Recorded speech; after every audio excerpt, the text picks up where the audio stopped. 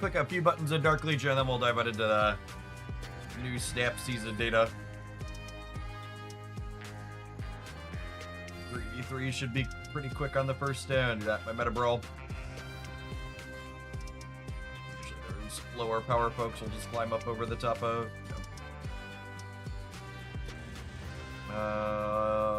Sure my team comps are locked. Yeah, those are good. Block! The 200 watch streakers are out today. Good morning. Here to watch Thanos load and hopefully shoot his gun. And the can we draw Thanos will definitely be a trick.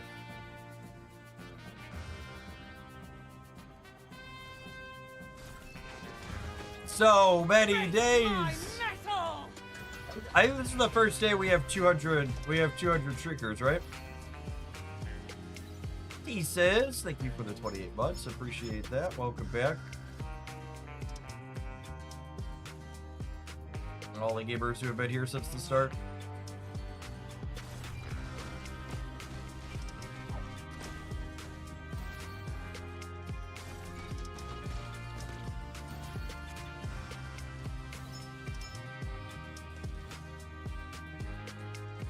Probably find a few closer ones by the end. These first ones aren't gonna be anything close. I don't play. The spell has been cast. I'm just gonna not My turn. Well, pick our friends a second at least.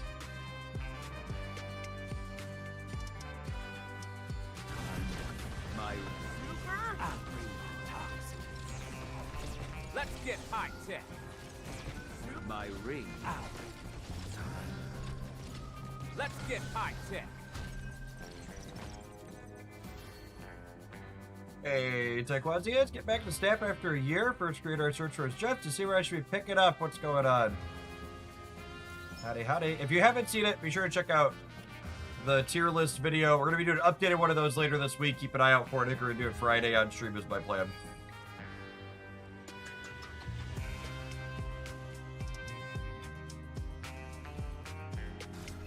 Howdy, Dark Red. I want to get a feel for. We got one more card releasing via limited time game mode today, so I want to get a feel for our 4 new cards to start the season, so we can include them in the tier list roundup. This is my game plan. YouTube auto ads, I guess.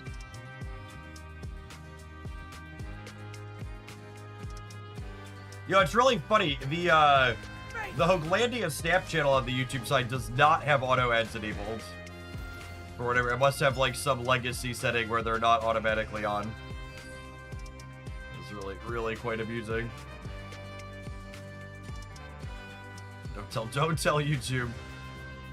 They'll have to turn it on.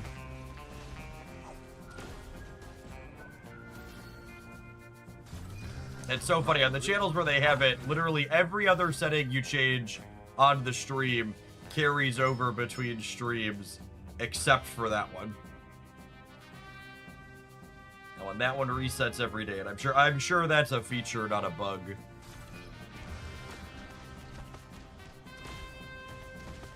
The darkness. Great Hera. Face my metal. I'm just gonna Nightwing it. By my royal Padded!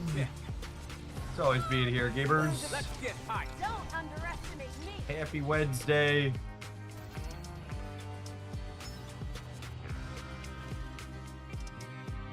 We're off our way.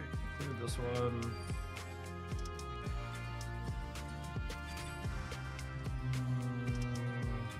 Still pretty far. I think I'm gonna save the last couple of tickets for the next time. I clear my regular meta brawls. We'll kick on over to Snapping for a little bit.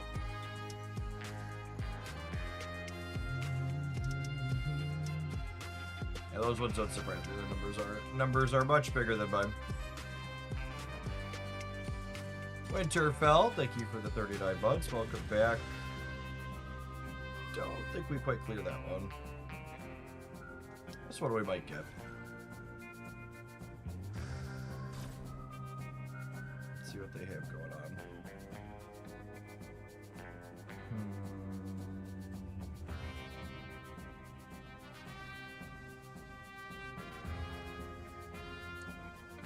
think I want Nightwinged here. Probably over Riddler. I'm used to working without a mess. I think we have enough sustain here to start without that. And he should hopefully kill. Yeah, there goes the Joker, and there goes that one. So it's just our Supergirls into each other. Looks like ours isn't surviving. I'm just gonna Nightwing it. So total power matters, but you can punch up a little bit. You know the team comp. I think this one's probably too big for me.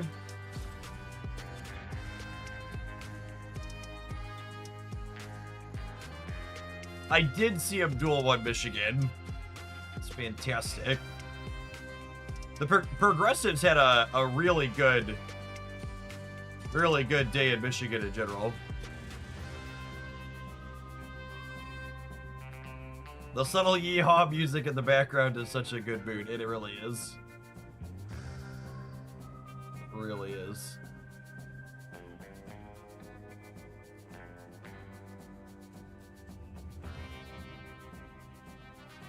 I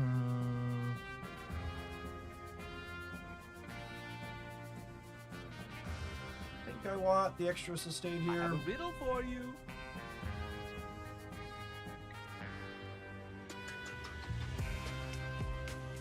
I'll show this. I think we might die because our numbers are bigger. By my royal command. I have similar-ish team comps too.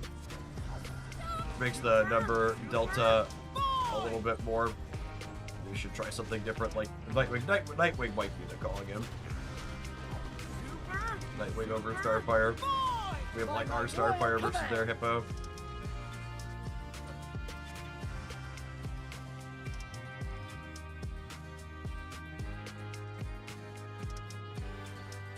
Anytime a progressive wins, it's not actually a win, it's secretly a loss.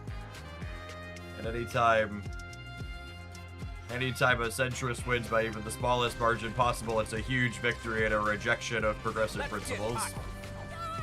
Hey, Turd, thanks for always being here. Good morning. I'm just gonna Nightwing it. We might be in trouble with our Nightwing here, actually. Let's see. I think she could carry. I probably should have put something I'm just gonna Nightwing it. to clear the Nightwing. Yeah.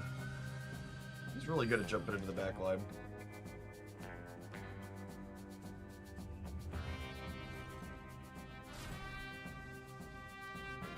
Berserker, thank you for the 3 years. Appreciate that. Welcome back. Missouri overwhelmingly rejected all of the Republican proposed amendments. Those are some of the most puzzling states to me, where like they're really a testament to how good and strong the propaganda machine is in the United States. That like when voters are shown policies directly, they reject those policies resoundingly. But somehow, like, when they're voting for actual candidates on the ballot, they're just checking the box next to R, even though those people support the politics there. Even though they support the policies the people are rejecting. Missouri is weird. We always vote for Democratic proposals, but always elect Republican people. Yeah, it's not even just weird. I think it's just actually wholly and fully about the propaganda machine. I don't think it's particularly close.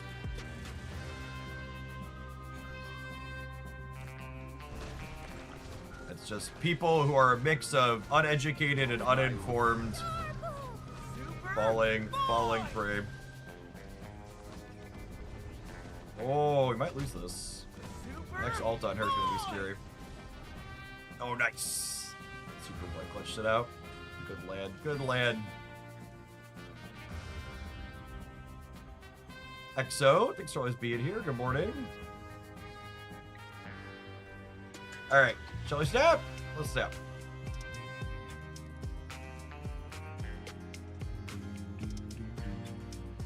Oh hey, they fixed Dark Legion always hanging on me. Nice, imagine that. Have an ad roll, I get things switched over. Really.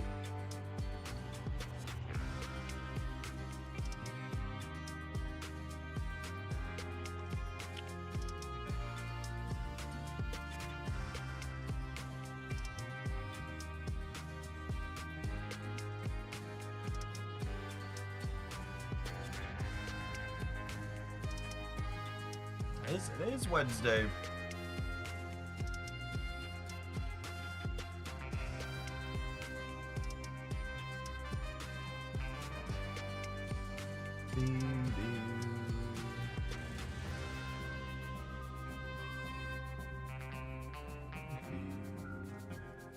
Grab a YouTube chat, and we'll dive on into some we'll dive on into some data, and we'll play some games.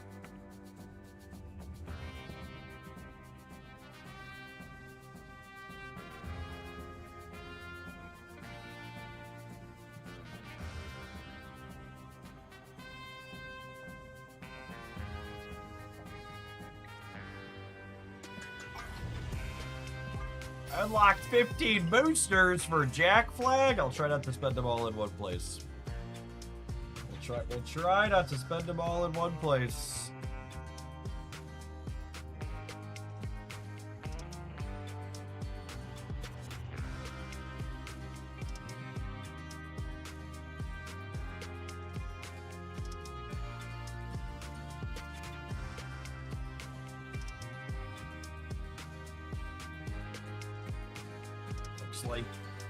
Looks like something wicked comes this way.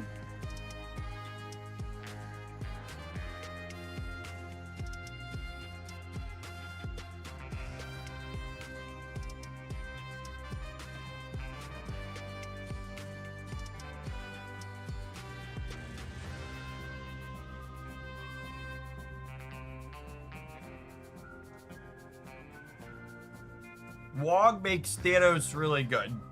Does he fire all his shots twice? Bingo Papo, thank you for the 33 buds.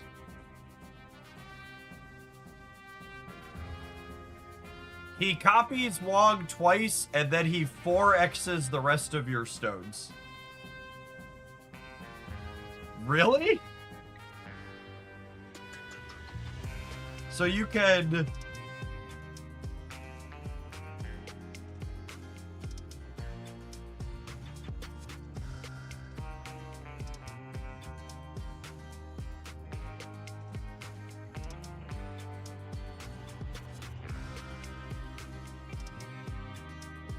So the Wog lane can be a kill zone. He does just murder everything in the lane, doesn't he? Hey, press a pick. Hope your gaming's been treating you well. Good morning, good morning.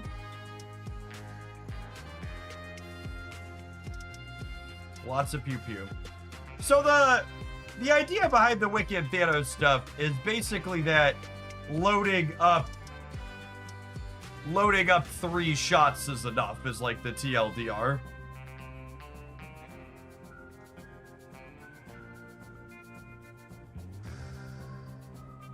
Is the thing. So like, you're right, these decks aren't super likely to load more than 3 bullets, but also like, just loading 3 bullets is fine.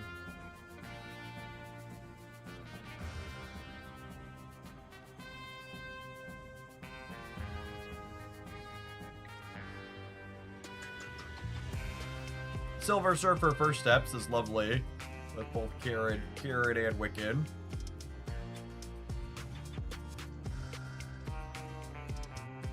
Nice to see Infinity Ultron getting some love.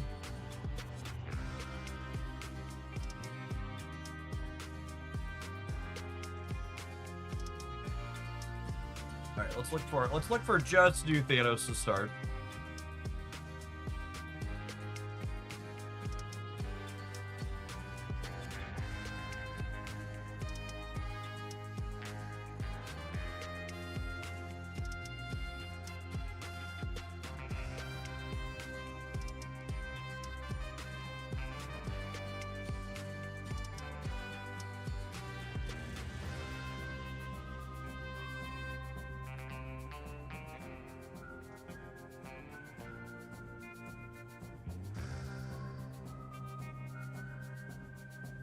I don't understand Grandmaster. Isn't he bad with Thanos? So Thanos won't refire, but you could Grandmaster Karen Page or Wiccan.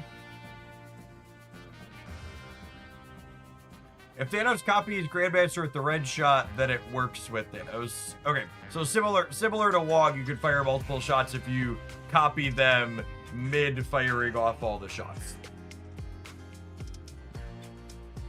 Because Thanos only empties the gun after his reveal ends. Did you try Chrono TCG? I did not. No mobile client and no mobile client's a big one. It's also just like way too close to being Runeterra. I did pick up some Riftbound stuff at Gen Con though. When time permits, I'm gonna play. It's literally Runeterra. Yeah, they copied a lot. Hopefully Riot's lawyers leave them alone. That's probably not a given though.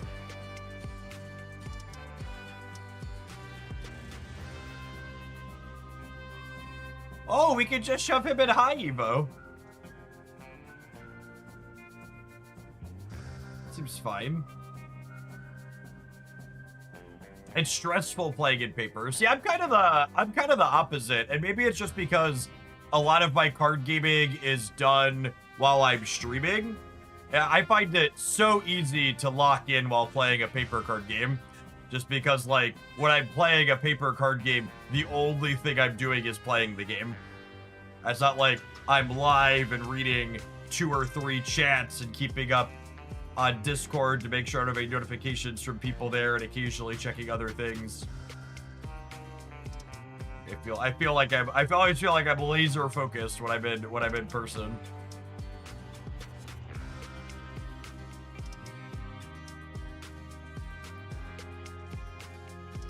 All right, let's look for Wog to start, and then maybe we'll look explicitly for not Wiccan.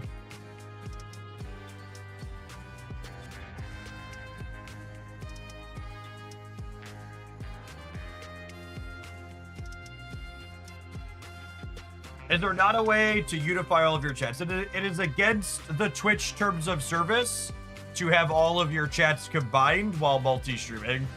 There are tools that do it, and some people will do that, but they are technically breaking their Twitch partner contract to do that.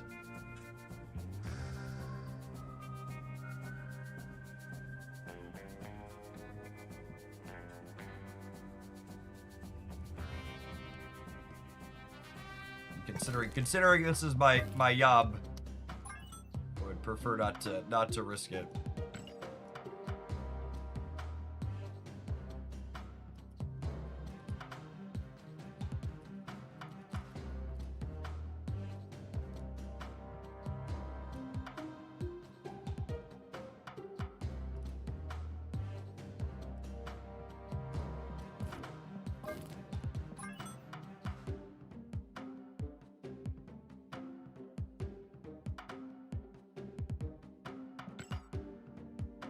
Oh, the deck just has Celestial shows instead of what? Insominator? Like that's a weird message.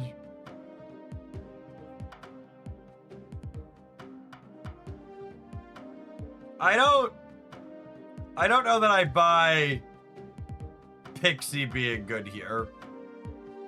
But I like the idea of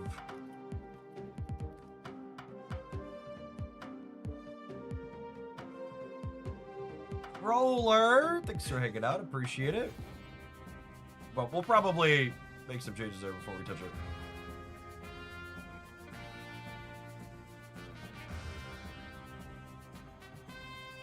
Oh, this build's trying Psylocke.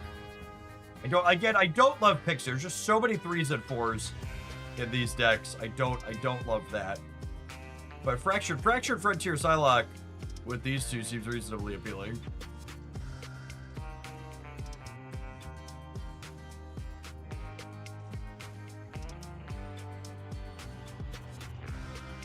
Hooray for the release of playable cards. It is funny that they can just press the print to playable card button occasionally, yeah. This was the default deck, right? We set a low bar. Set a low bar. One of the better ones they've had for that.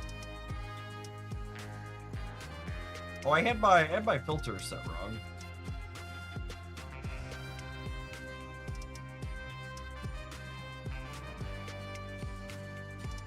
Yeah, good to chat, Precipic. Have a good Wednesday.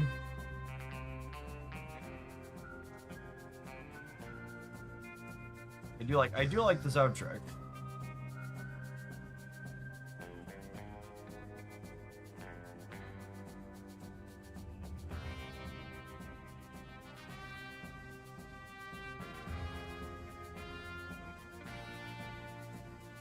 Hey, look at our werewolf gamers trucking along.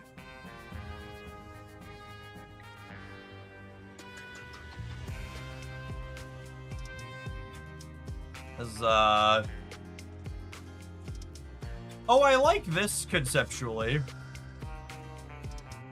You're just like, you're low curve, because Marvel Boy wants you to be low curve, and that works well with Thanos, and then vomiting cards onto the board lets Jane Foster have more consistent hits when you hit her early.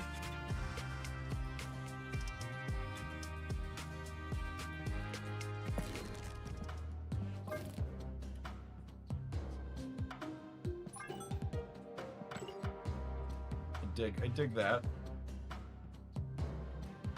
Hey, Kay. It's always being here. Born in Pokemon.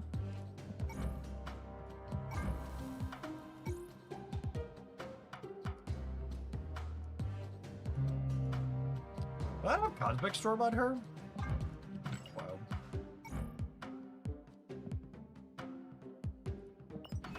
Jace! Good morning, good morning. I also sent you a Surfer deck. Yeah, I don't really want to play Surfer. I would believe you that you got to Infinite with it. It just doesn't sound particularly fun to me. Hey, look, chat. Bounce Enjoyers. Actually doing well. That was our highlight last night. This is nice to see. Talk about they can just hit the release playable card button occasionally. Fucking Boomerang is so undertuned. Like, obviously these sample sizes aren't huge, but like this 5% win rate delta in these samples for fucking Boomerang versus a 1-drop is like such an indictment of the power level of this card. Can they please just release playable fucking Marvel Snap cards for Bounce? Just please, once. 2-3 Boomerang. I mean, the barest minimum is 2-3. It should probably be better than that, but yeah. Barest minimum is giving me a 2-3. Is it worth looking at Conquest data this early this season so you don't have bots? Conquest has a different set of biases. Like, just think about how often I leave games of Conquest because I don't want to play against someone sweating.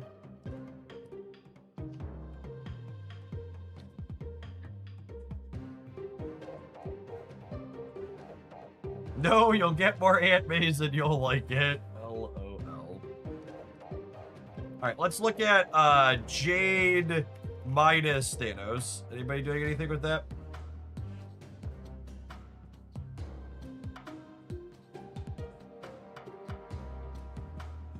Oh my goodness! Kahori Submariner Clea.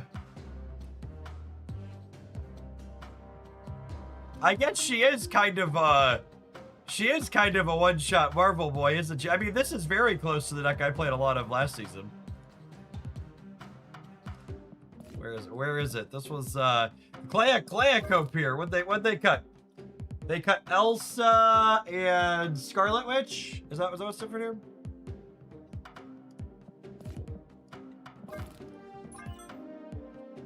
I haven't experienced that much Zombie Galacti, so losing what's her name is probably fine. Oh, they're playing Cosmo too. Did I have another one over here? Oh, I had Jeff.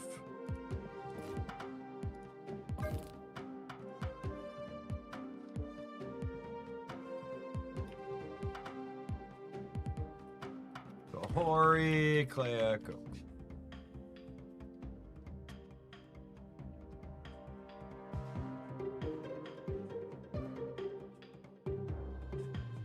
It's definitely pretty 3-drop heavy. Yeah, but I'll put Witch back in.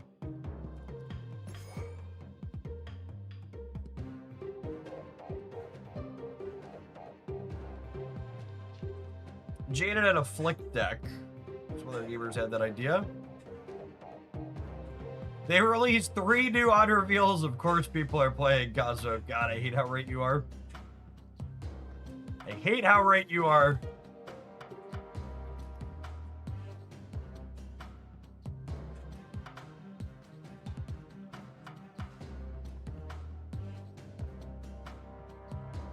Jade's text is ambiguous, is it?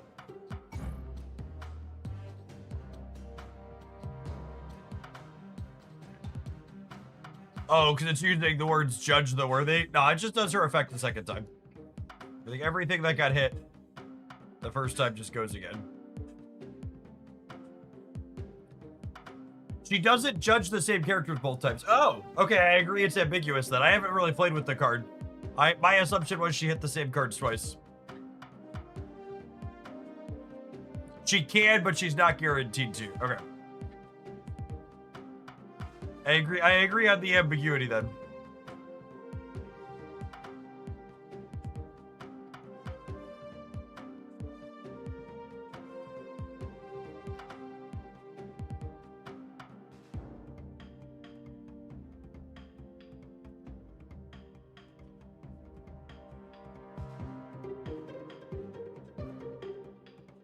Okay, so apparently the internet detectives tracked it down, and the order Thanos fires his stones is actually the order they appear in the MCU. No, that's not true. No, that's fucking wrong. God damn it, it took me 2 seconds to realize this is wrong. RST, are you in chat? That's not fucking true. The order you listed in the MCU, the cost reduction happens before you draw a card. It's just the easiest one I know, the way to tell you that that's wrong. God, stop posting easily verifiable incorrect information on the internet. Fuck you. Get out of here.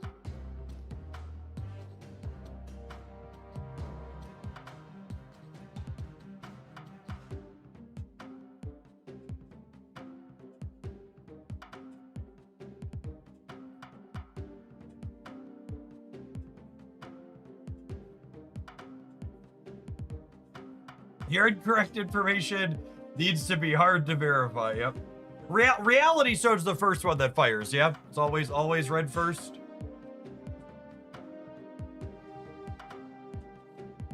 And space and then reality. I just know mind goes after time. Because you don't draw and then cost reduce, which is sad. Alright, any other requests? This is mostly as expected. There's a bunch of Thanos decks, which is great. Thanos is a really good season pass card design.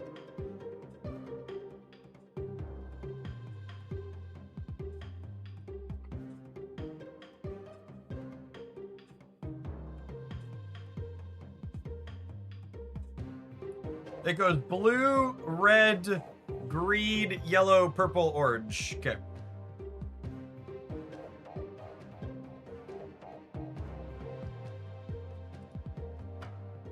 All right, let's play some games. I want to play Thanos first, I think.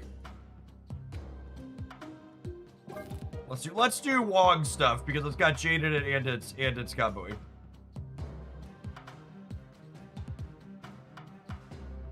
Why is there an Agony in this deck?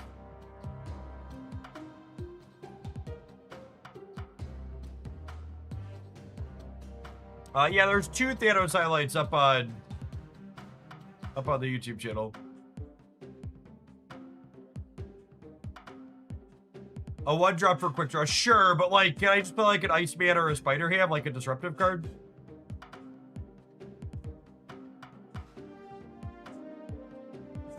Should add the order they fire to the infographic. Nah, I mean, Reality Stone copying is the only one that really matters. Most of the rest of them don't. And I guess knowing Mind Stone and Time Shot don't, but like, that's the big one.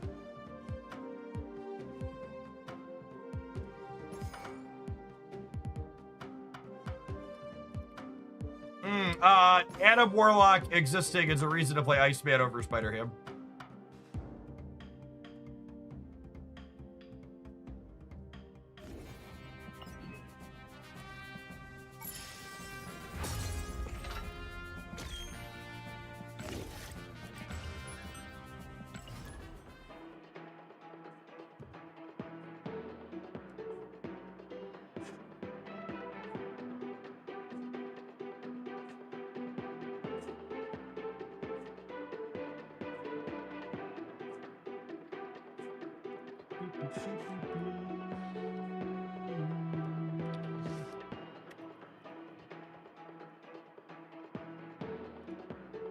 Fun fact, every time I open my YouTube dashboard, there's a message that pops up that says, now would be a good time to insert ads.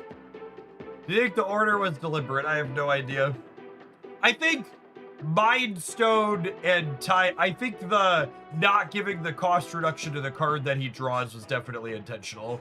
I don't know how much I expected. I don't know how much I expect they put thought in the rest of it.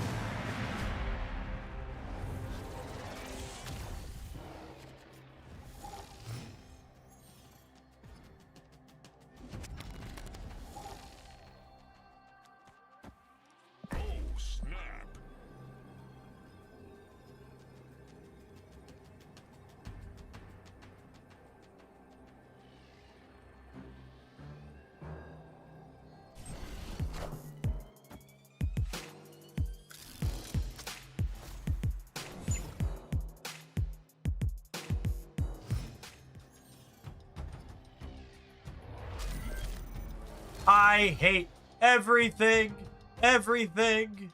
You know I hate everything. Marvel Snap, I hate the Triskelion. Triskelion, do-do-do-do-do-do-do. I didn't need another reason to hate Triskelion.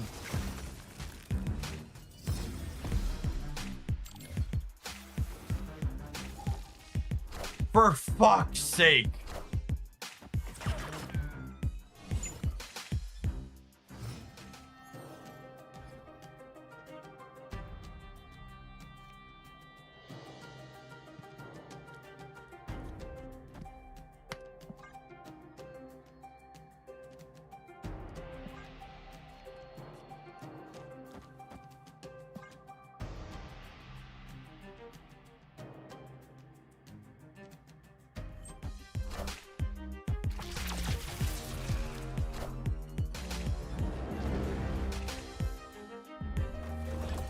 This person's playing really slowly, playing one card per turn, and we got Triskelion, so I'm gonna leave. Escaped.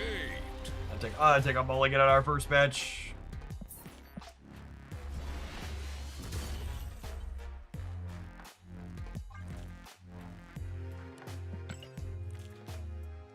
One of the things to understand about early Snap data around a card like Thanos is that we won't really know if Thanos is a long-term competitive card for a few weeks, or maybe not even this month, because there's a lot of mirror matches, to say the least. The data has a lot of bias from that. Do you not include the data dives in YouTube videos? I mean, they're on the streams on the YouTube channel. No, generally speaking, I don't do dedicated data dive things on the YouTube side. Sometimes I do Dex roundups, but people can watch the YouTube videos if they want that, or watch the stream archives if they want that.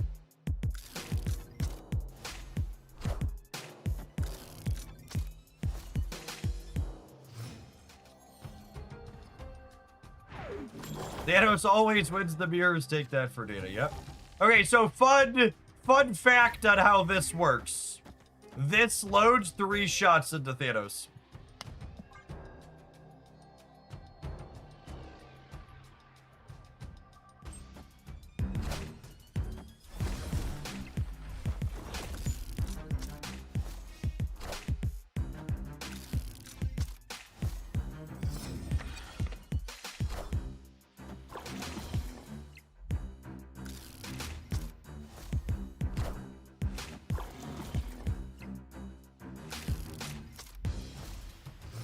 Locked and loaded.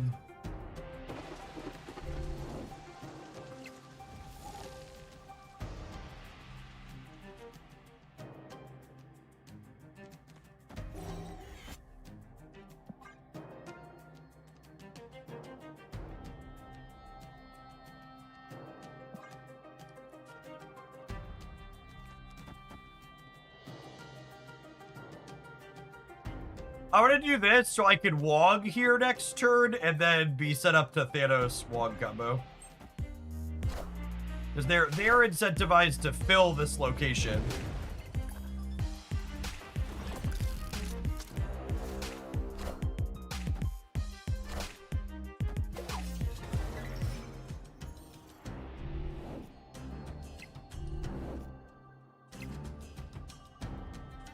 Hey, morning, Uncle Schlein. Thanks for the sub support again. If you're someone who's dipping back into Marvel Snap and you want some thoughts and some links to things, be sure to check out my latest tier list as well as my next guide.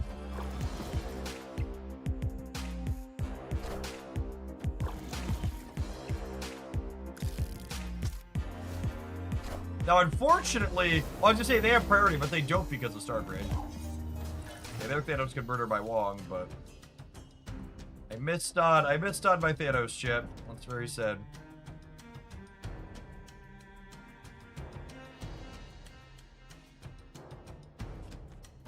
I think I'm just supposed to do this. That way I can have a big kitty. And then we can go kitty Thanos next turn if we top deck him.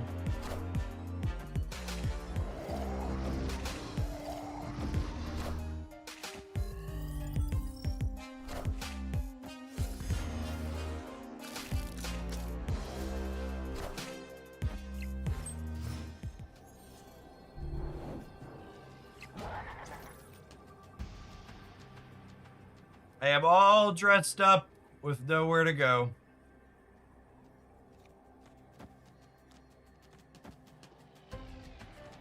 Hopefully this is enough to win.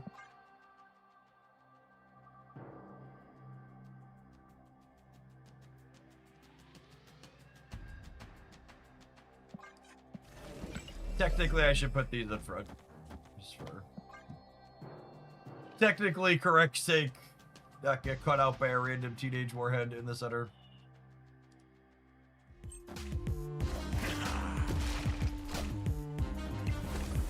gonna get us, unfortunately.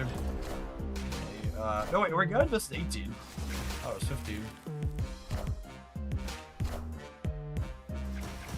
Well, we didn't get to do the sweet combo thing, but we had a backup plan for the Wong that came together, so we've got that going for us. Zeckles, thank you for the 64 months. Appreciate that. Welcome back. We flipped heads on the kitty position. They couldn't play Scar into the Pit of Exile. So this was they couldn't play a big thing here, so I just wanted to beat the king. Yeah, unironically, like, I know it sucks to not get to do the thing with the deck and do the sweet thing, but this deck being able to win when it didn't draw the Thanos is, like, a good checkbox / sign for it, right? Like, we have a sweet combo do a thing plan, but then, like, are we functional when that doesn't come together is, like, a big question mark for after it.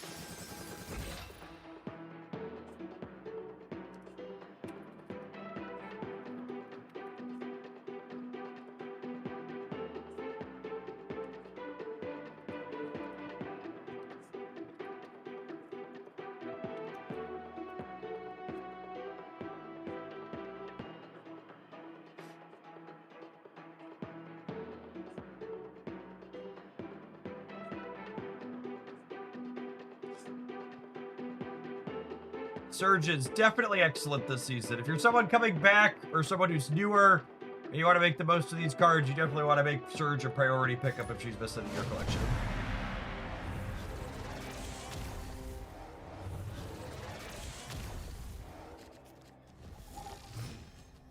Can I get a 1-drop? Noise? I think I wing beat the Wog. Like, I'm pretty unlikely to get a 5 over to the side. And then this loads the gun for us.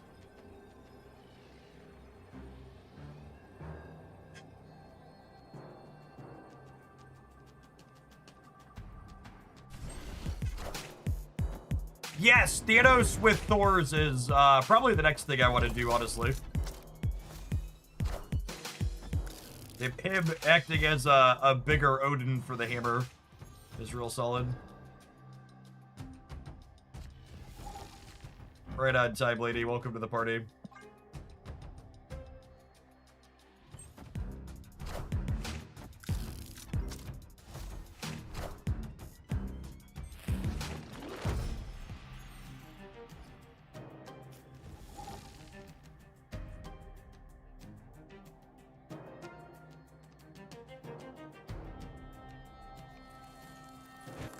How are the shots loaded? You see how this card is lit up? Thanos makes all your cards have quick draw. So when the card you draw for the turn, if you play it, loads a shot for Thanos.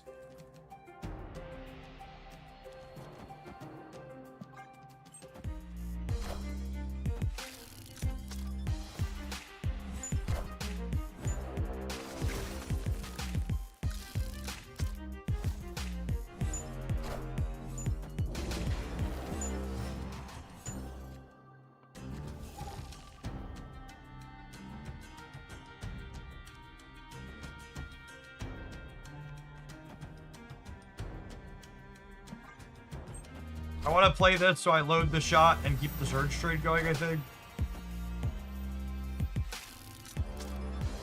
Don't be shy, Thanos.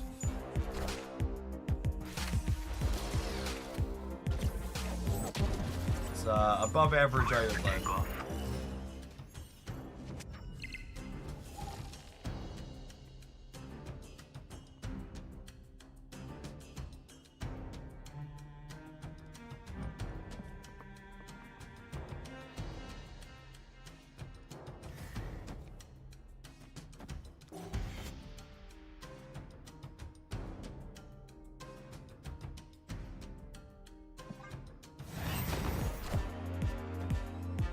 It might have been right to kick Adam to the side to give ourselves the best chance to draw Thanos here.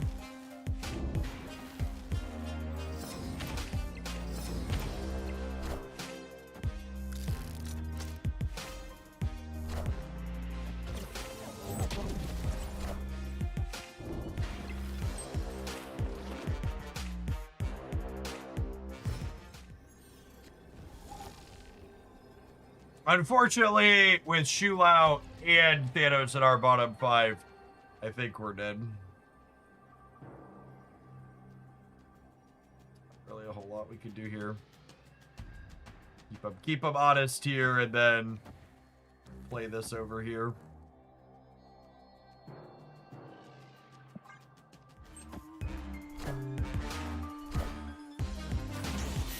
Oh my goodness. Luna's ice cube just murdered us. I guess there's a chance he kills the ice cube back.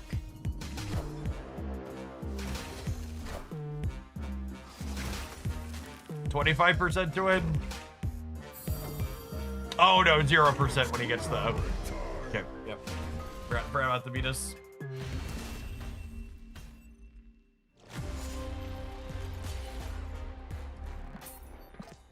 Was very close considering they had Wicked into Wicked and both of our payoffs were on the bottom of the deck.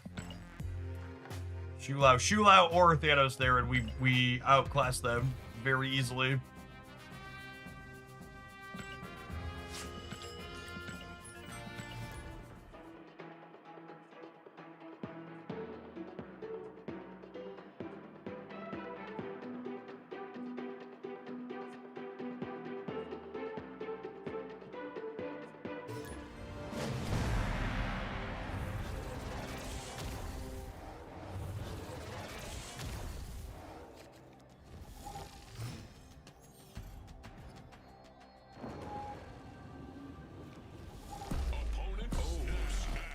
Lack of one drop here is big sad.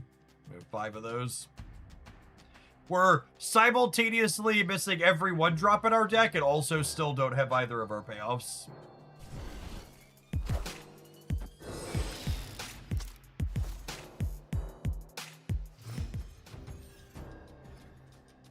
When I think about all these Wicked decks, they look like they're underpowered on the surface. And I'll be curious to see, like, that last game we played against that wicked Thanos deck, like, we were missing all of our bits and they still won by, like, only a singular point when their deck was very, like, their deck popped off and they still only barely won by a point in that previous game.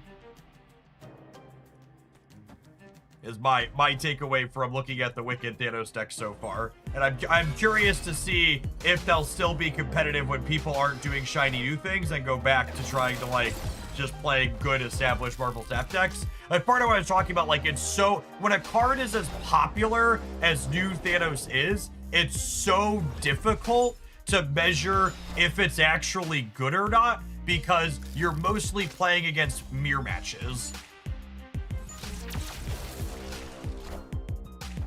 So this Nico activation obviously isn't great with just the move to the right, but I wanna load a shot and I wanna trigger Surge, so we're gonna play her out here.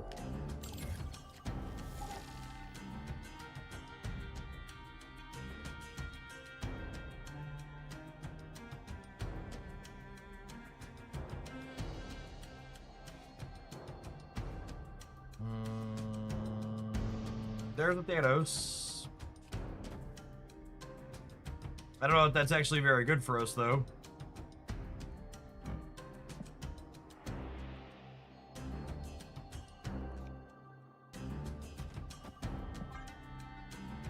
Copying Thanos gives us a Thanos whose gun is empty.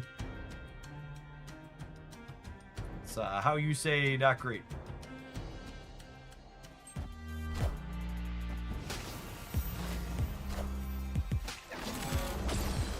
And they have, honestly, I'm probably supposed to re-roll the cloning bets. They have bolts and Winds of Watum over there.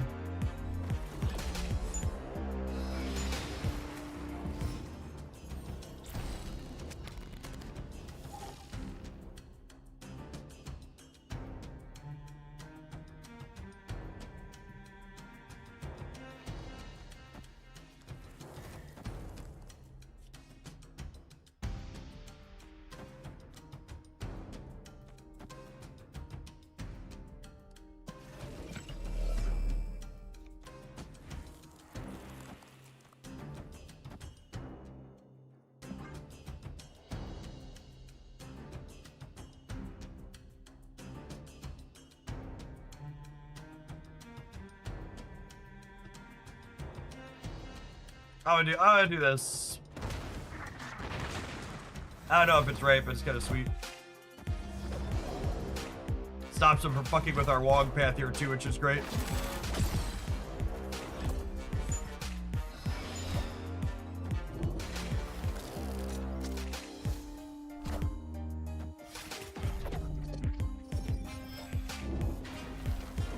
Wong is not worthy, Chip.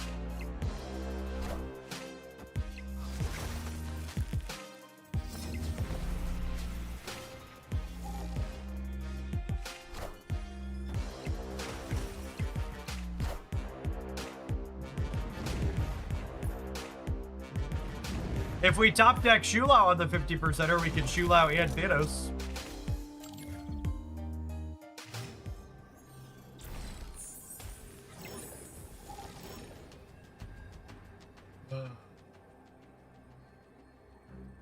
Unfortunately, we just don't have a way. We'll have a way to play the... I don't have a way to win a second lane.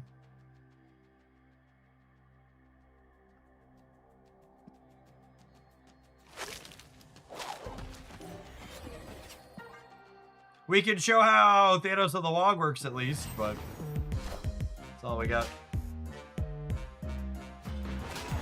The shield landing left is like the perfect extra fuck you to everything for us. It means I don't even get to kill the Janes when we combo here.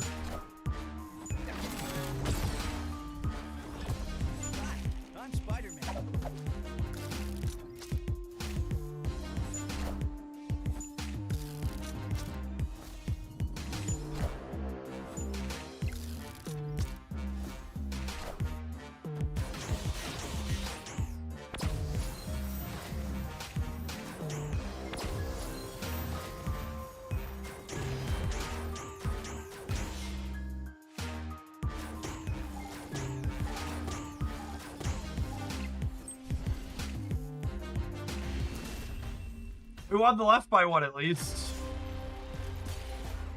We got that going for us. A lot of work to win the left by 1. We animated the shit out of that turn to win the left by 1 point.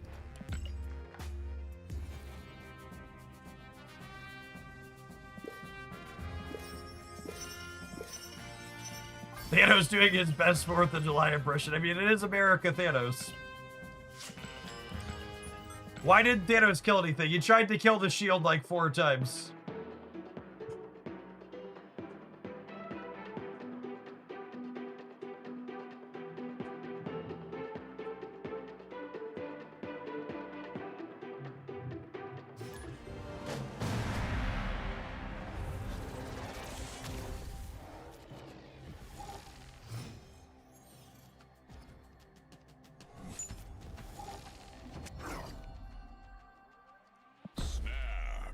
No Spider-Man brand new day variant. I'm gonna be honest with you, I forgot I have a variant for that card.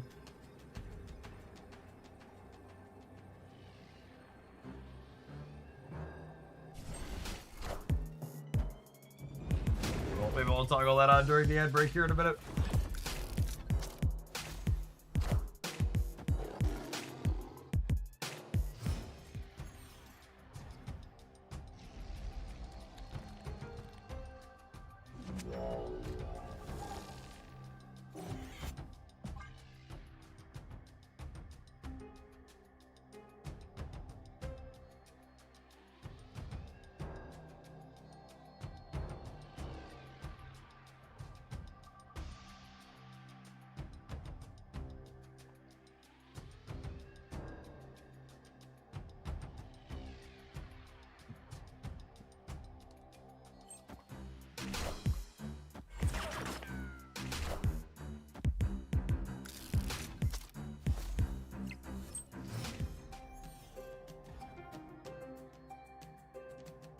Oh, Strange Academy is annoying.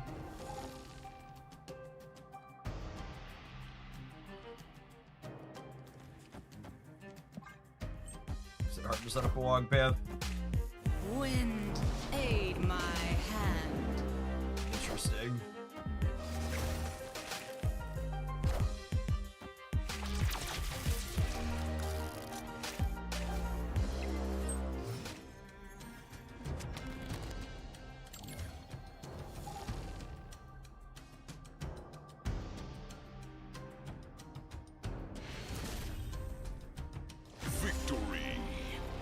Man, if this isn't the quintessential distilled Marvel Snap experience this morning, I don't know what is. Just incredible giant pounds of location variance fueled by deck didn't function into my deck finally is kind of working, opponent retreats on turn 4. We're gonna take an ad break and then we're gonna play some more games with this. This feels like it has potential if we can run remotely closer to average. Thanks everybody for hanging out. Don't go anywhere. We're gonna be snapping away the rest of the day. If you're watching on the YouTube side, don't forget to hit the like button on whatever stream's in front of you right now. I appreciate the folks that have done that already today.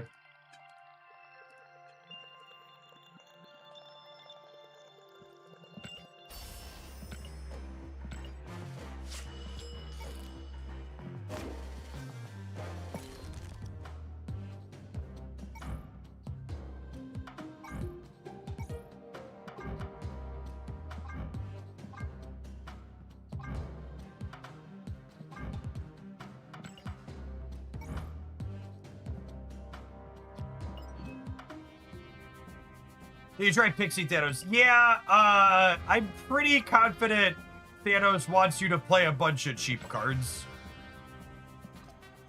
I think. The Pixie deck just had too many 4, 5s, and 6s in it. It just is it's really hard to load the shots when most of your deck isn't really cheap cards.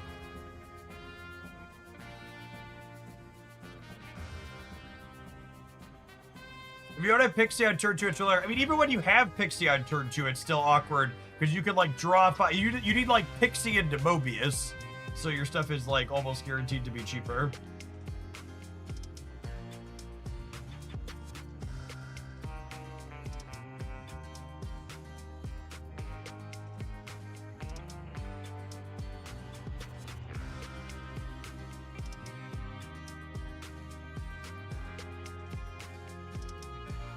While we're at it, can we also have a game where we don't draw Jane Foster on turn 1 or turn 2? Okay, now you're being greedy. Be reasonable, okay?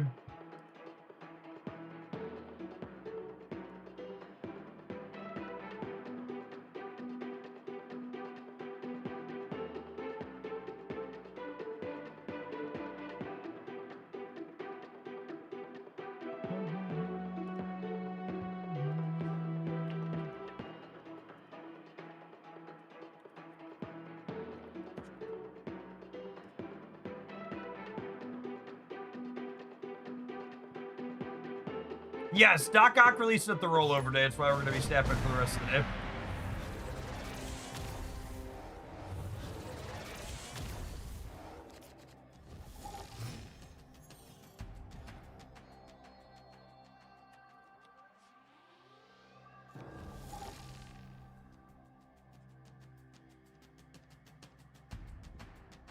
Lovely. Opponent snap.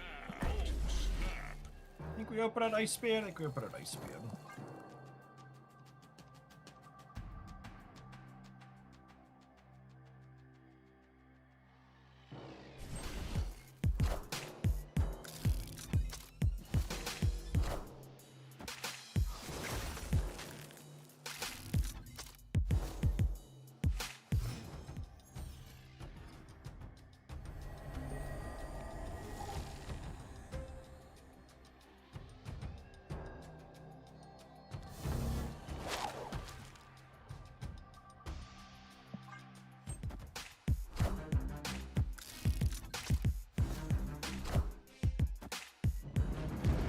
I'm gonna do this because it puts us off Surge for a turn, but it clears Vormir, it loads a shot, and it sets us up to be able to do Surge +1 next turn to keep the Shulao train moving here too. I believe this works how I want it to, where this buff's faced out, and then Krakoa's gonna give +4 here, should be how this functions.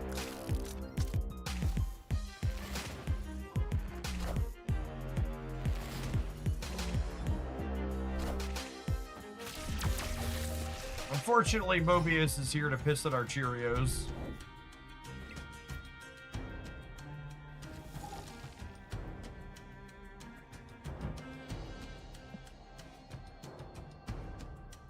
Hey, Beckett. Thank you for the 39 months. Welcome back. I think I want to load a Thanos shot so that way I can play Thanos into play Shulao. As much as this Nico with move right is not great.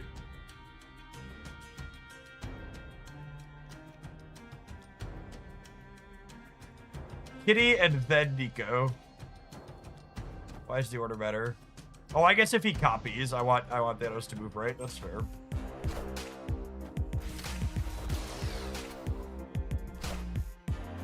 Iron Lad hitting Thanos does nothing.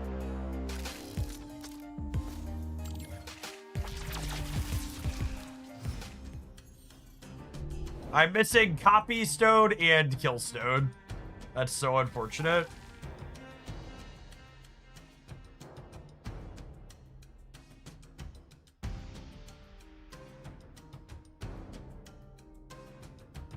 And Time Stone is useless because of Mobius. Yep.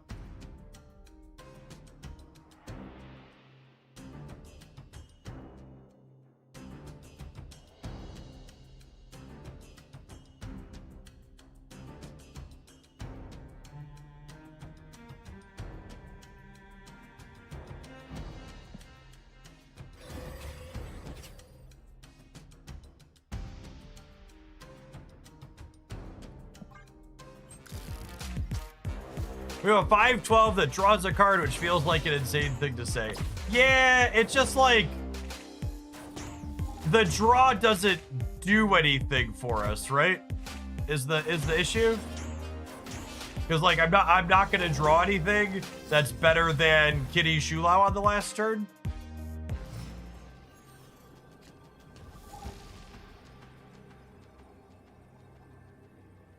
Right? So I don't think the Jane Foster is better than 8 to 17 point Shulao, right?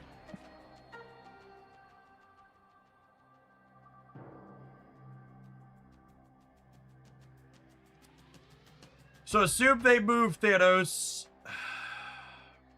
Leaves them at 13 on the left.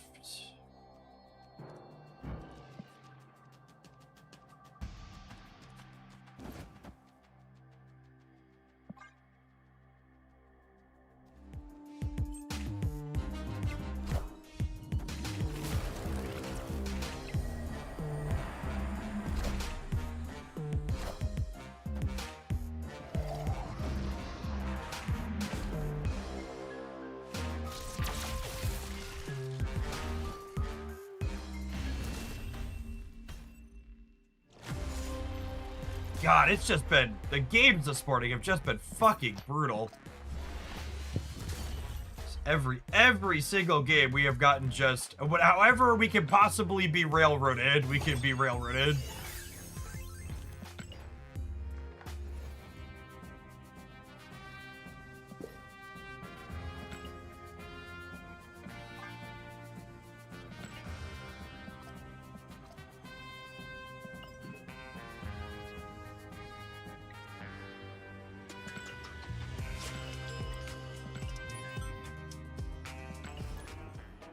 Has Shulao always hit a card that was upgraded by Polymorph? Shulao hits your last played character.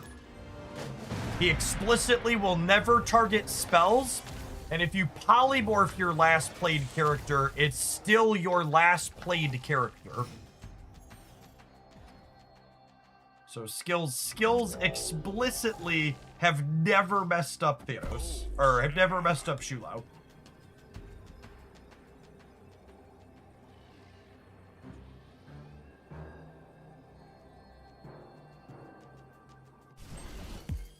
Is the best Thanos deck going to be Quicksilver, Domino, Wicked tech cards? That's what the early numbers imply. Just very frequently, push comes to shove, decks get optimized. Best things to be doing in Marvel Snap are usually ways to break your opponent's stuff, just so we're clear. Like, consistently throughout the course of history. Just to set expectations to realistic.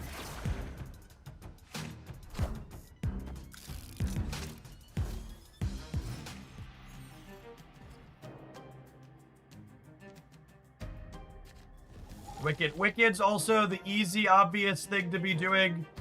And again, most Marvel Snap gamers aren't particularly inventive. They're going to take the path of least resistance whenever possible.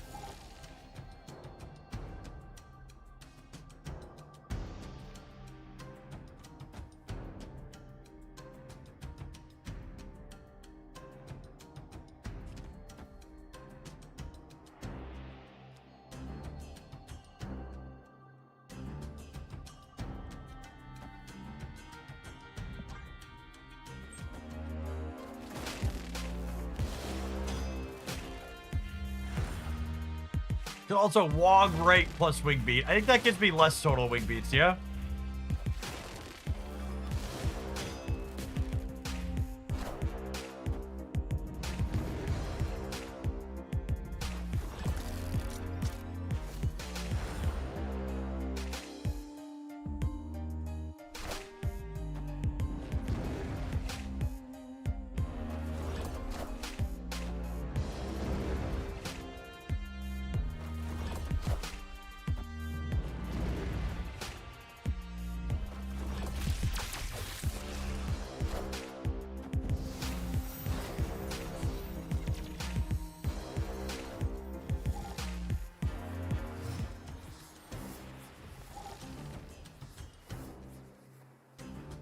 Oh, that's a good thought. I could have gotten one more point on this if I Wong before I wing beat because of the surge.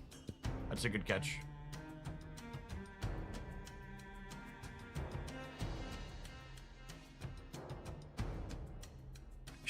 Shulao and Thanos being the bottom 2 cards of our deck here is such just like a fucking perfect metaphor for how this set of games has gone. Face the might of Asgard. Mjolnir. Excited to draw a Vibranium this turn.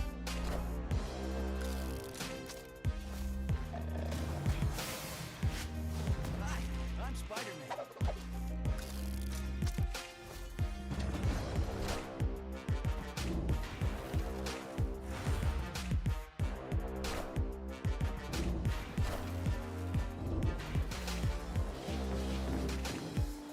Fun fact on Strange Academy.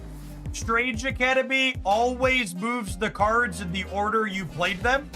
So the reason why I played out the Spider-Man Brand New Day Center is because that guarantees these 3 move and Wong stays here.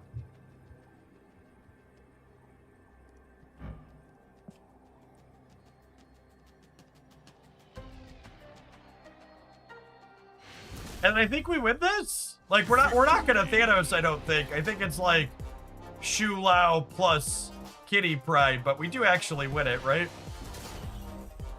Cool.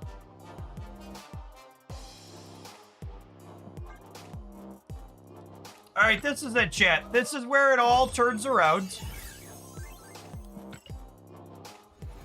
I forgot to tell you that in order to play this deck, you have to stop punching black cats you see in mirrors while treading on cracks on sidewalks under ladders. That's good advice, really.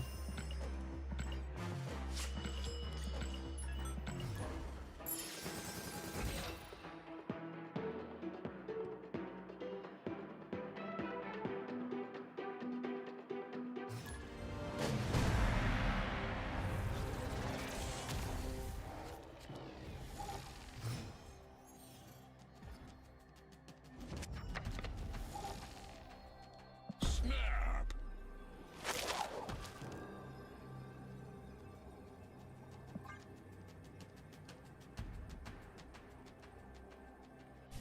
Hi, I'm Spider-Man.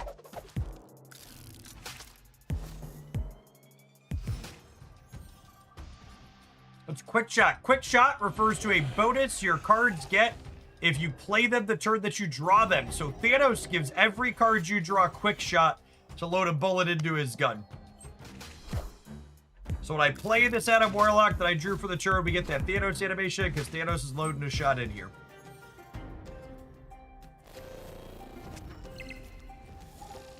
Holy, it does exist.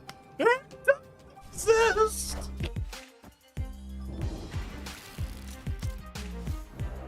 Oh, yeah. Finally drew the Jade. Dies to the danger room. That's just perfection. You can't script this shit better. The writers deserve a raise this season.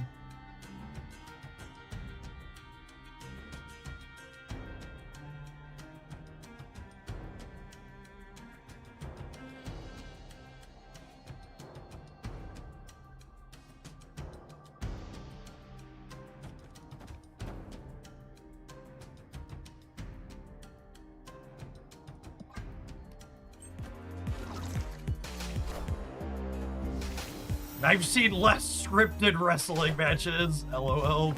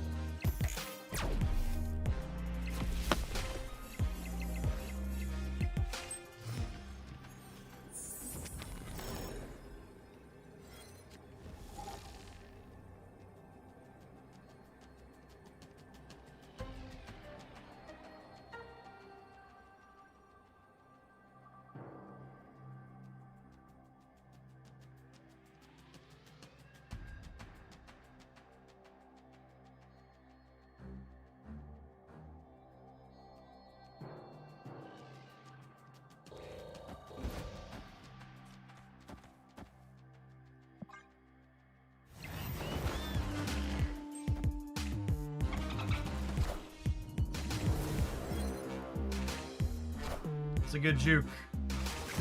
It's a good juke.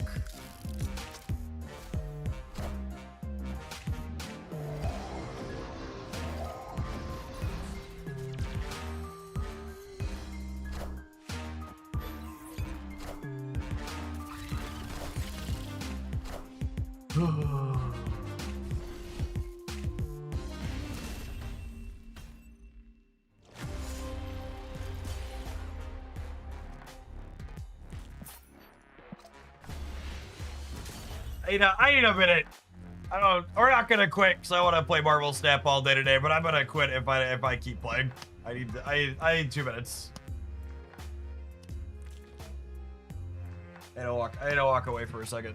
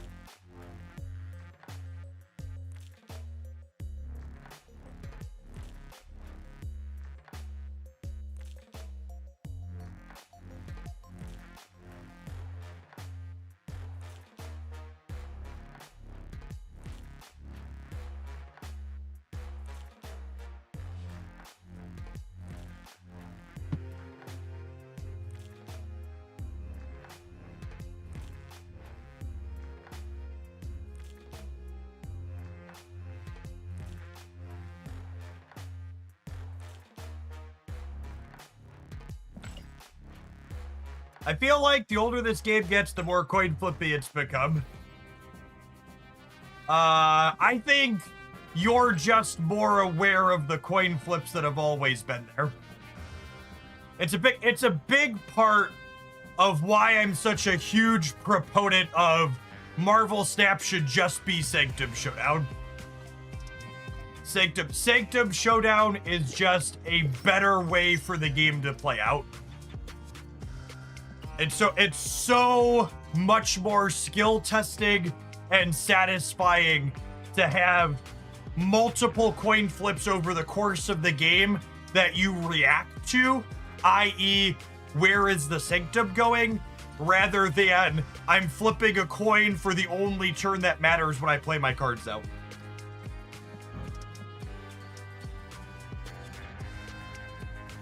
Sanctum, and honestly, it hurts me to say this, but I would bet the reason why we don't see Sanctum Showdown return very often is it's probably not popular because it's less random and more skill testing. We're gonna delete the deck and re-import it because obviously the deck thought it was in as cursed.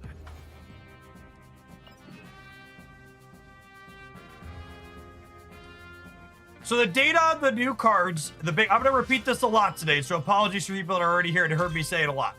The data on the new cards is mostly useless because it's mostly people playing mirror matches. So the data on new cards can give us some interesting things to look at, and it can be novel for picking out decks to want to play, but it really doesn't tell us anything meaningful this early on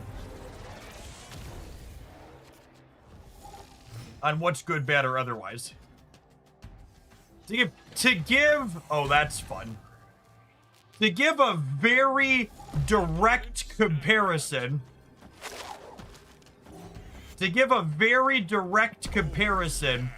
there is a non-zero chance that Thanos Fractured Frontiers is a new Agamotto. Which is to say, it's super popular right now because it's fun and interesting and novel, but there's a really good chance it's not actually that good of a card. What is happening? Marvel Retreat is happening. Because, again, this is why Sanctum is better. This just doesn't happen in Sanctum. It just doesn't happen in Sanctum.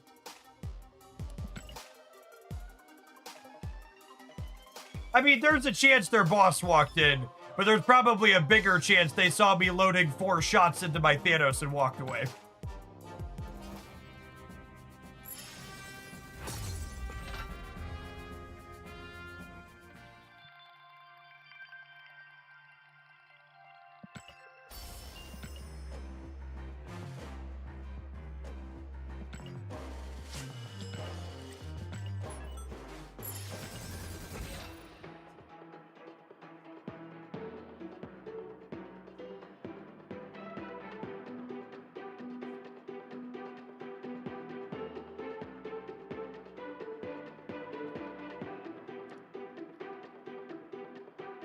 For people just coming in, by the way, if you missed the news, Abdul El Sayed won the Democratic primary in Michigan yesterday.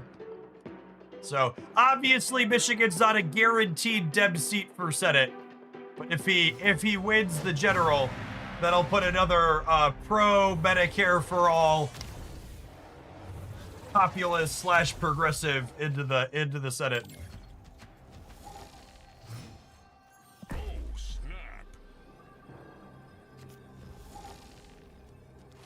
Has it been called? His opponent conceded.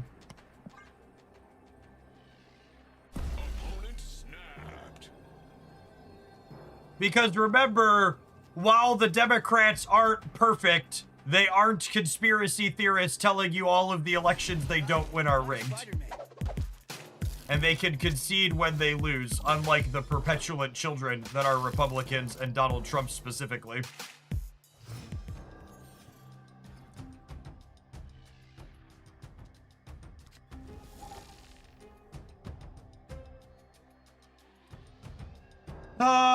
I think I want to get Adam going. It's close, though.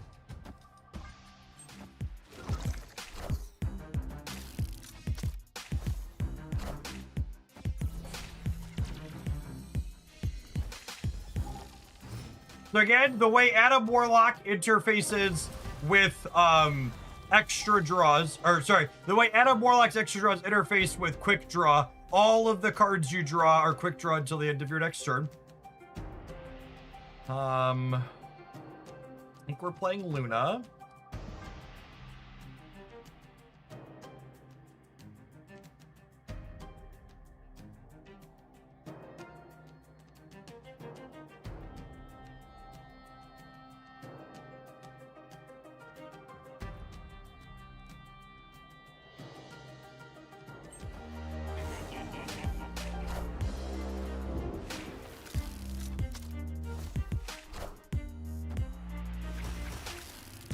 Oh, their Jade being on curve is so brutal here.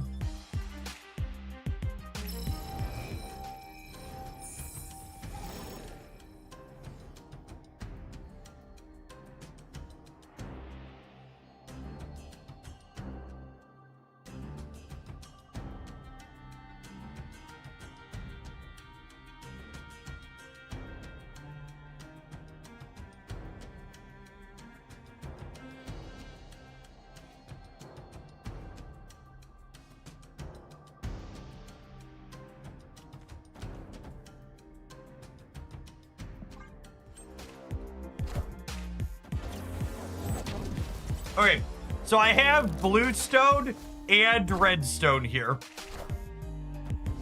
which means I get to copy the Wong twice and be able to move Thanos out of the lane.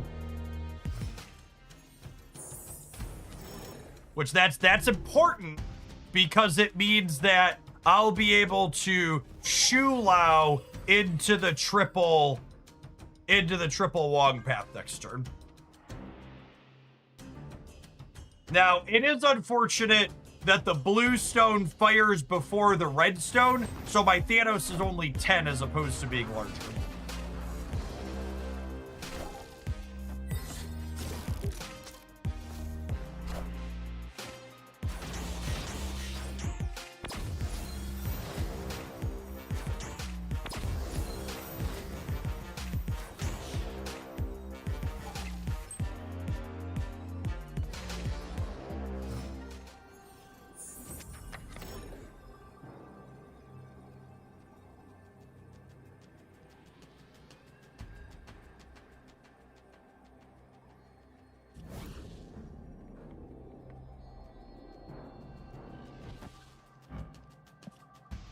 This is only giving plus 12. Only.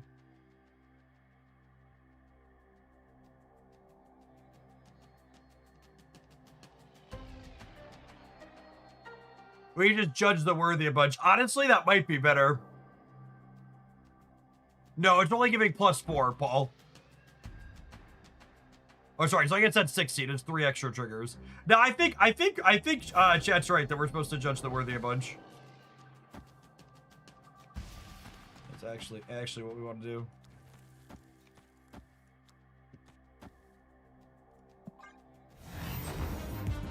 Just cross our fingers and let the road sort it out here.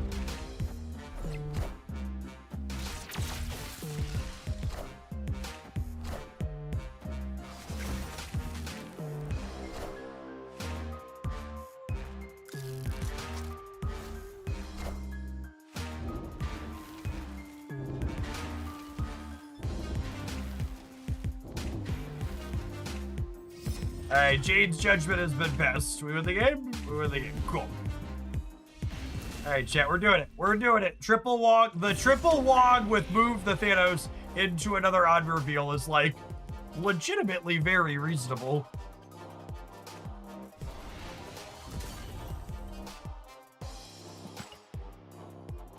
Jade getting to do some stuff there, too, which is nice.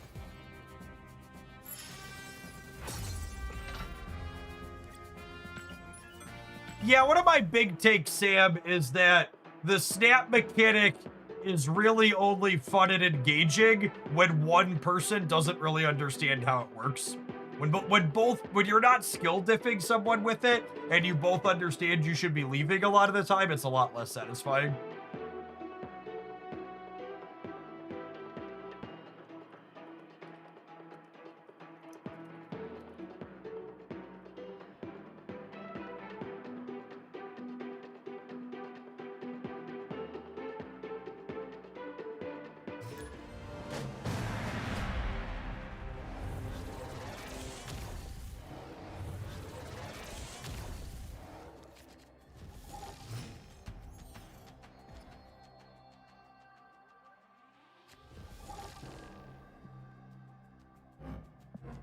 It's gonna mulligan Mindscape.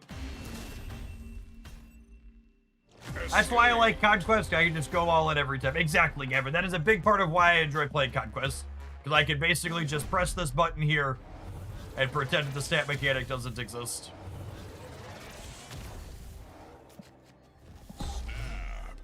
You know, I'd really be curious if someone wanted to go back and check how many of the games we've played have been Thanos mirrors. Really hammers home the online, or really hammers home the information being skewed. Like, the data's interesting and fun to look at, but man, it's very selection biased right now because there's just so many pseudo mirrors. Like, obviously this isn't an exact mirror, but it's definitely a pseudo mirror.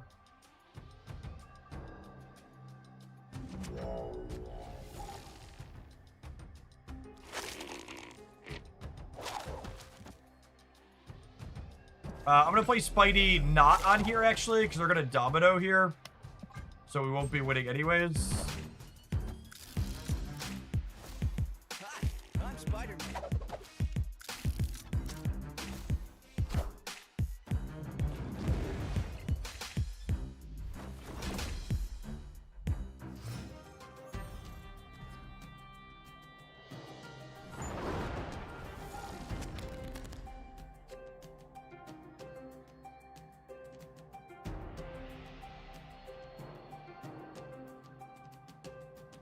The only non-Thanos Spirit I played on the ladder today have been against Aeroshiv or bots.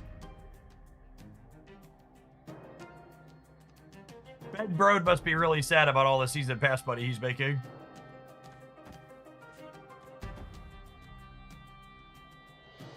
Yeah, I think we have Nico eat kitty here.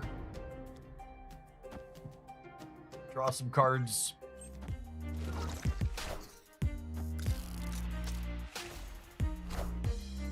Hi, I haven't played Marvel Snap since the Horde season last November. Is it worth it to come back? The question of worth is, like, really deeply subjective.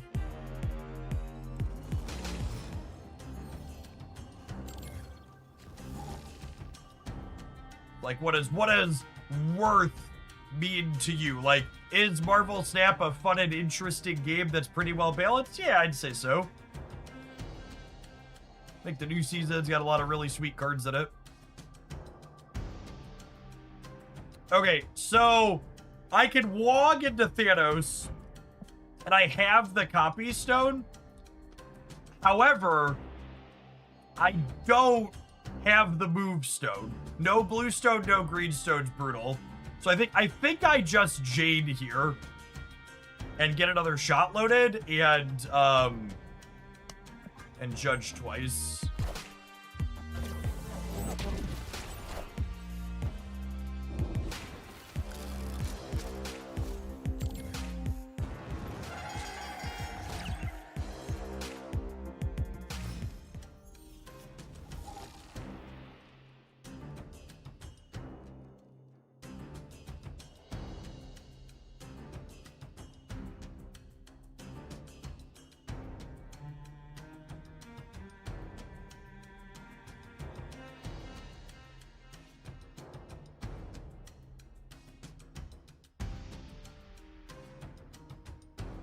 Long Surge. I am guaranteed to draw Shulao next turn, which is nice. And Wong Surge means that these don't move, so they stay locked in over here, which is pretty appealing. I think this will probably just not be a Thanos game.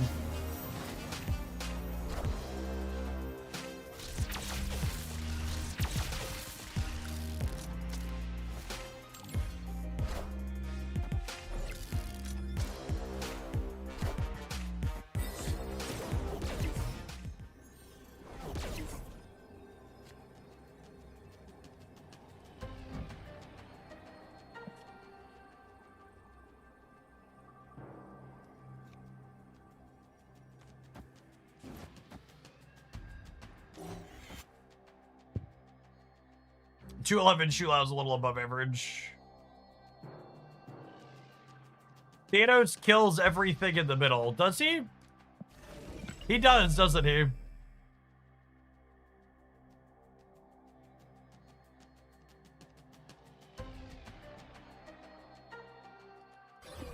Alright, fine. This is the fun play.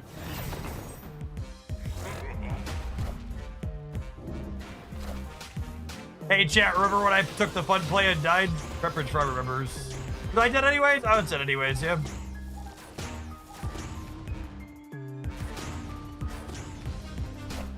Sedge. Sedge.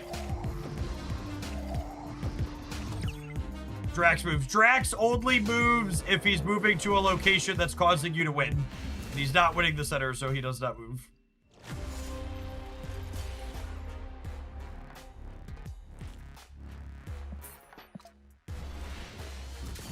Jade being a card that can get power into locations they're locked down is a good thing to remember. Also, the Drax was always getting bigger, yeah? So even without the Jade, we actually lost that. It's a good call out. What would have been the winning line? Shulao center, Thanos right. Shulao center, Thanos right lost. The winning line there was, let me pull up my replay client here and show you how we could have won. Yeah, it needed to be Thanos right, Shulao left is what I needed to do. Yes, I'm aware Thanos wins the right, Steric. We needed to win the left or the center, though. So in order to win the left or the center, we needed to shoot. We couldn't win the center without Thanos. So I needed to Shulao the left is what needed to happen. Shulao center won it. No, they were at like 20 plus points of power. They had a really big speed there, plus Jade and some others. Shulao was buffing the center, wasn't it? Oh, you're saying put the Shulao buff center. Sure. But, and this is a big but and why I think your suggestion is wrong. Putting the Shulao buff center instead of the right means I lose if they play Jane and Thanos on the right. So I think your suggestion is being too results focused on what my opponent actually did and not what they could have done. So the correct line there was move Spider-Man right, play Thanos right, play Shu Lao left. Just so we're clear. That was the correct line. The correct line was move Spider-Man left, play Thanos, move Spider-Man right, play Thanos right, play Shu Lao left. That beat what the opponent did, and it beat permutations of what they could have done.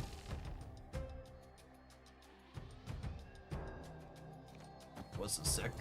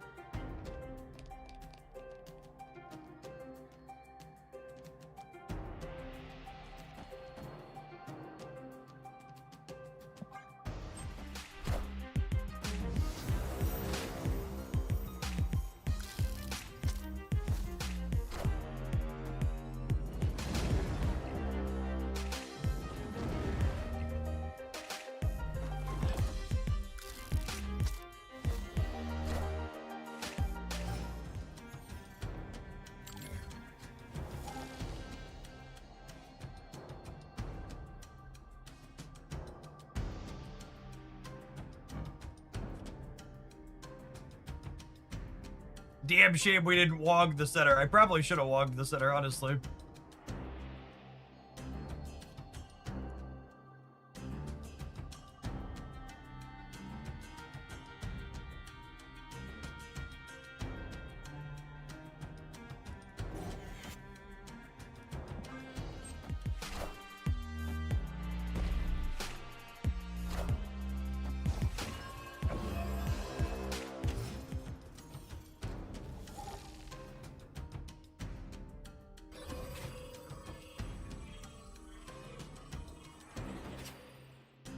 I think I'm supposed to do this.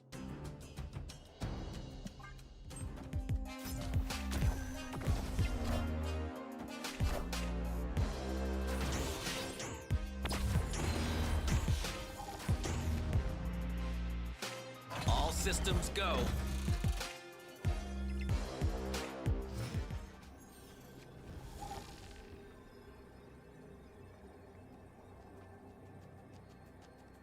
I think we just do a Spider-Man high five over here, yeah?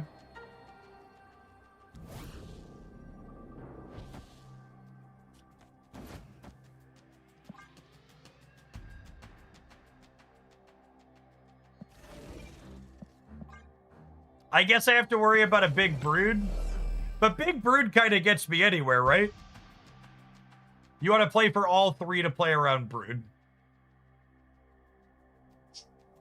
Sure. I'd buy that for $1.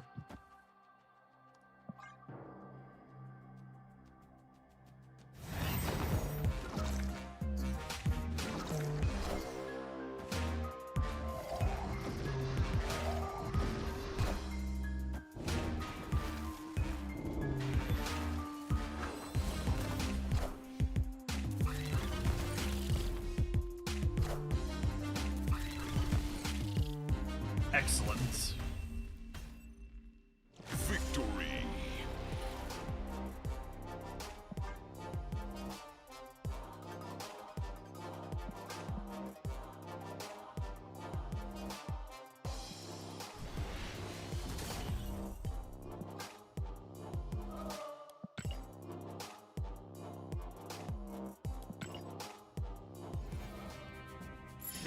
Sitting and thinking about it, the comparison to Agamotto, I think, is the most apt, which is actually really amusing. People that don't have a long memory or weren't playing Marvel Snap then.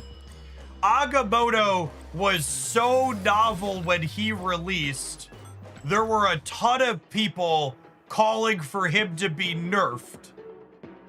And for reference, all of his text is the same as when he initially released. He wasn't changed, and you basically don't see him now because the novelty wore off and he's not actually that good.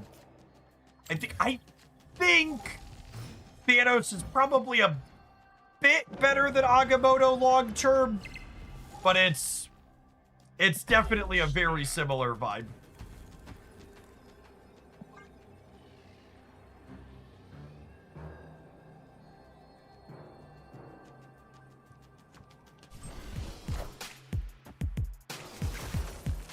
Now, one of the saving graces of this card is that there's a bigger range of decks, I think, for this card than there were for Agamotto,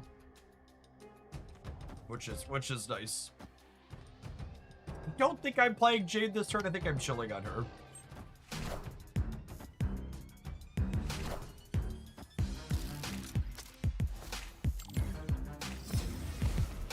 And again, all these cards Nico is drawing here will have quick draw on them.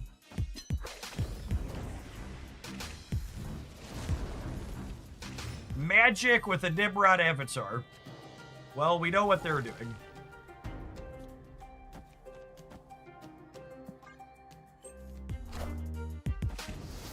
Iceman hits Symbiote Spider-Man. Cool, yeah, I did miss it.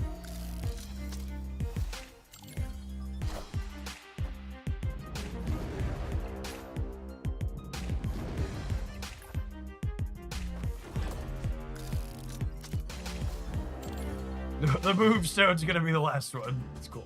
It's cool. It's cool. It's cool. Be cool. Be cool, everybody.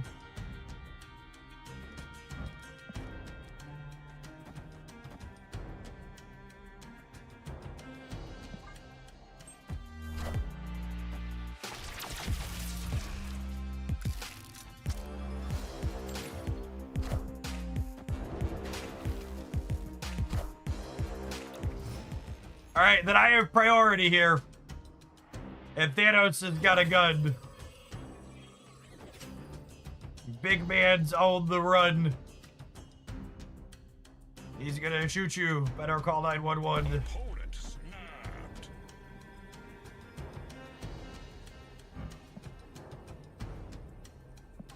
Shooty bang bang. American Thanos, I choose you! Them snapping me before this happens is kind of perfect.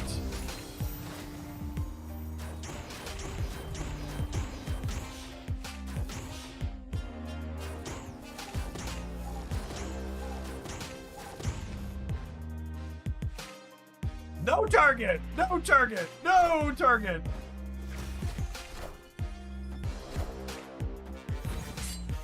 Got me.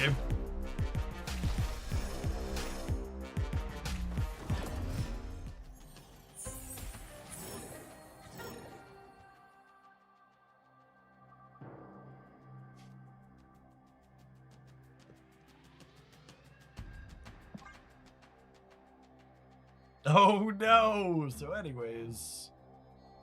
And now Shulao gives what? Plus 40? Yeah, plus 40.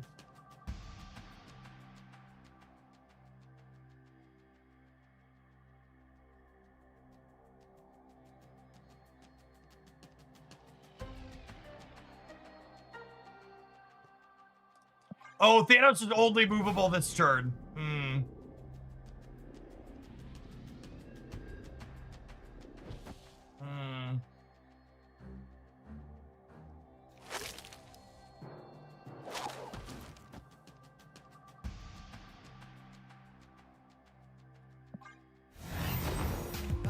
I'm Spider-Man.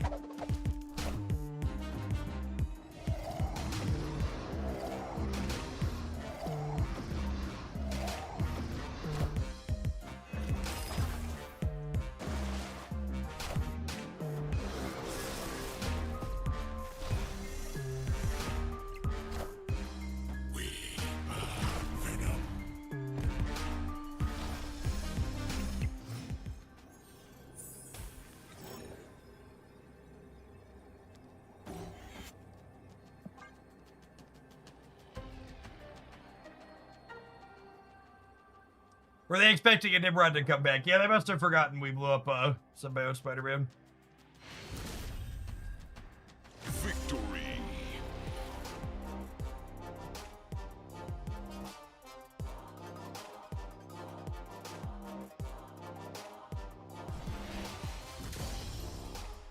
See, chat, I knew we'd hit our stride.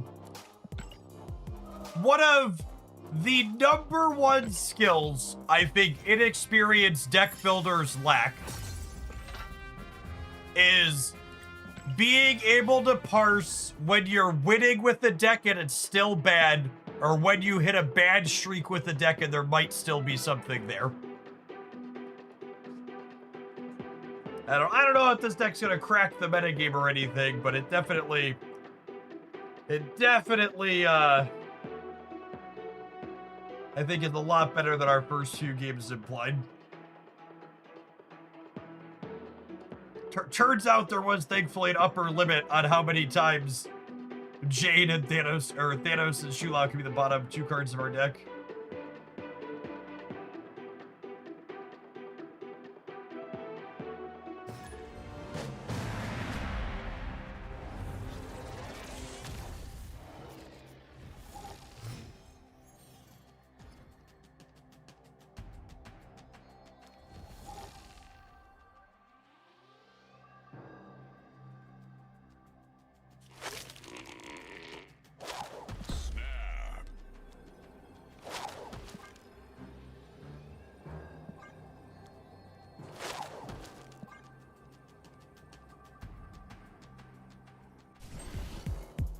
My decks are always good. I'm just unlucky. I mean, it can be genuinely hard to figure out that distinction. All right, so we've lost the left.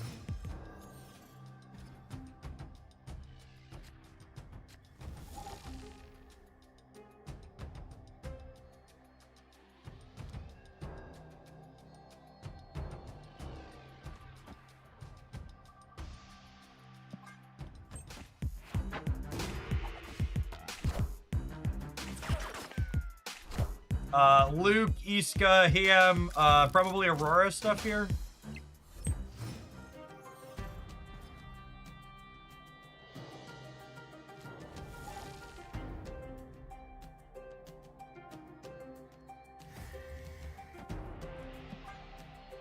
Yeah, Demon the Surge, but I think that's fine.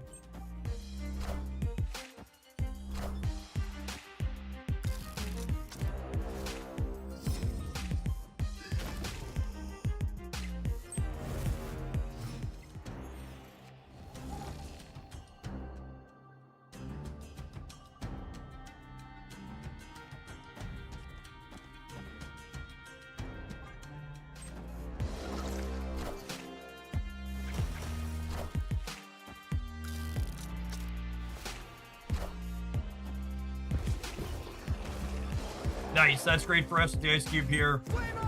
Means this pops off early. Thanos, please. Thanos, please. Easy game. Easy game.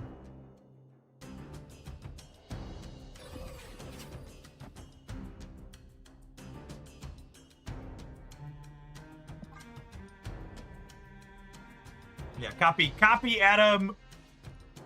Blow up Iska.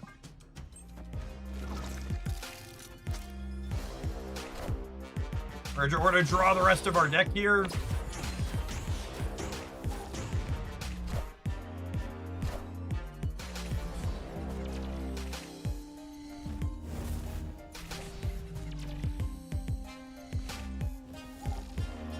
We should have popped the Ice Cube with Kitty. The Spider-Man can't move again. So I wanted to... Yeah, maybe, I don't know. Maybe you're right.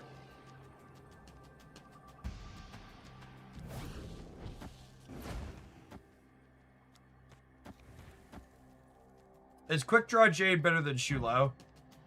Yeah, I guess he's only +4, huh? No, it'll be +6? I think +6 is fine. Order? No, I think I want the points of the Thanos, right? Kitty was last? Yeah, I think I want the points of the Thanos. Oh, I didn't end on Thanos, though.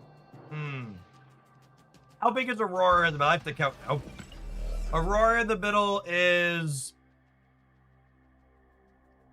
5, 6, 7, 8, 9, 10. All right, yeah, we're cool. We're cool. Yeah. We're good.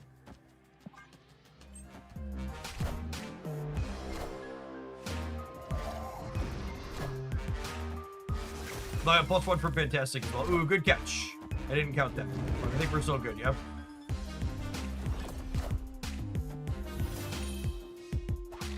Yeah, I got it. Counted 21. 22. Lucas, thanks for the 32 months. Welcome back. Victory.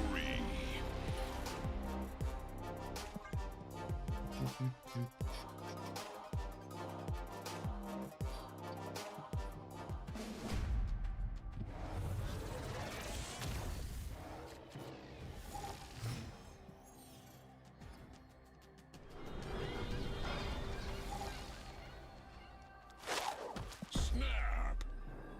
Opponent snapped. Pretty good opener.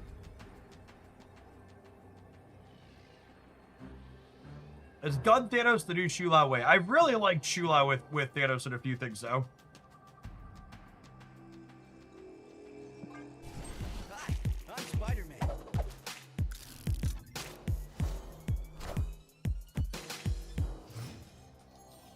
They're both 5/8 and ask you to play lots of cheap cards. That's a good observation / thought.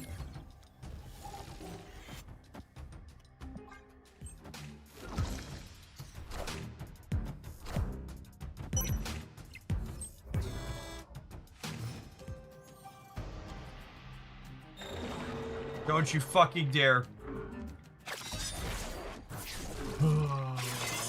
They lost Venus at least, I guess. It's real annoying though.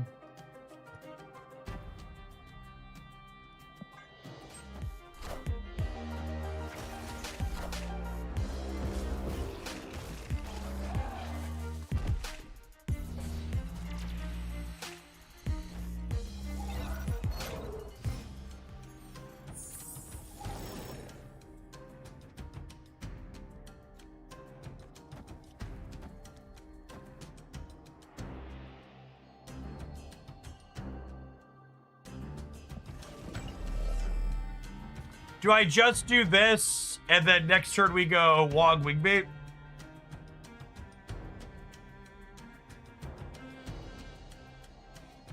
I think so. I think so.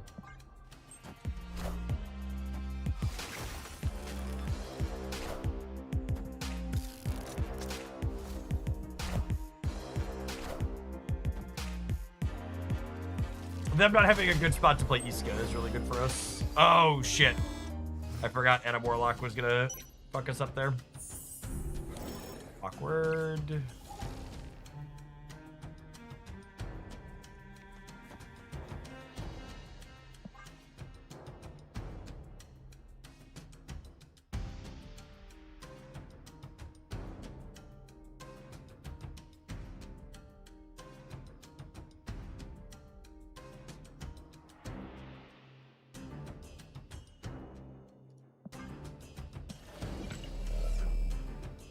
I think I do this, so I have the option to Shulao the Wong.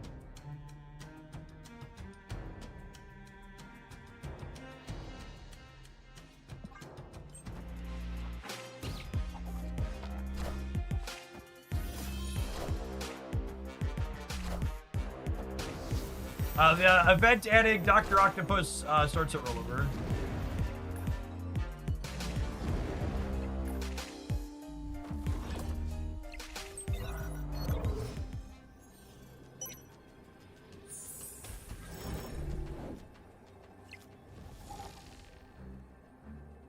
Mother of God.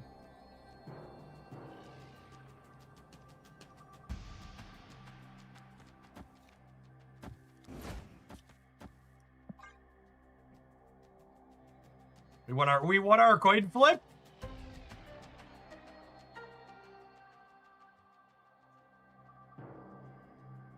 Can we call Jane Foster Faction Frontiers Karen for short? Because she walks around judging people?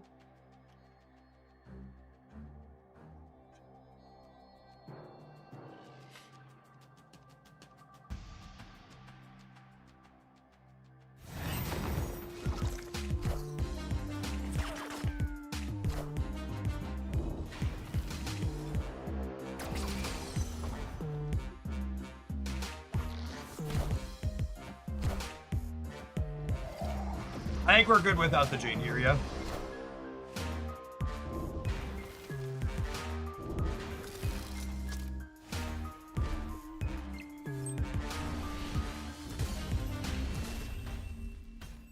Gambit wasn't activities. We got that going for us.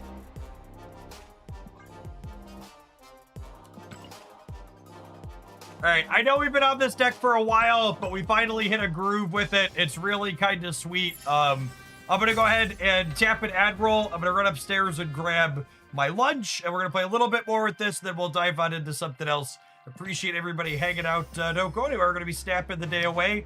We got plenty of new cards from yesterday to explore, and then Dr. Octopus is dropping later this afternoon. Don't go anywhere, gamers. If you're watching this on YouTube right now, tap the like button. BRB.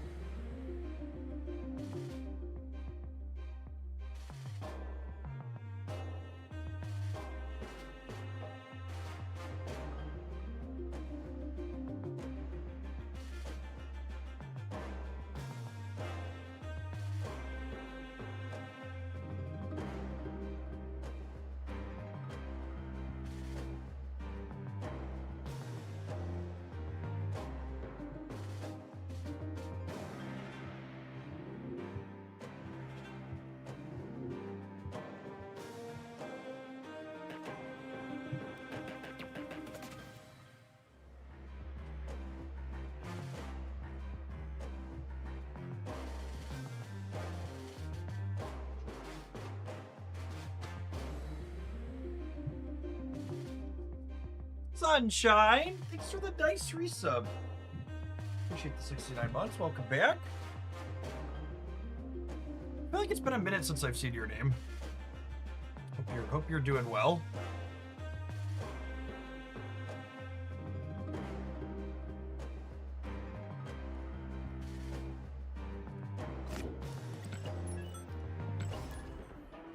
Oh.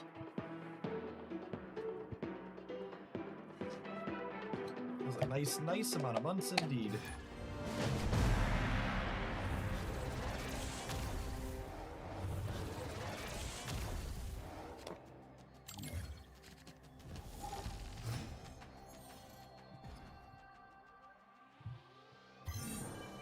I will say this too, and I think this is an interesting thing to point out. The number of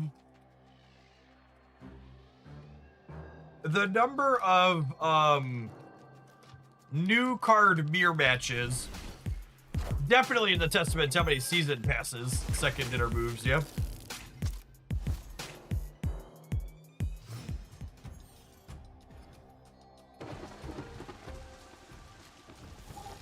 The new mechanic is unironically really simple. It doesn't need a video. It literally just means the card gets a bonus if you play it the turn you drew it. That's it. That's the whole thing.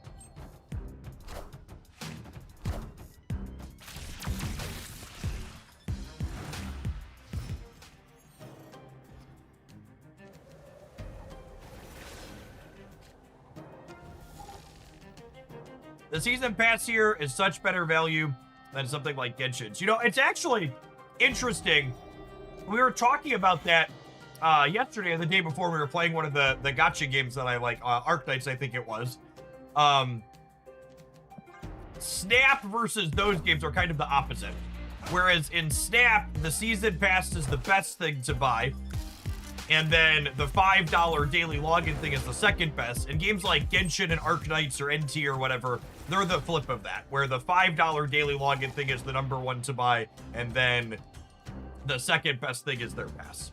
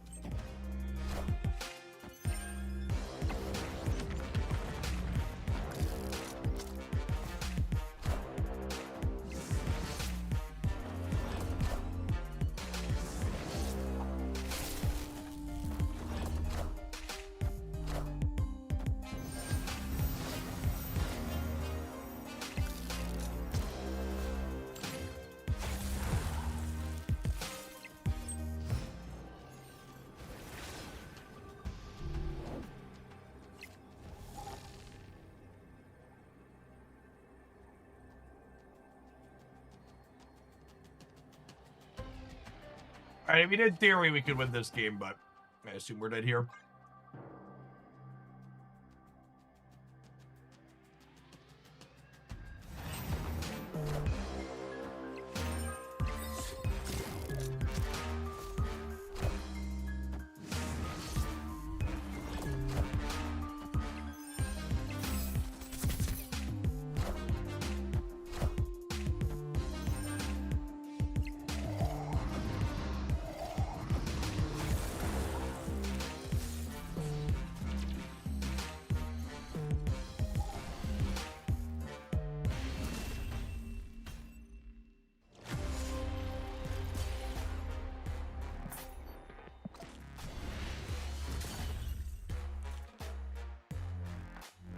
Oh, you know, I have my YouTube dashboards up on my third monitor typically. I actually got a lot of people on the YouTube side this morning.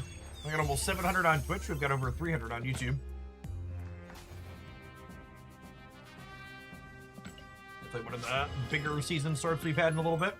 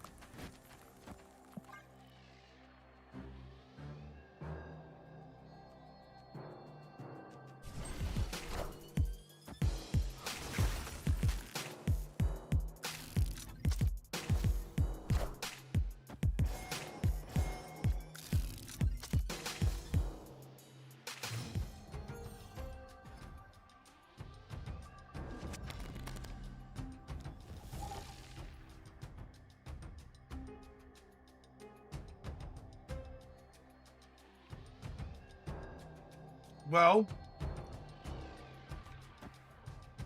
I don't actually know that I'm playing this. I guess it loads a shot.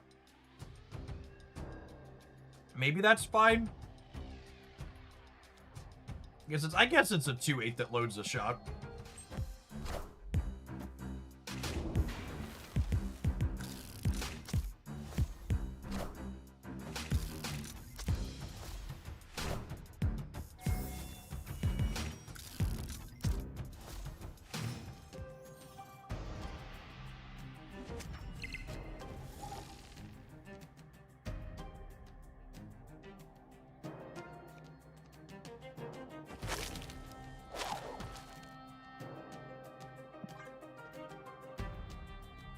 Yeah, there were a ton of different Thanos variations, Ben. Like I haven't played this many new card mirrors in God, probably all year. I think I'm some recency bias here, but I feel like we're getting more new card mirrors than even Star-Lord and Shulao season. And again, when there's that many new card mirrors, it's just really hard to measure data in a remotely objective sense. Because it's a lot of new card against new cards. Yeah, there's a lot of everything is my point, Pence. There were a bunch of different variations of Thanos with Fractured Thanos.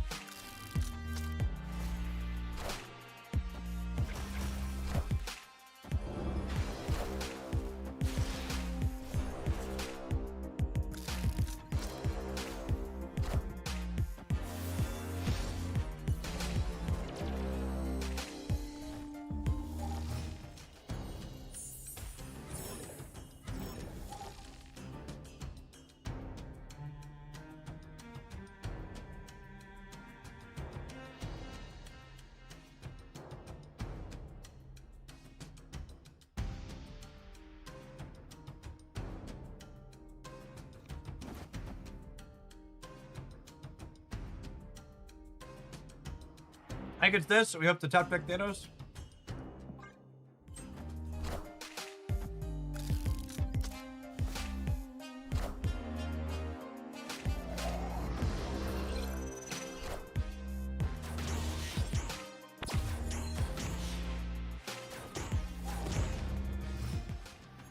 Oh, man.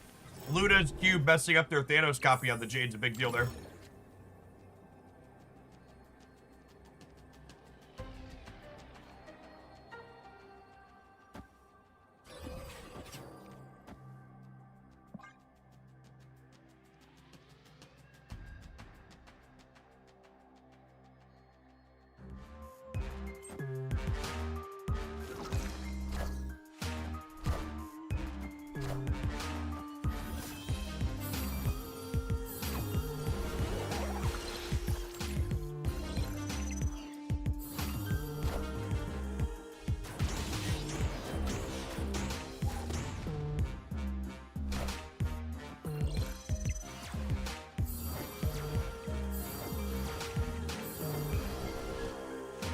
Unfortunately, flipped heads when I should have flipped tails here.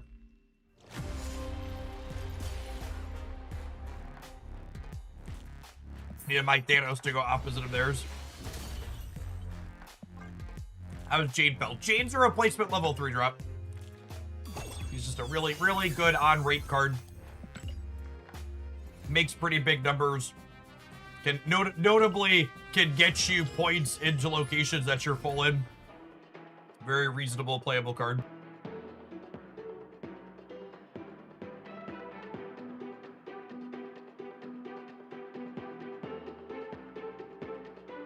Her working with Wong has been good in this deck. Can you replace Shu Lao in these decks? You cannot. Shu Lao is what we refer to as an archetype defining card. It is something you build your deck around that is a key payoff.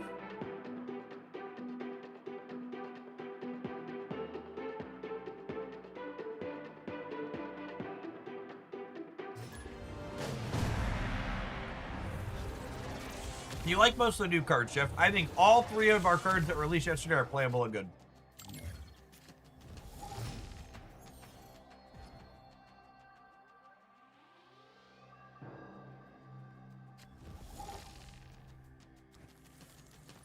Oh, snap. Replacement level as in replaces things that were played or is replaced by things that already exist. Replacement level means that it's the opposite of a Thanos or a Shu Lao. It's a card that is just putting numbers on the board, and there's lots of cards that fill that role, especially at that energy cost.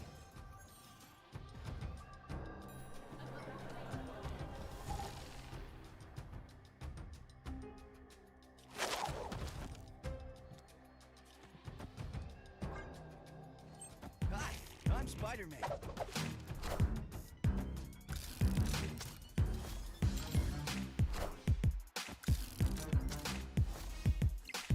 Difference between these types of cards is like, someone just asked me, can I replace Shu Lao? The answer to that question is no. Shu Lao is a key payoff that we build our deck around to be good. Jane Foster Fractured Frontiers is not a payoff that we're building our deck around. So if you ask the question, Jeff, can we replace Jane Foster? The answer is yes. Pick your favorite 2 or 3 drop that adds reasonable numbers.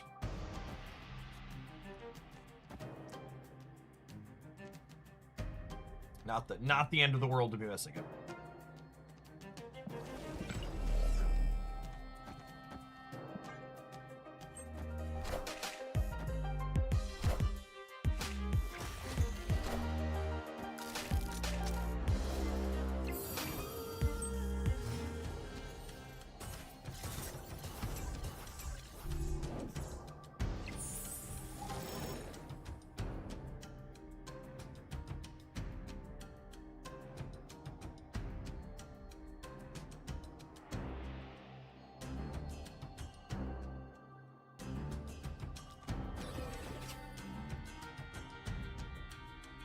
Well, we're gonna play Thanos early here and fuck up this Venus, hopefully. Opponent snapped.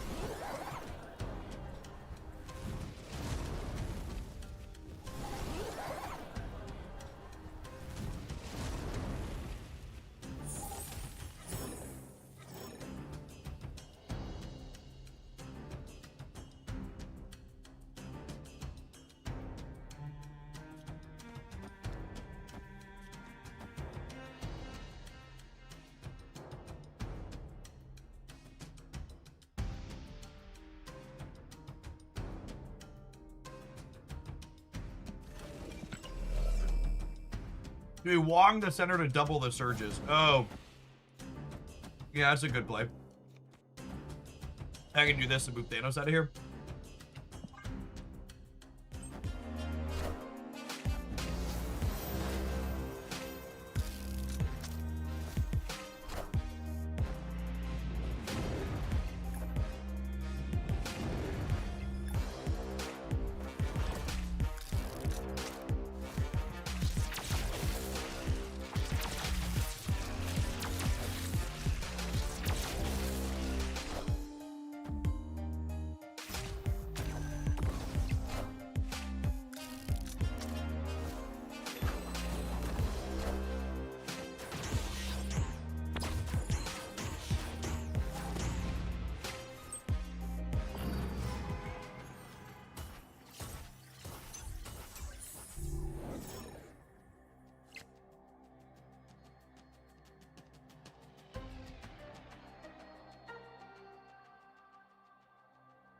Wowza. That's a big boy.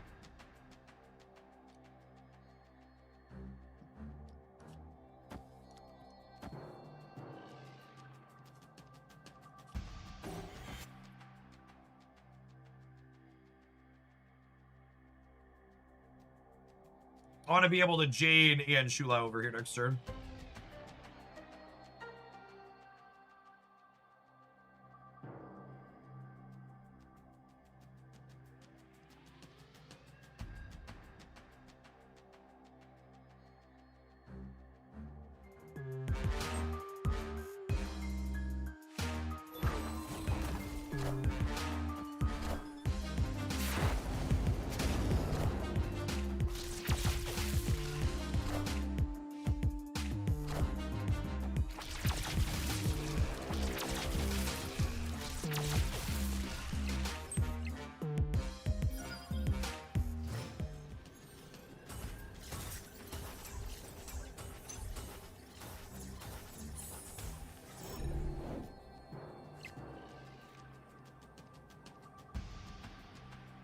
Oh, that's sad.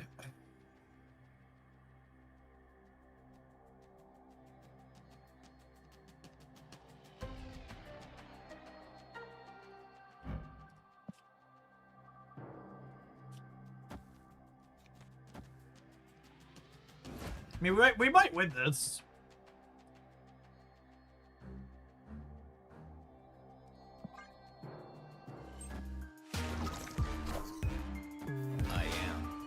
Close.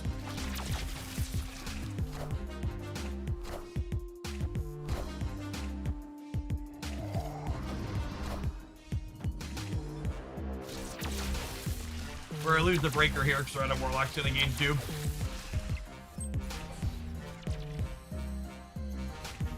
Crazy how much we would have won this game by if we had top deck Jade instead of Nico.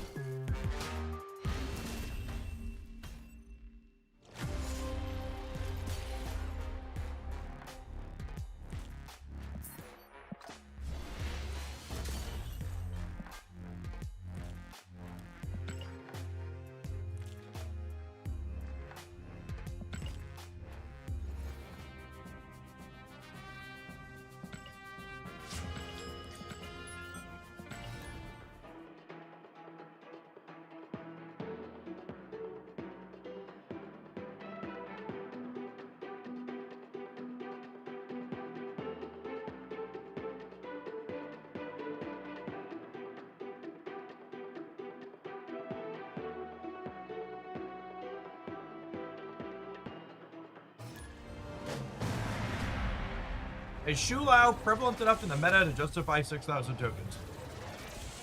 So,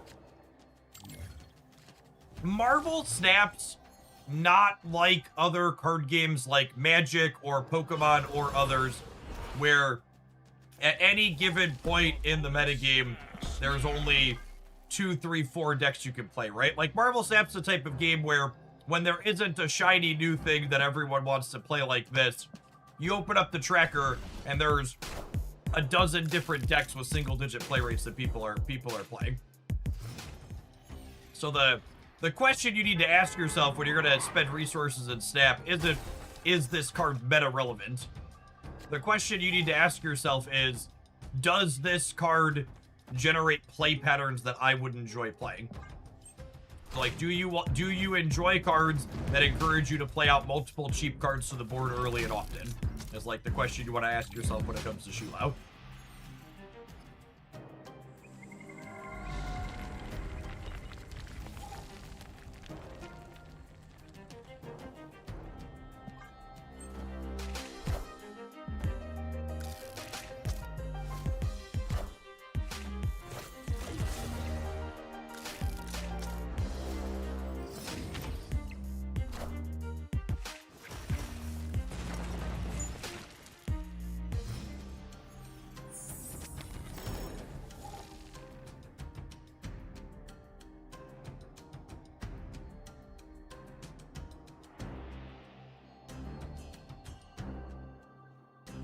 After Thanos fires bullets, his gun is empty and you have to reload him if you want him to fire them again. With the asterisk that effects like Wong that double the effects before he's finished firing, do let them happen twice.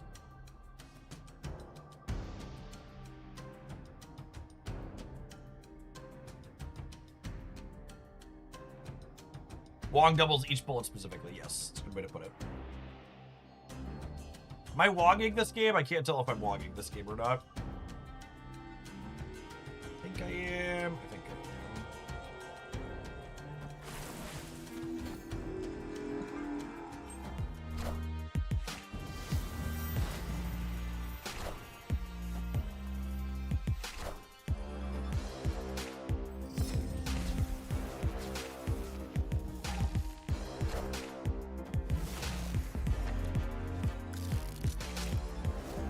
Face the might of Asgard. Mjolnir.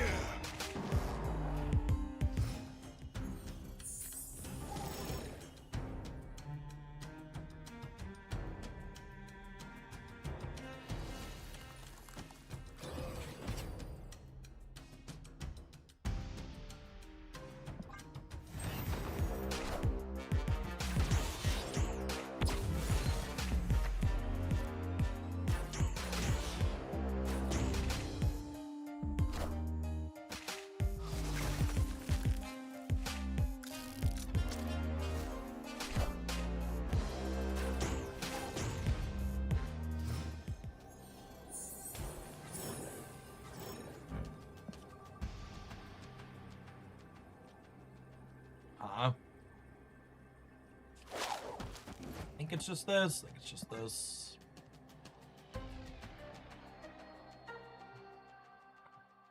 But I can never resist moving the Thanos, right?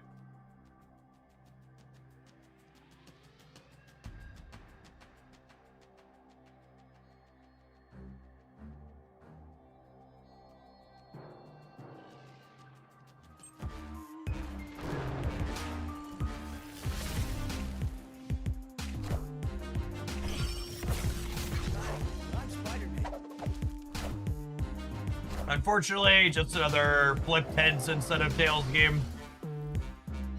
This is the part where I'm supposed to act like they were spooky cheating, yeah.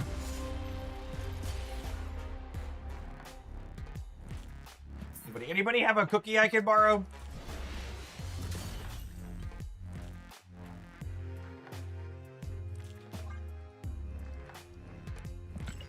Get the cookie.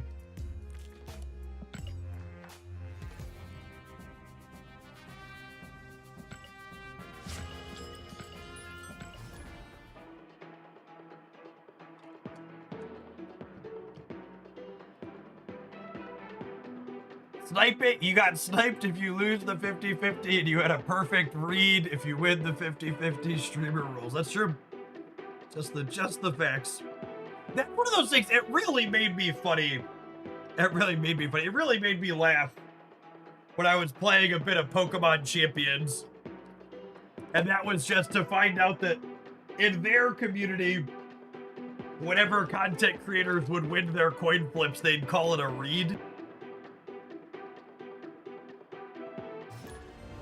Just like one of those amusing eye roll things that transcends games. Just like, oh yeah, and the read won your coin flip. You're so cool and good.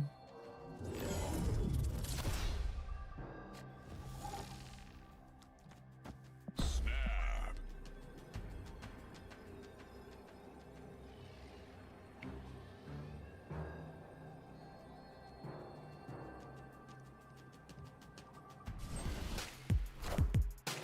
It's like going all in pre-flop and calling it a soul read. Mood.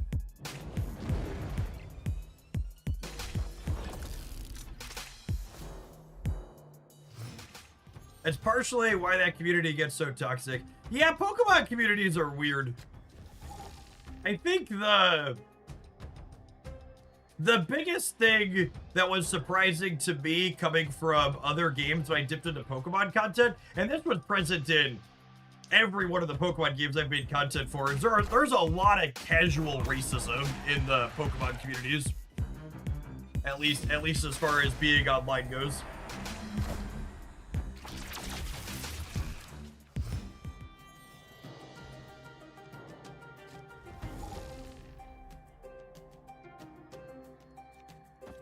We're gonna offer up Ice Man to Vormir here almost assuredly.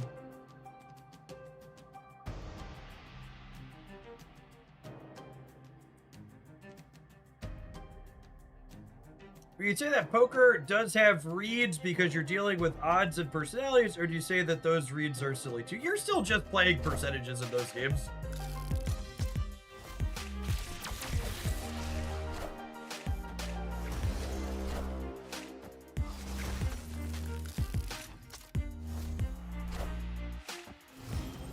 People just like to parse those types of things as a read because it makes it sound skill testing.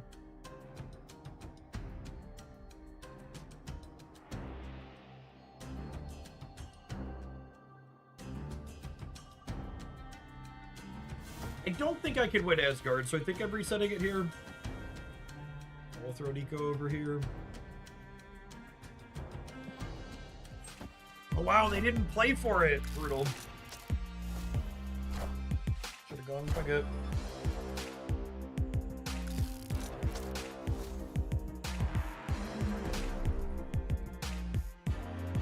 I'd also argue playing to odds is also something. Yeah, and like, so playing to odds is different than flipping a coin too, right?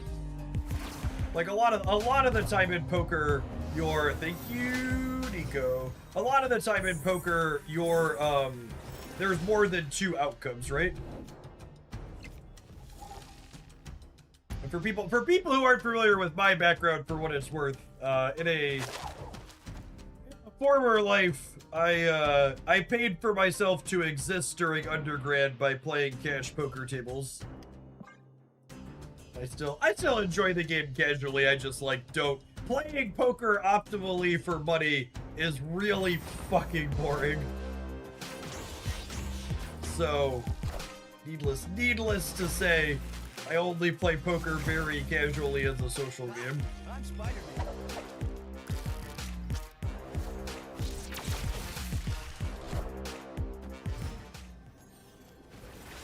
Oh, I probably should have Iceman Center so I could Thanos the Wong. Yeah. 10 out of 10. Should have left myself the ability to Thanos the Wong.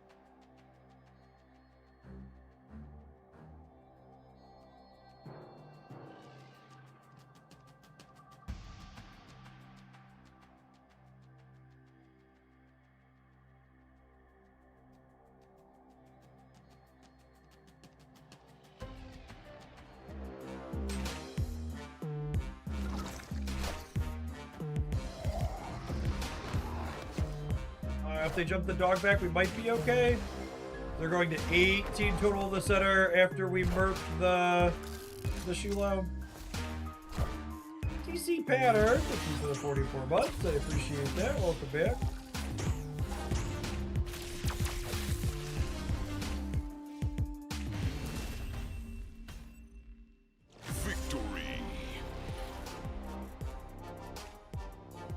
In the early Snap times, I watched through a bunch of different content creators. There was one guy I wanted to like, but every time he lost, he got super tilted and said the opponent was likely sniping. Yeah, it's super normalized in the Snap community, and it's really kind of degrading to the opponent when you think about it, to like leverage the accusation that the opponent only beat them by like some type of unfair advantage, like screen peeking.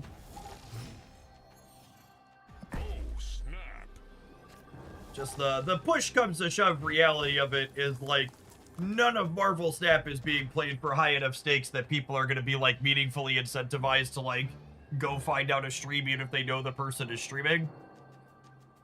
So it's really just pretty insulting to be like, oh, they cheated. 99 times out of 100 when someone accuses their opponent of stream sniping while making content, they're just being a salty little bitch because they lost a flip in a card game.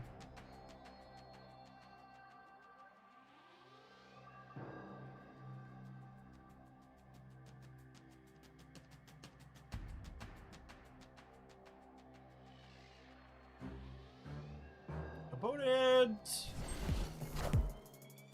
He's talking about me and I'm mad about it. Yes, yeah, and you can see it and like sit in my chat for a couple of hours and sit in the chat of a person who has normalized accusing their opponents of stream sniping and like watch how many times the content creator who's normalized that accusation has their chat make the accusation for them.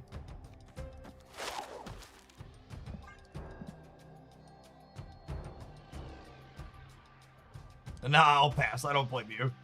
But yeah, it's definitely one of those things that gets really ingrained in the community.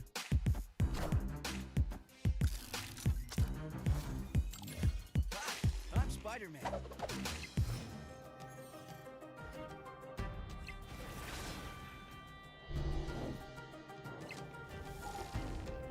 Korg! Alright, we get to load our gun here at least. I want to leave this lane open, I think, for Wong.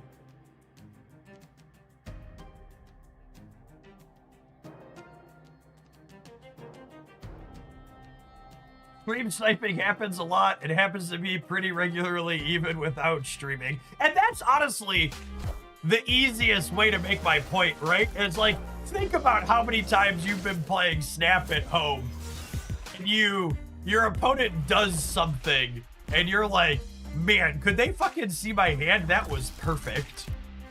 And just like is there a camera in here? Were they looking over my shoulder?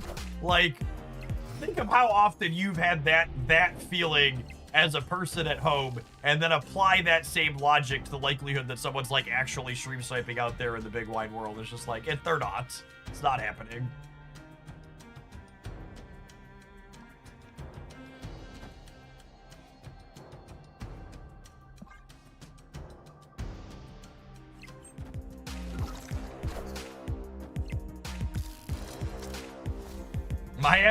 My personally assigned FBI agent really wanted to win the game.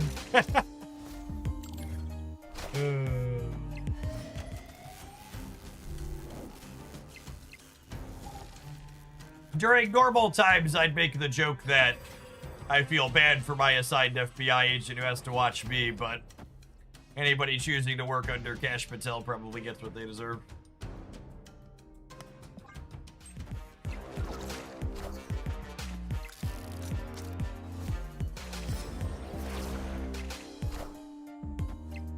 Ooh, good bit of Nico variants for them this time around. Although I guess Thanos can move, yeah?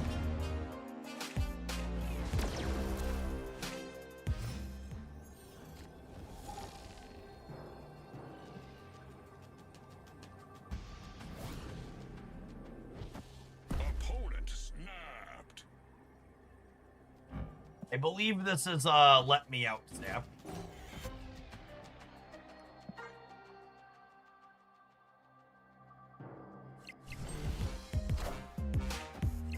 For sure. They discarded Shulao to the Corvus Glaive.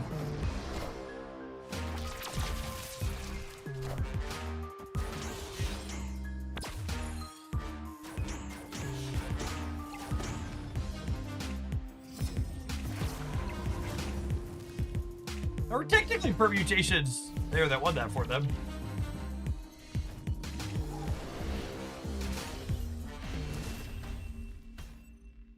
Victory.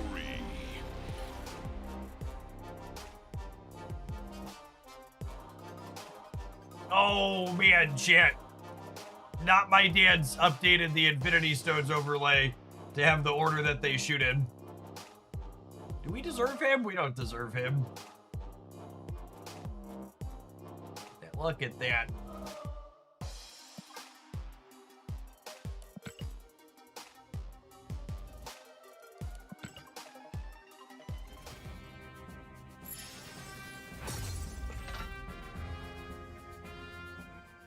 Gamers, in addition to making me nice graphics periodically, Not My Dad's also does Twitch streams and stuff. You should make sure to follow them.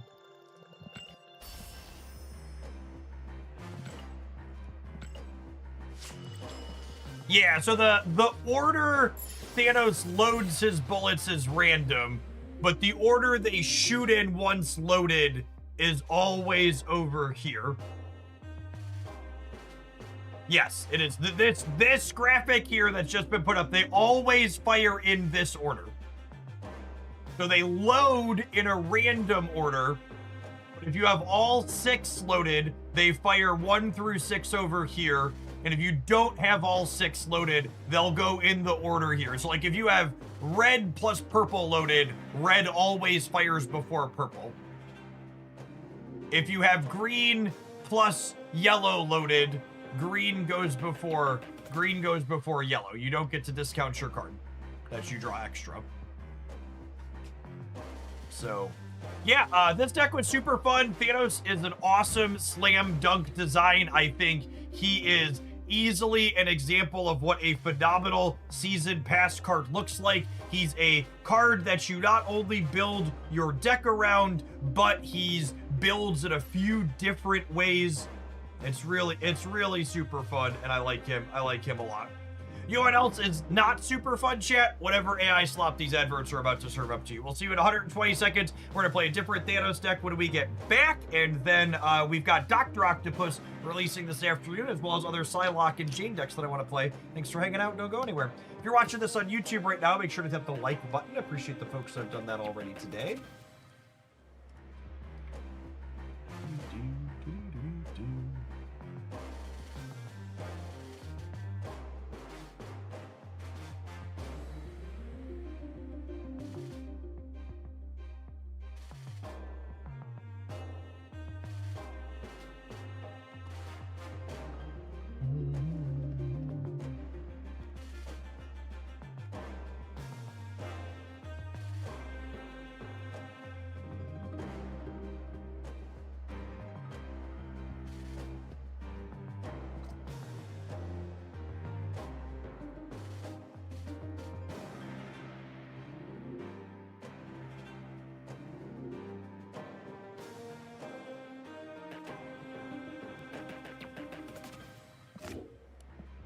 We imported a few things. I think I want to try this one next. I gotta try the zoo build.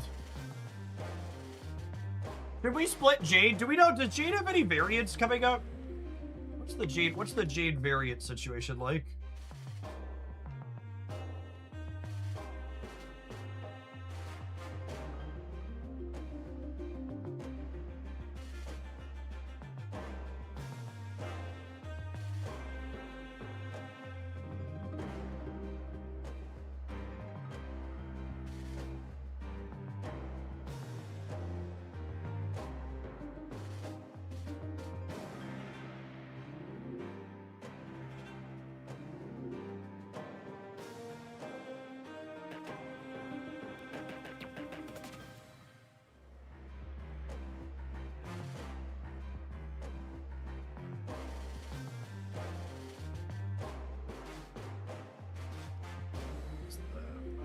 Where's my variants?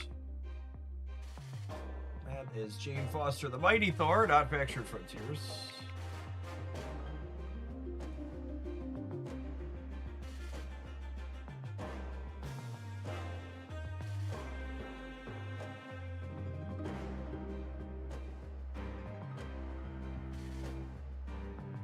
I like this one.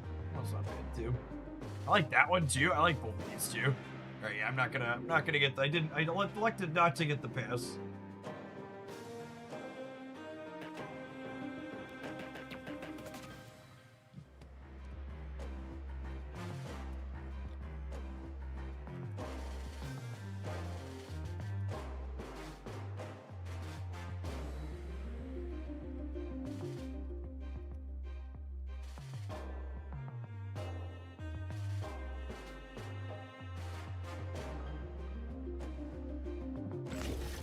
Which Psylocke would you go? I don't know. Oh, you know what? I think I'm gonna spend some wildcard boosters and put a border on her, because we're gonna be playing her in a bunch of things.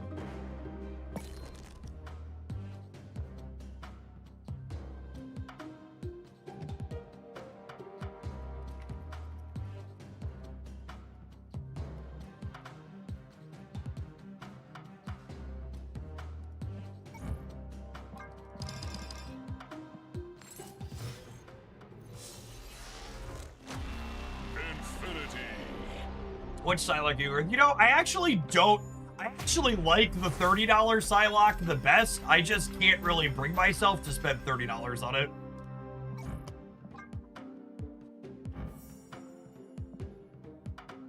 My snap budget these days just ain't what she used to be.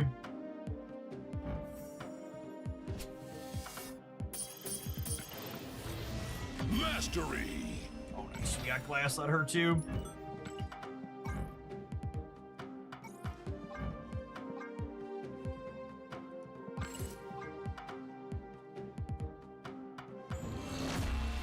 A Fire 700 Creative House Pocket will show up, or 1200, either way.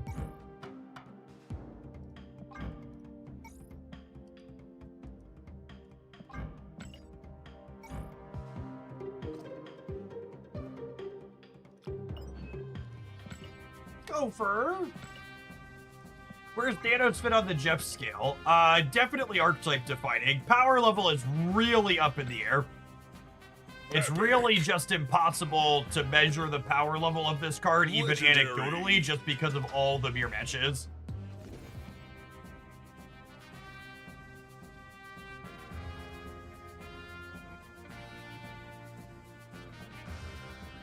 Ben!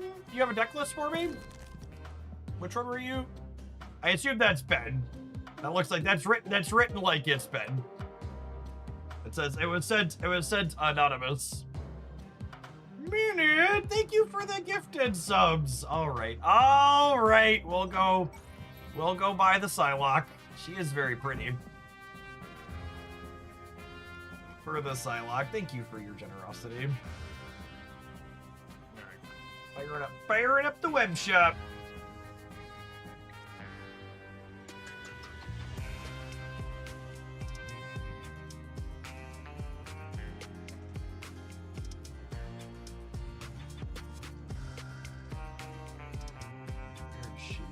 She at? Am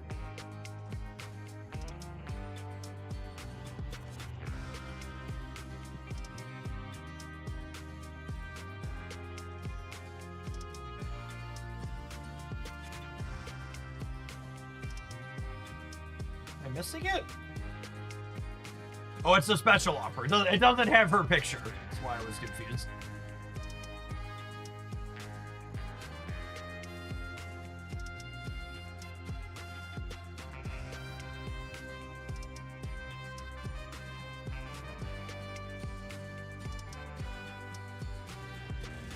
You know, I don't think I've bought a bundle since they added the you don't have to refresh it for Psylocke. So does it just pop up for me now? Or how does this work? Oh, your web shop rewards are ready for you. This is way too fancy for me, chat. What in the quality of life upgrade is this?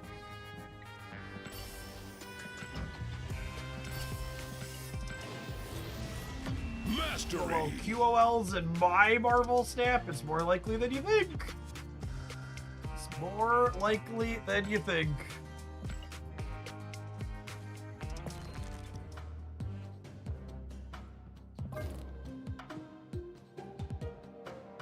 Swap Pixie and Mobius for the new cost reducer and Surge. Yeah, I like that. That's perfect because I want to play with our new Psylocke.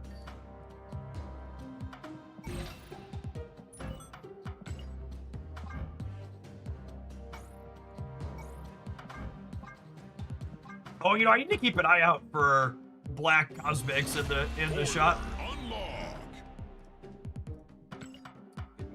We're down to 30, chat. I'm getting low. I'm getting low.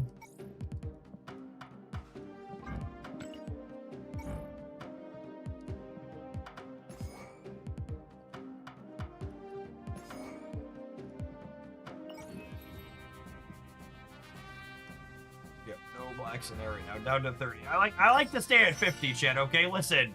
I have a little PTSD. It's broken in the past before.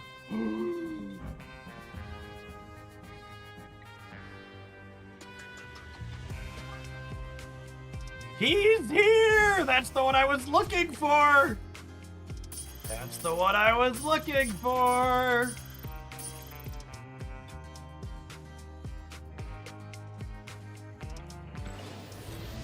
Mastery! Mastery! Fuck our opponent's cards up in style now. The dash G is dash G. And we hit Galactic Storm on him, actual perfects.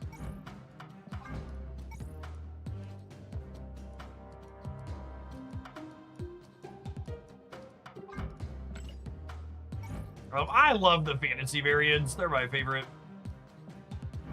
All right, we're not playing him right now. So we're gonna play new Psylocke. We're gonna do this.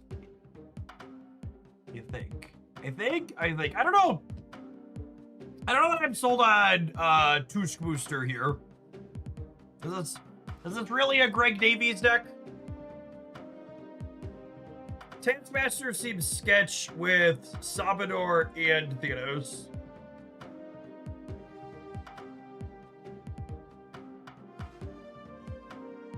Yeah, if I want another big payoff, I like Gore better. Yeah, I like that call. I don't actually know that I want... I actually don't know that I want this much top end.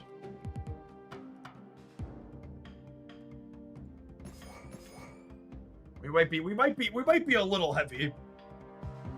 Like, do I need Odin if I'm playing Thanos? Because like Thanos is a way to copy the hammer is like one of the base ideas here.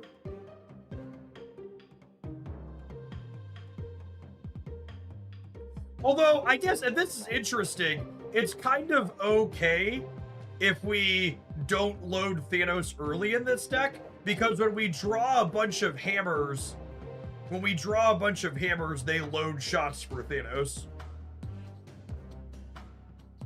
Twin Set Spammer, thank you for the entire year of support. Welcome back.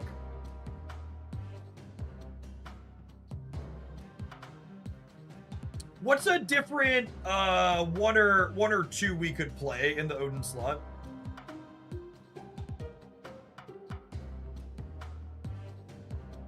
Odin Thanos doesn't work because Thanos empties his shots. Yes, correct. Do you want Echo to clear a lane for Cosmo? That's an interesting thought. It's probably just Iceman. It's probably just Iceman. I'm a pretty big Iceman stan.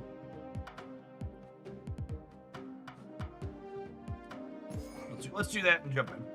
More ones make Surge a lot better too.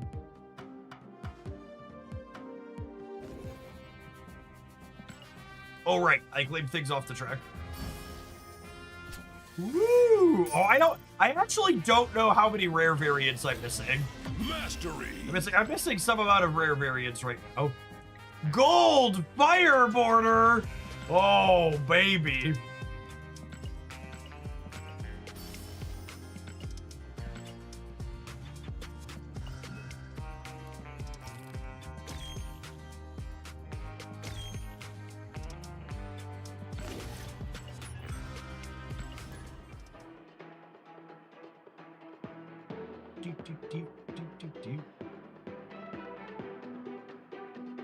All right, T-minus 1.5 hours till we get Dr. Octopus this afternoon.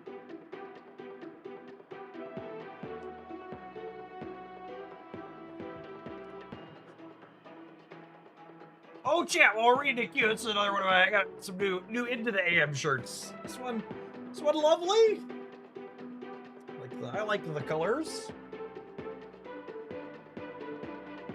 Where are we at? I like it. I like it. But it pops.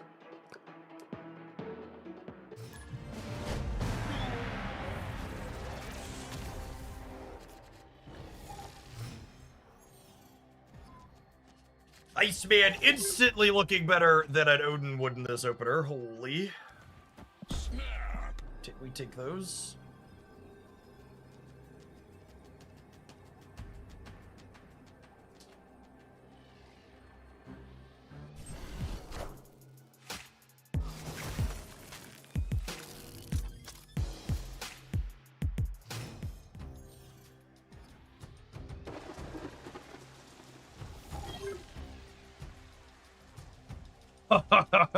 I feel like every time Surge is drawn on turn 2 with Thanos, it just feels like cheating. It's just so good.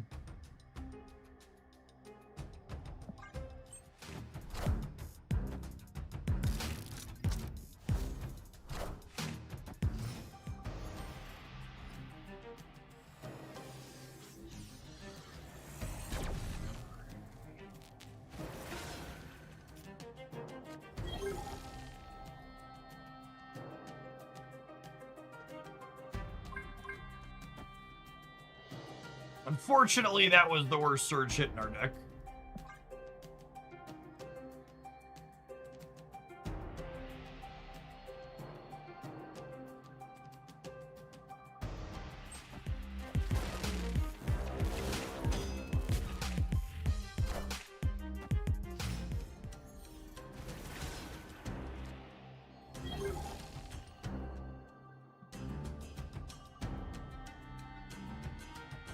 Well, we're gonna slowly fill everything out here at least. What's our sequence here? Do I want to set up Ensavitor or do I want to set up 2 Thors? I think I want to set up 2 Thors because it makes a Thanos top deck real good, yeah?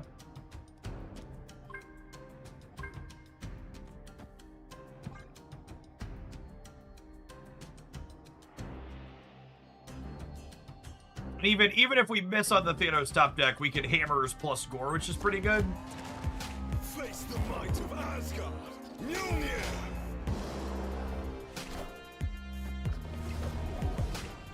Lost that 50-50, unfortunately.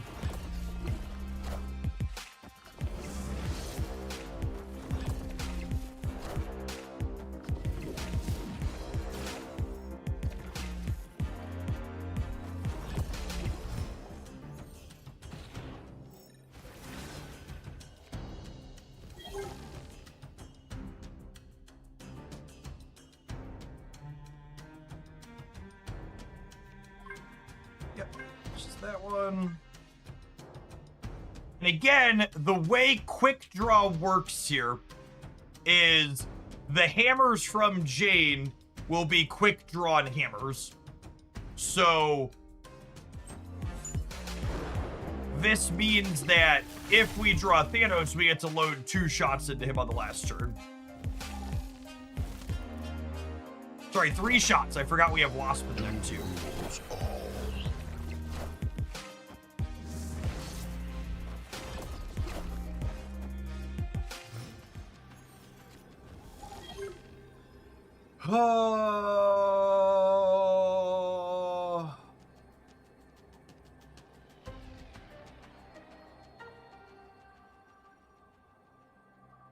Oh, and Thanos would load himself also, yeah.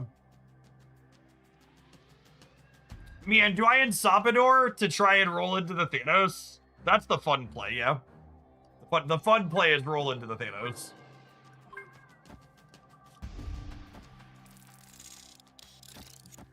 And it'll roll center if we do. That might actually just be the best line as well, yeah.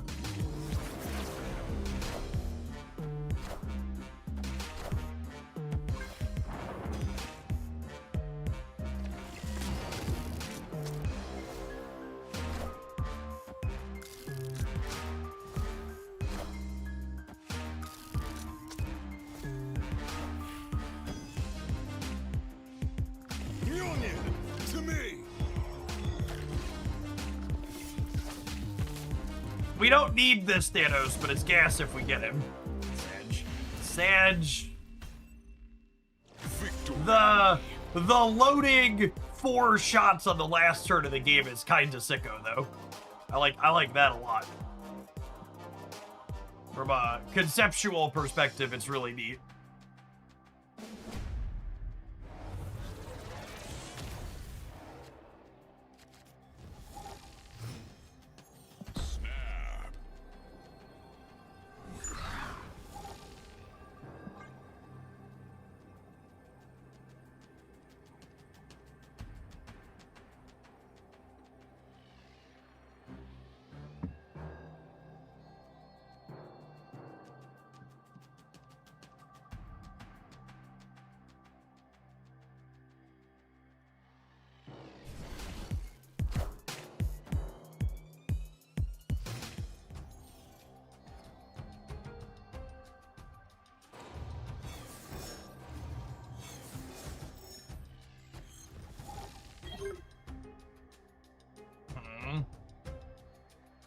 Am I getting this down? Lockjaw's actually kind of interesting with Psylocke to a degree here as well, because we can put the Psylocke back into our deck and then draw her back out again, yeah? I don't know if that's actually good here, but it's the line I'm going to go for because it's kind of neat.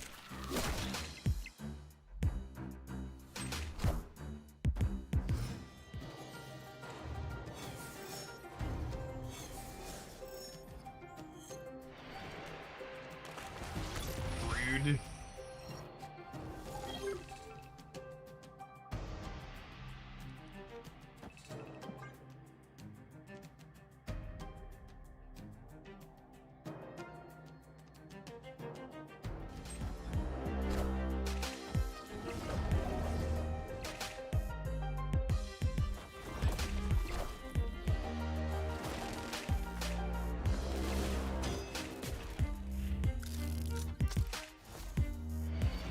Okay, so I want to make sure whatever I play this turn, I play it here or here, so that way this Raptor stays up front.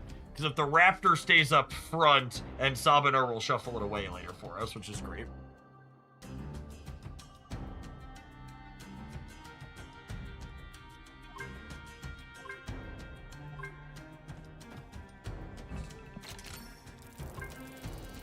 Yeah, I think I premature Wasp just for the shot. Agreed.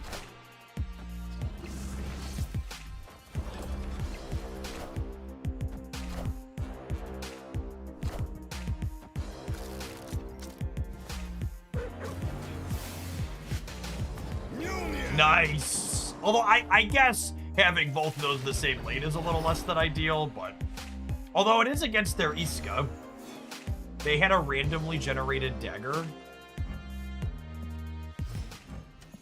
Oh, but then that ties perfectly. That actually works out really cleanly for us.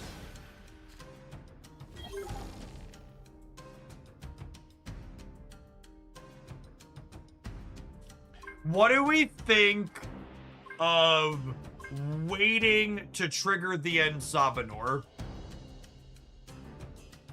I think I do this and explicitly avoid triggering the end Sabanur until the last turn.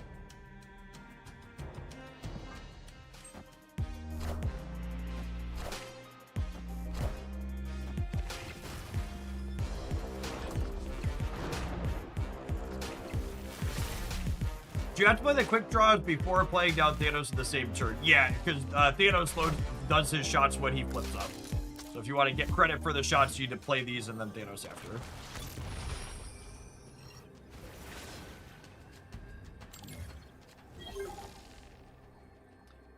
And then this here is perfect. This is exactly what we're going for. Thanos copies the lowest cost card in his lane, so he's going to copy the Stormbreaker here. This deck's kind of gasping. Like, from a like, it's really highlighting what I've been talking about with Thanos being a sweet card. Like, there's so many ways to build him. Imagine just playing Quicksilver Domino Wicked, chat, when you could be doing all of these different things.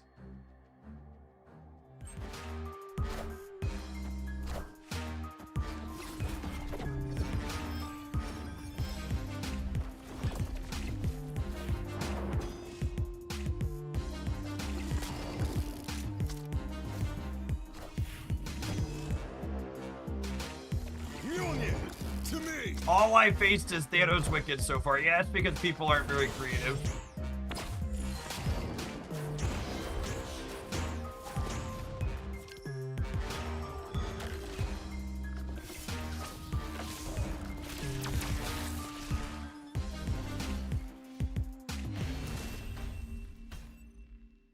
Victory.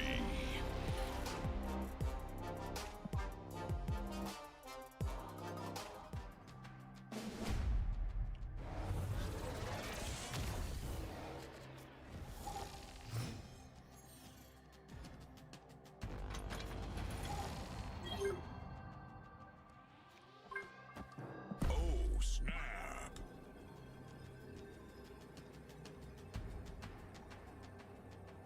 Are we continuing to Sweat Gamer?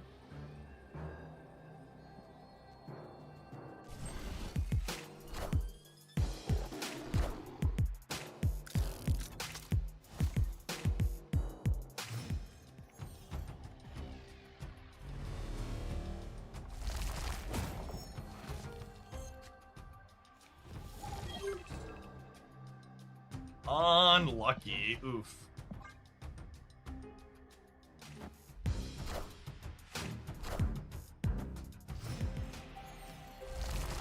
Biscuit, thank you for the 17. Welcome back. Ugh. Gross. Yes.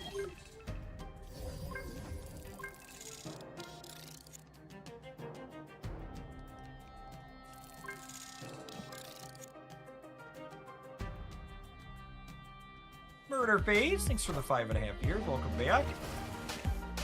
Gamer getting rid of Dream Dimension. Gentleman and the Scholar.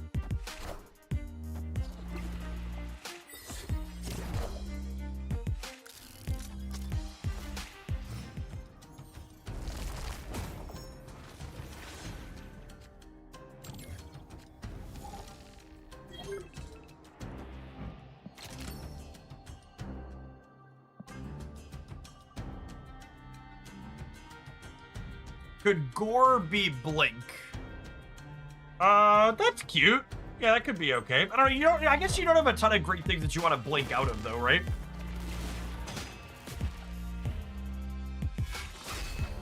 And again, this hammer that the king is drawing will keep its quick draw into our next turn. The way this works mechanically.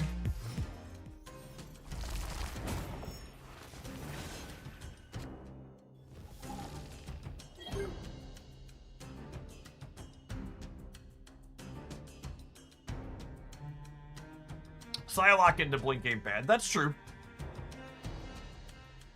It can be awkward to get Thanos or Jade early, though. There's a knock against it.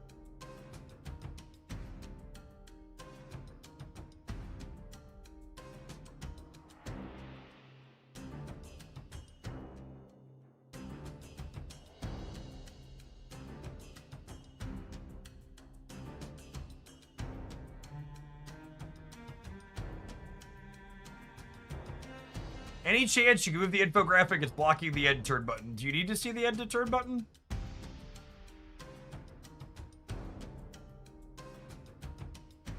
There really isn't another place I can put it where it covers nothing. I guess, is here maybe okay? Maybe here's okay. That's maybe better. Maybe that's better. There's nothing up there, yeah.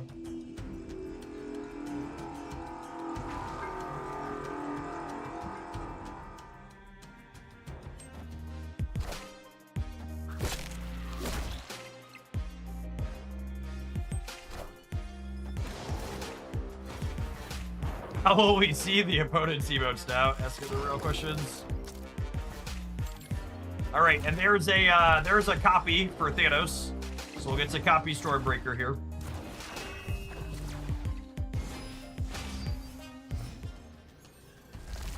I mean, it does show the turn on it. You can still kind of see it through the middle, but.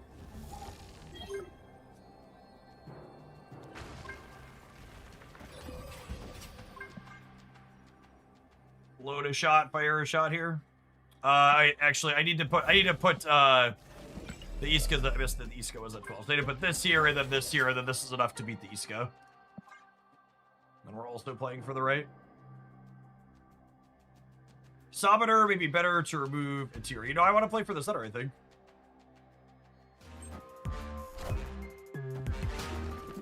Oh, right. They're a rogue deck. I shouldn't have played Gore. I'm going to blame all the talking and clicking about. I'm going to blame all the talking and clicking about the buttons, not paying attention to that. They just not play the Gore out against the tech slop dickhead.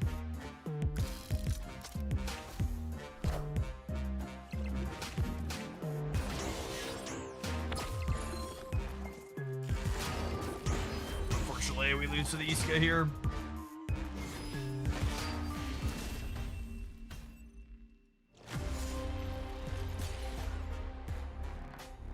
We just needed to play something not Gore on the left. But we ran out of time while I was dragging the image around. Thanos copies lowest power. No, he does not. And again, they're up there. I actually think it's kind of bad design. I actually think that the one part of... There are two parts of Thanos' design I don't like. I don't like the order he fires his shots in, and I also think it's really bad design that one of his stones keys off of lowest power and another keys off of lowest cost. I don't care which one they picked, but they should be consistent. It makes it harder to remember what an already wordy card does when similar effects key off of different things. I don't feel strongly which of the two they should have done, but one of those two should be different. They should match.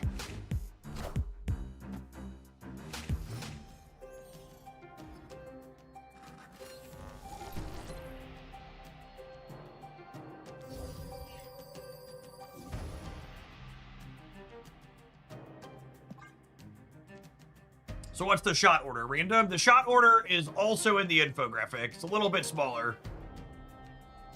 But left to right, top to bottom. Space shot first, reality shot second. They always fire in that order. 1, 2, 3, 4, 5, 6.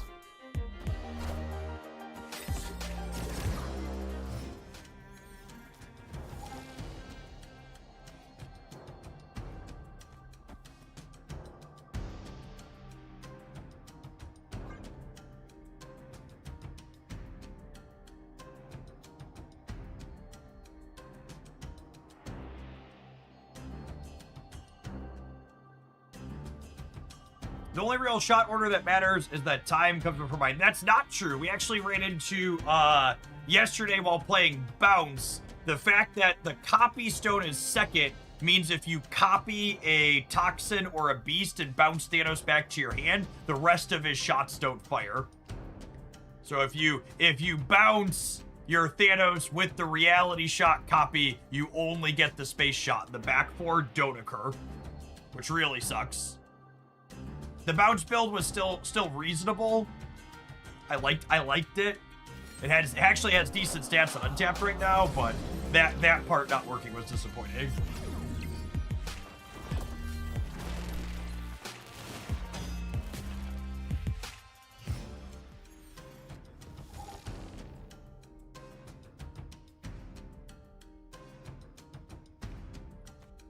Okay, and we're gonna load up enough shots here that Thanos is going to murk something over here. So we'll win this, so I just want to put a bunch of points here.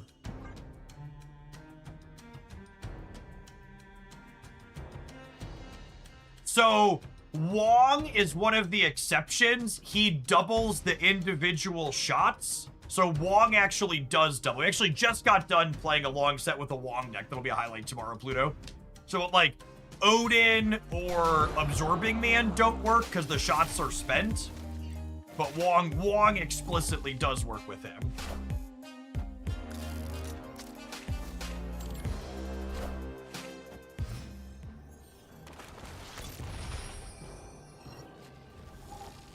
Okay, and this was the best draw in our deck because it lets me load another shot. So I get to load 3 shots this turn and play the Thanos. So Grandmaster is weird because if you copy Grandmaster with Reality Shot and that copied Grandmaster triggers the Thanos, he will refire his shots then. If you Grandmaster Thanos the turn after he's unloaded his gun is empty and doesn't fire anything extra.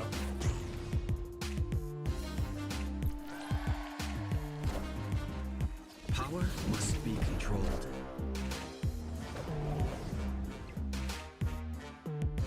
Gosh, imagine having all this slop and then still losing every lane you can. Victory.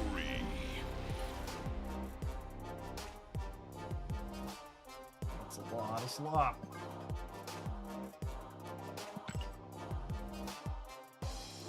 Okay, that match was so long, we actually have to take an ad break before going into the next one, but, man, I'm kind of in love with the interactions in this deck. It really kind of highlights some of the sweet things you could do with this card. We'll see you in 120 seconds, gamers. We're absolutely going to play some more of this. We're Rocket Snap all afternoon. We've got a new card coming out in a limited time game mode this afternoon as well. This should also be sweet. Really solid start to the season. If you're watching this on YouTube right now, be sure to hit the like button. Appreciate the folks that have done that already today on whatever video is in front of them. Almost 400 people watching on YouTube. That's crazy. Can't remember the last time we had that big of numbers on the YouTube live side. Crazy what happens when they hit the release playable card button.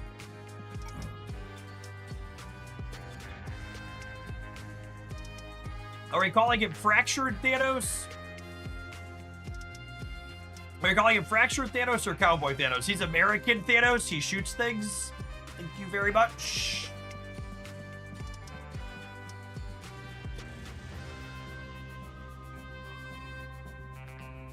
Speaking of American Thanos, just to give a brief World War III update. There's been reporting from a couple different sources that one of the reasons why Trump elected not to strike Iran again is apparently our allies in the region are concerned about how low the United States is running on munitions to be able to defend them from retaliatory attacks, which is honestly just mind-boggling to me that my country can spend the unholy, ungodly amount of money we spend on defense or war spending or whatever you want to call it, and we're not even fucking good at it apparently. Like if there was ever a reason to like, we don't need to spend all of this money and we should just not be doing things like what's going on in Iran. It's just like, it's insane that like we spent all that money and then we're also not even good at the thing we're spending money on apparently.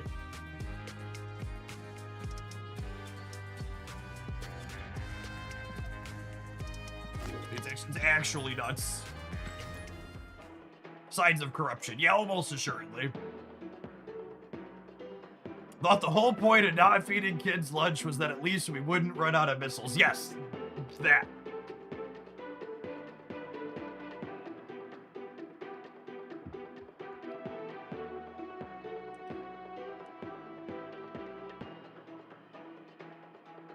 It's one of the reasons why Russia has had to use World War II equipment in Ukraine. I mean, unironically, a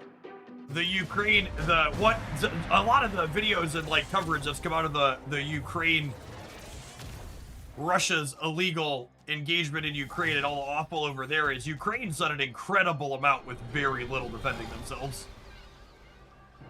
Oh, snap. Like there will probably be a lot to learn from that and studied from decades to come.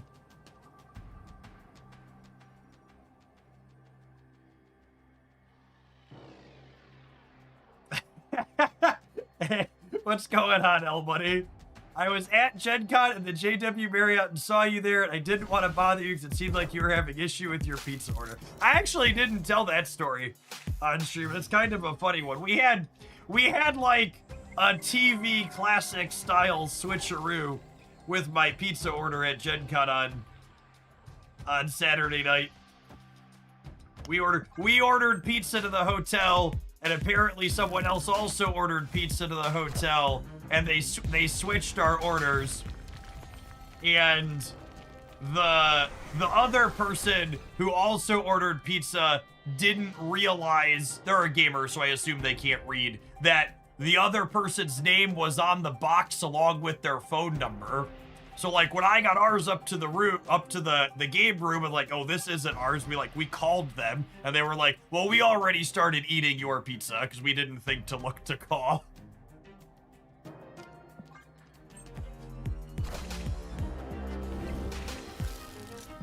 And naturally it was like a relatively like weird order, like pickle, cheese, bread, and the pizzas had a huge range of mush toppings on them.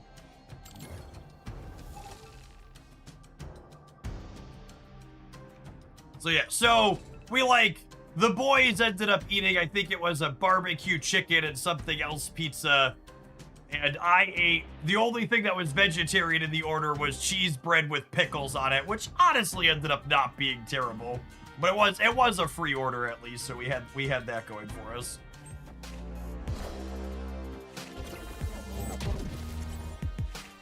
And then this is the least shocking part of this story.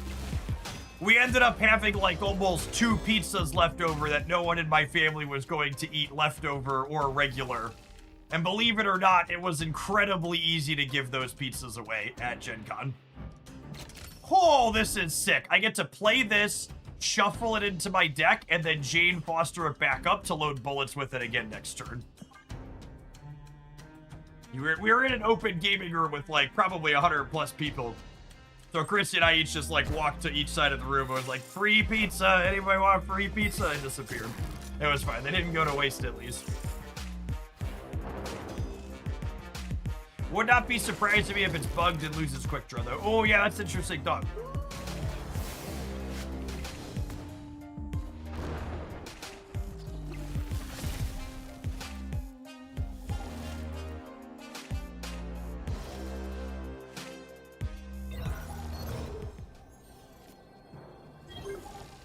Oh, did it not get its power shut down either? That's interesting. Do I want to copy the Stormbreaker, or do I want to copy... Or do I want to copy the Mjolnir?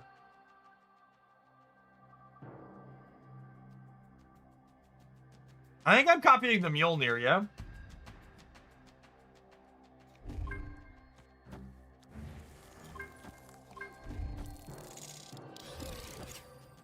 So we get to load 1, 2, 3 shots into here, which is a full Thanos. Yeah, I think we got the most power in the center, I agree.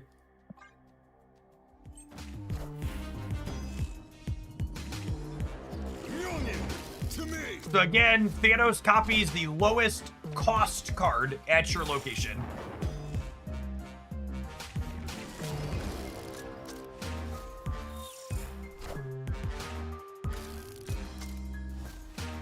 The second's awesome. How do you make such beautiful and unique decks? I beg, borrow, and steal. We cleaned up some of the details, but the thoughts on playing Thor's here with this is something someone in chat threw out there, and then we cleaned up some of the stuff. It's been fun. Oh, what a close game. GG. You know, there's actually, this is an interesting thought, because I actually messed this one up. Because I am going to 24 here guaranteed, I think I should have Thanos the Quantum Realm. I would have been able to potentially kill the Venus, and his bonuses still would have applied here, so he would have been 6 stats, and we would have actually pulled this out. I think they're pretty likely to play this out the same way every time, and killing the Venus gives them less power in the center. Yeah, and the Mjolnir would be 2 and the Stormbreaker would be 4 over here. I think I just played that wrong. I think I should have flip-flopped where the Thanos and the Hammer were there, given the context of the board.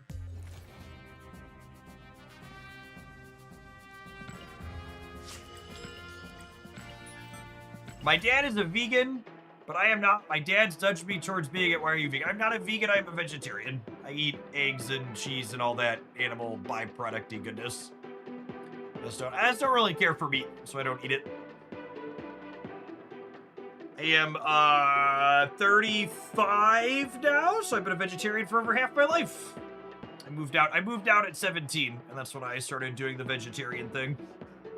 And let me tell you, as someone who's done the vegetarian thing for almost 2 decades now in the United States, it's become significantly easier to do in like the last 10 years.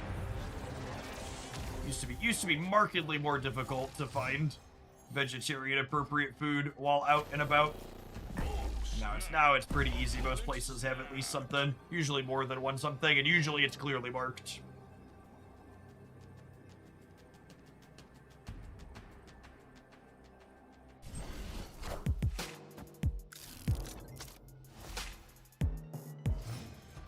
Did you enjoy playing Double Thanos? I've not played Double Thanos yet. I'm really not a big fan of playing the original Thanos, especially when new cards are releasing, just because new Thanos really dilutes your draws.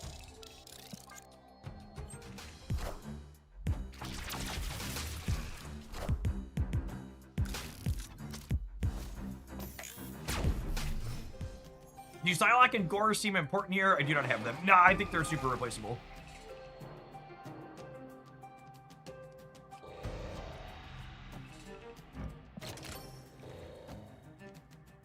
You're the least important of the higher series cards we're playing. Surge is pretty important, King is important, Beta is important, and Sabater and Thanos. Yeah, I think Psylocke and Gore are replaceable. I think Psylocke's probably close to optimal. I've liked her so far. Gore's been hit or miss. It's nice having a big number, but I wouldn't be surprised if he's not in an optimal 12.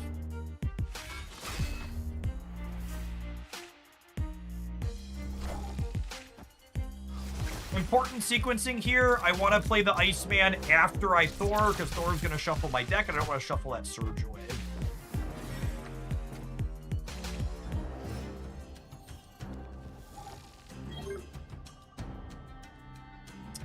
This is perhaps a bit awkward, but I'd like to put the hammer back in my deck right away, I think.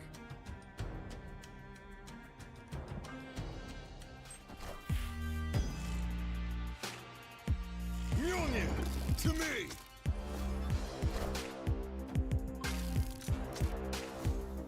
All right, Thanos is fully locked and loaded here.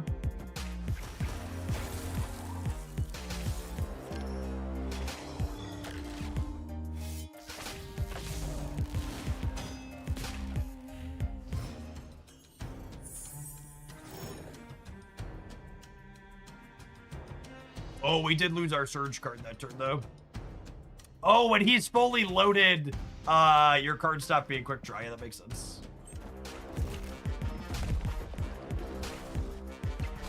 They're a flicked combo. It does look like they're likely a flicked combo, yeah. That's probably pretty good against us.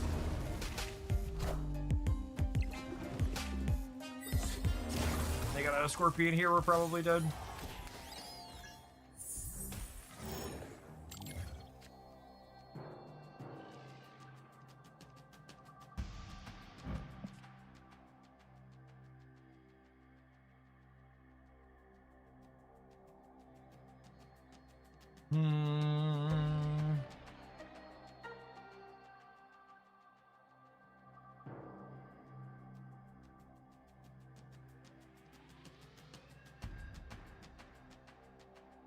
My shot to win here is I need to save Thanos for next turn, yeah, so I can shoot one of the Scorpions.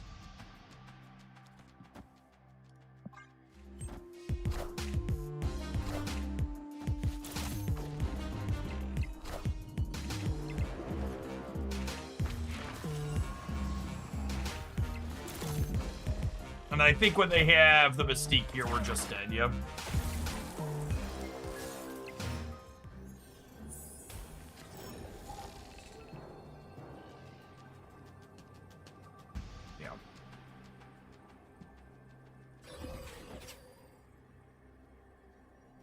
And for reference, this is a big part of why I've talked about it's hard to know if these Thanos decks are good when you're playing mostly mirror matches, is most of these Thanos decks are incredibly fair. Meaning that I bet they're all going to have a really hard time with go over the top combo decks. So the is Thanos a good and competitive card? It is a question that's just really hard to answer when most of his win rate is against other Thanos decks because of how many mirrors there are, right? So it's an answer that if the card, especially with weekend missions, we might not realistically have an answer to, is Thanos a good playable card until next month when there's not a novelty factor plus weekend missions to incentivize him. And again, just to go back to talking about Agamotto, because I think it's the best comparison, is Agamotto decks, people were calling for that card to be nerfed very heavily during its season because it was so novel and popular, and it isn't anywhere now because it's not very good, and its play rate just naturally fell off when there wasn't a huge incentive to play it with recency bias.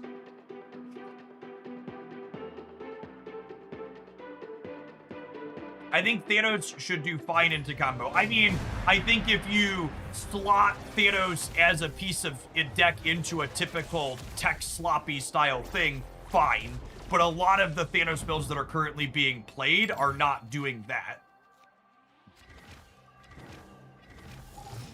So, like, can Thanos be fine when you slot him into established good Marvel Snap deck? Yeah, sure, of course. It's like the easiest Marvel Snap layup, top end a bunch of aggressive disruption cards, like, fine. But again, to go back to, honestly, my Agamotto example, if you go back in history as someone who has a good memory of that time, the best Agamotto decks were tech slop disruptive decks.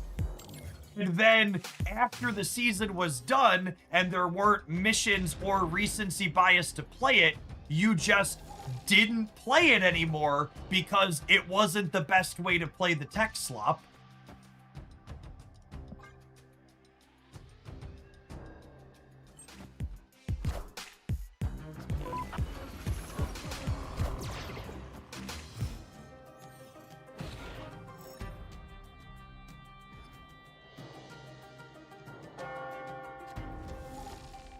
Agamotto was an okay source of points for tech slots, but it was worse than just not playing Agamotto. Yep.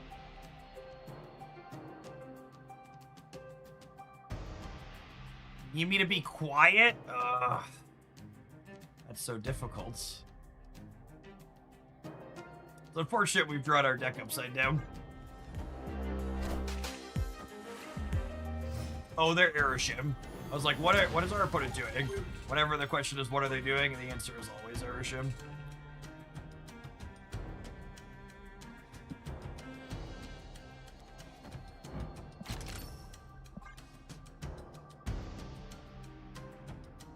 Isn't the important question, is it fun? It's a very sweet novel design, but no, is it fun is not the important question for most people. Face the might of Asgard. Not remotely. Mjolnir. Mjolnir.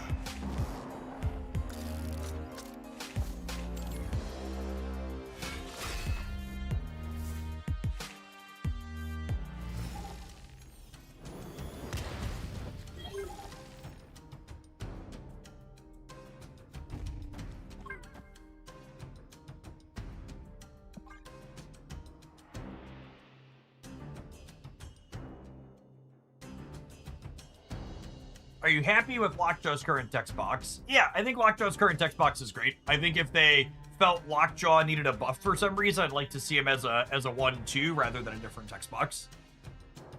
I think the text on him is good design.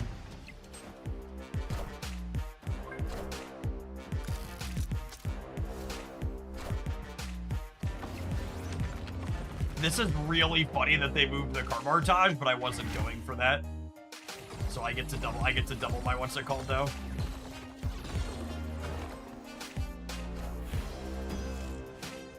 Mjolnir to me. Unfortunately, their objective card goes before mine, so I don't get to have Ensamador happen here. Wait, what?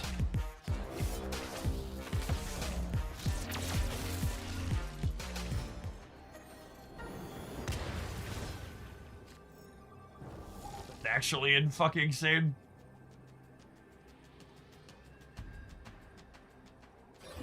Alright, hopefully they don't have a tech slop to kill the Thor, and then we win the left. Yeah, the objectives check simultaneously. Yeah. Somewhere in my mind I do that. There's an invisible Sinister Six here, for those wondering. Holy shit, I am deaf.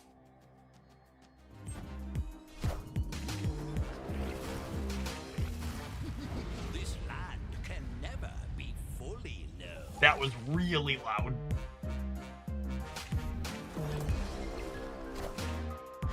We are the future.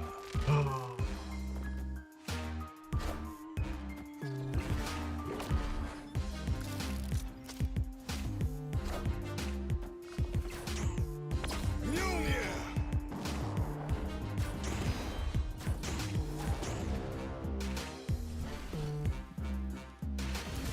It's really difficult to put into words how frequently I would close Marvel Snap and never play the game again if it wasn't my job when I play against Aeroshim. It's just, nothing makes me hate this game more than this type of experience. Just like, what an awful, miserable match of cards.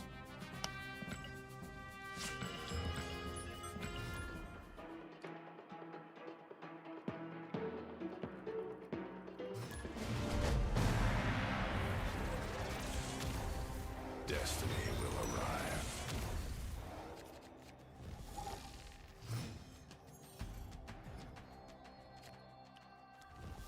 Opponent snapped.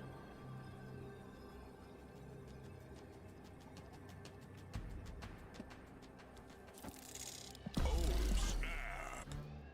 Frolic, thank you for the 40 months. Welcome back.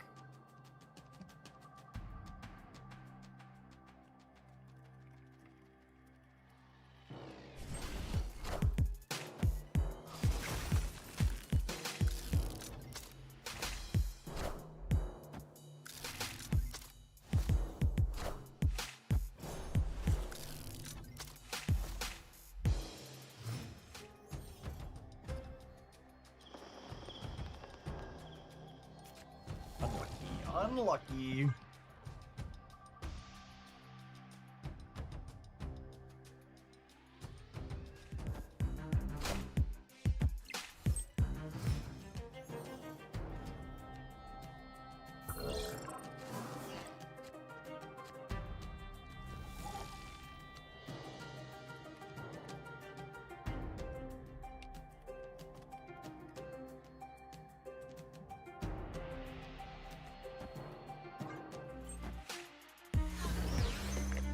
Face the might of Asgard. Mjolnir!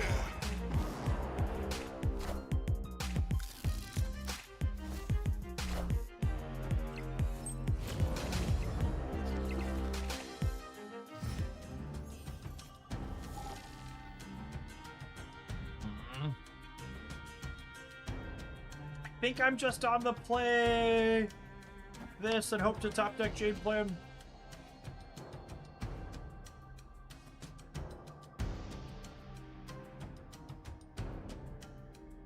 Honestly, I don't even need Aeroship gone so much as I would just really wish there was a game mode where it wasn't good that I could play. It's like just another reason why Sanctum Showdown is just like one of the best ways to play Marvel Snap.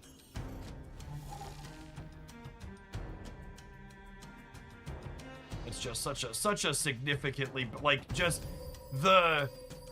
that quintessential, there's only one turn that matters in regular Marvel Snap makes Aeroship just significantly better. When the game is about more than just one turn, Aeroship is a lot less problematic.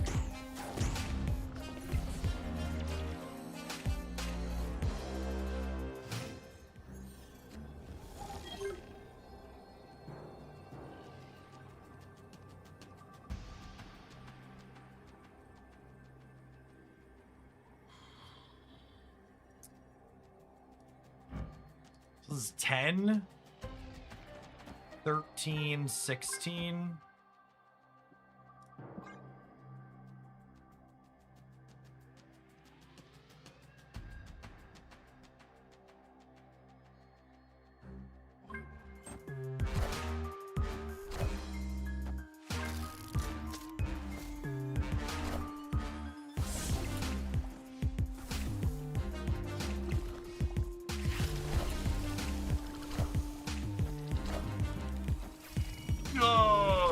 center.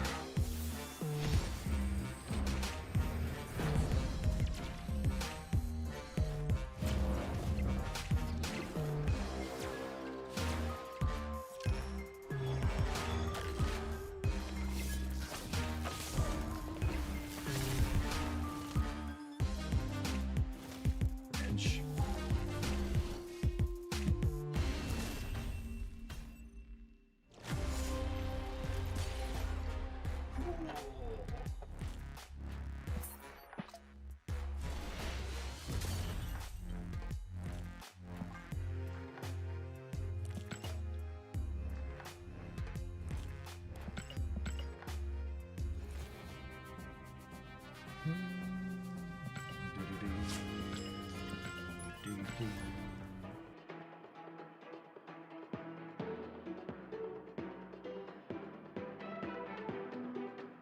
Wow, so we actually didn't look at this stat earlier. We were looking at stats just to talk about popularity and recency bias and all that. Pre-infinite on Untapped right now for the new season. 55%, over half the games involving Thanos.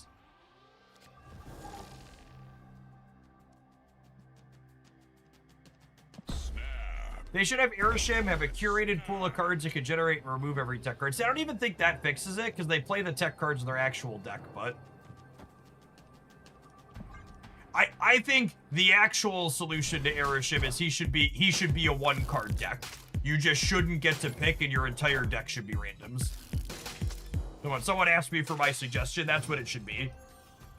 It would let the people who make the claim they want to play it for the random card experience still do that, but the reality is most people playing Airshim aren't playing it for the random card experience. They're playing it's one of the best ways to slot people.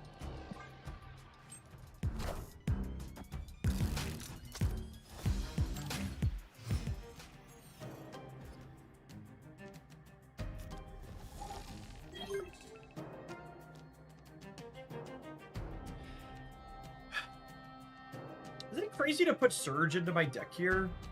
Probably.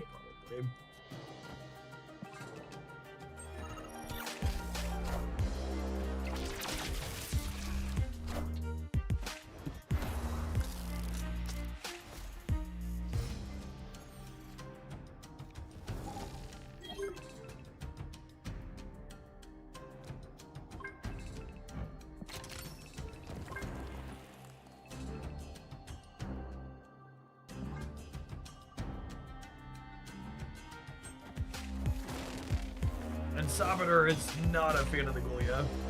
Neither is Rockjaw.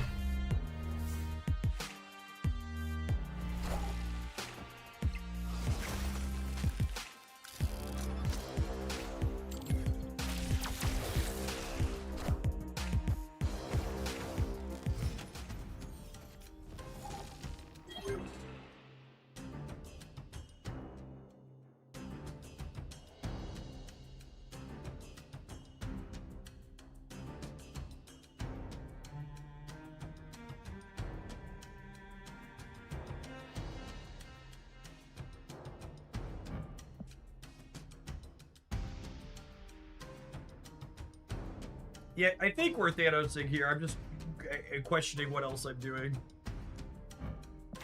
I think it's this to use up the Lockjaw before I start doing this, and then I do this in the center.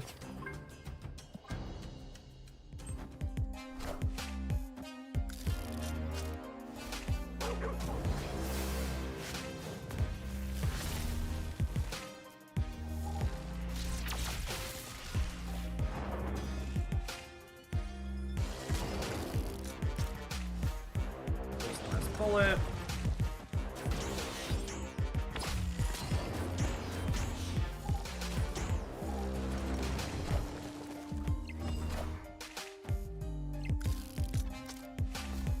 All systems go.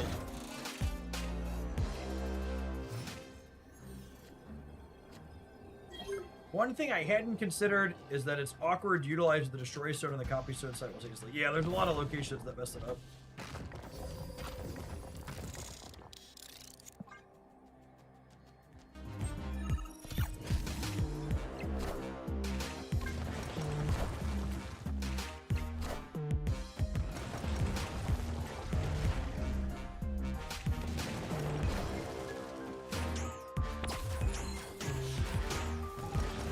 being Abomination is cute.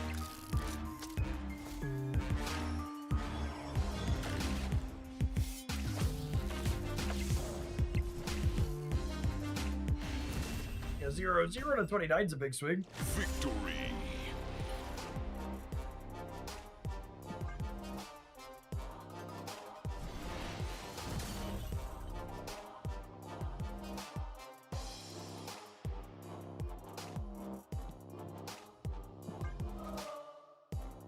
Lord Odin, thanks for the almost 4 years of support. Appreciate that. Welcome back.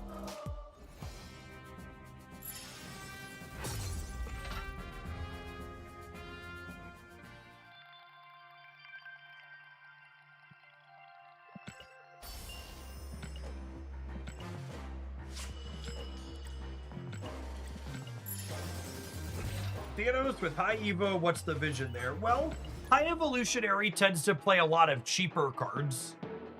And that's basically Thanos' deck building requirement, right? Like, the way you want to think about Quick Draw Thanos, or Fractured Frontiers, whatever you want to call him, USA Thanos, is his deck building requirement is you want a lot of cheap cards, and you want cards that you don't necessarily have to play at particular turns of the game.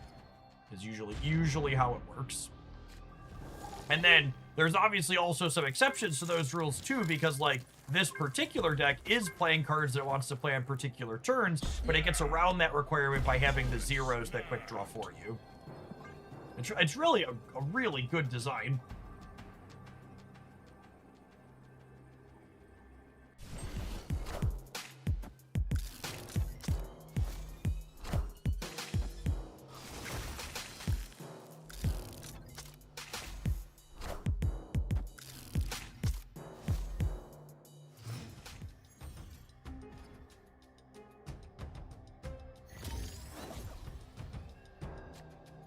Off-curve plays for quick draw are also beneficial for soaking for high Evo cards. Yeah, that's true too. That's a good observation. Wasp has felt like the glue in my Evo Thanos list for sure. Yeah, that's a good call too. You've been playing Wasp in a few things. Also, we were yellow jacketing yesterday with Werewolf by Night. Oh, drawing the deck upside down. Someone was asking, you know, can they replace Gore earlier? I think there's a chance he might be better as just another cheaper card. Imagine we draw like a 2 or a 3 here. That would be really good.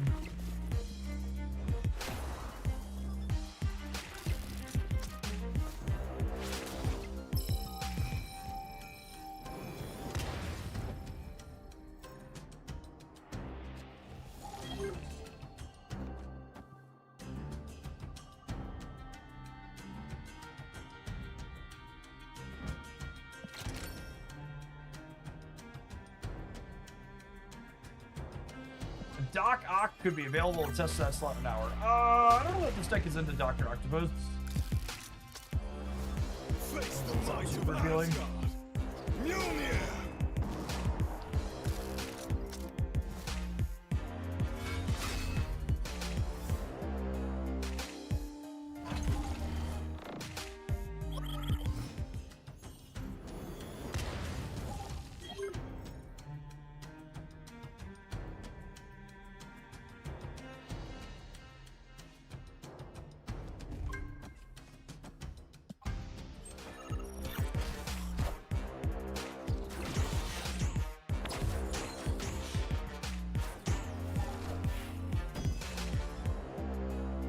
Mjolnir, to me!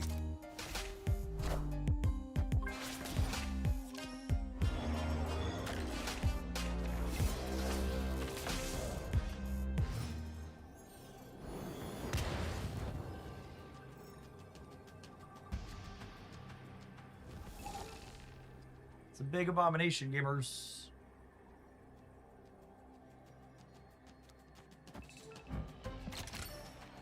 This is the best draw on my deck, though.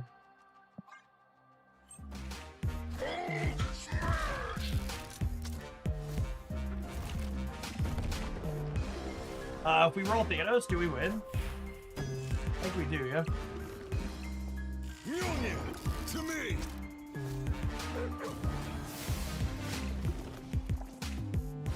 Damn. What a show that would have been. Because we would have, if we we rolled Thanos there, he would have copied the Wasp. He would have been 12 points of power, and he would have murdered their Thanos. So that would have been, we'd have actually lost 2 here, because this Thanos would be dead, so we'd be tied. But they'd be down 13, which would put them to 29, and I would be up 6 plus 4, I'd be up 10. So we'd be 39 to 29, 15 to 15, and then down 7 here.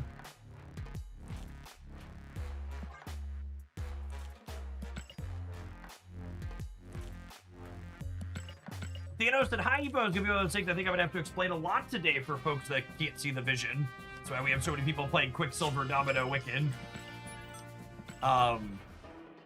Yeah, so again, the deck building requirement for Fractured Thanos is you want your curve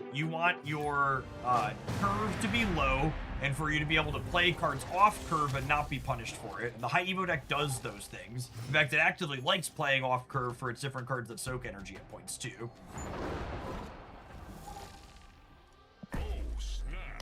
So like from a conceptual, is this doing what High Evo is doing? The answer is yes, it is.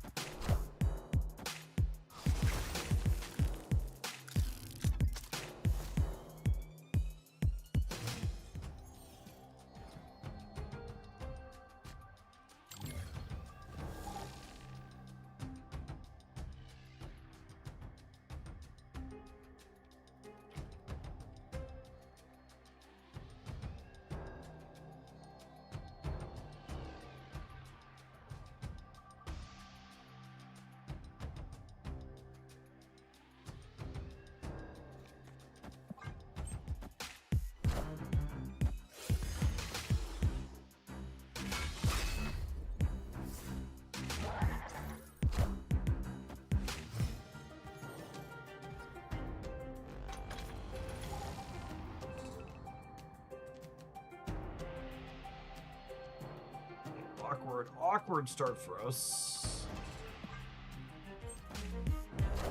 Although I guess Thanos is already in my hand, so playing into my Vibranium Mine is not the end of the world.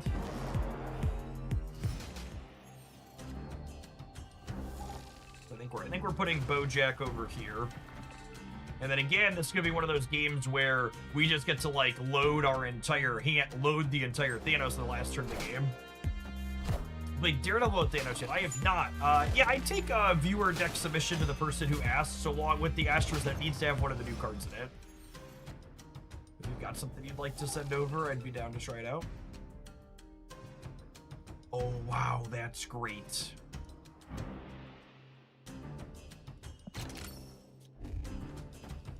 Get to fish it back up again. Lovely.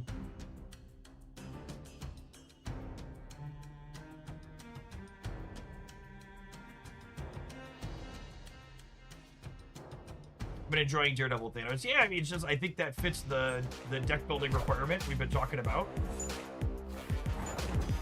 Low curve, doesn't mind playing its cards off curve.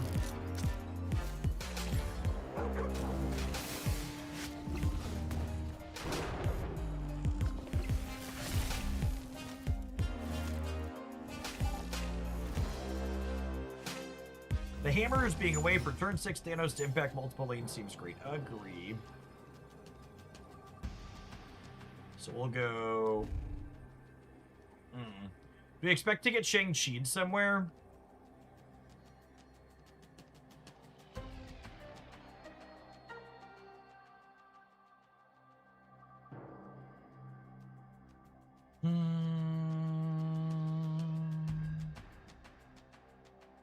If they go to 25 in the center, my Thanos is 12, and then 2 hammers are 8, so I'm adding 20 here.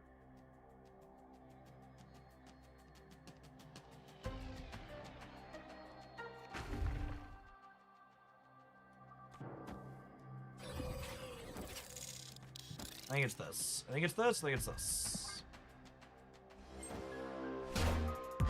This is beating beating. This is beating Fenris back the Bojack in the order. Oh, I'm missing a Thanos stone. I didn't load these bullets. Yeah, I could lose this now because of my order. Yep. Sorry, I was lost in the sauce.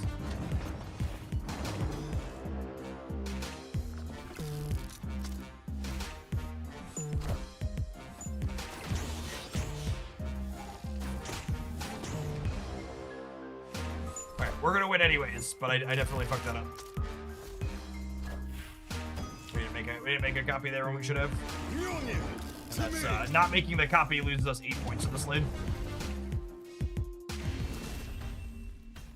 Maybe copy the Mjolnir rather than the Beta. Nah, I'm going to +7 over here.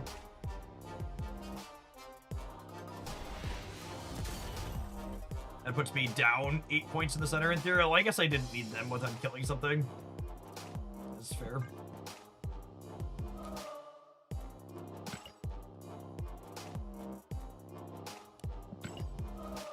The court has allowed disorder this time. Yep.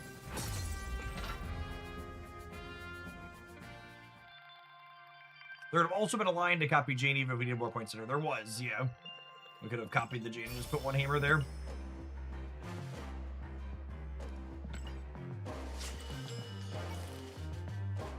Really neat deck building exercise.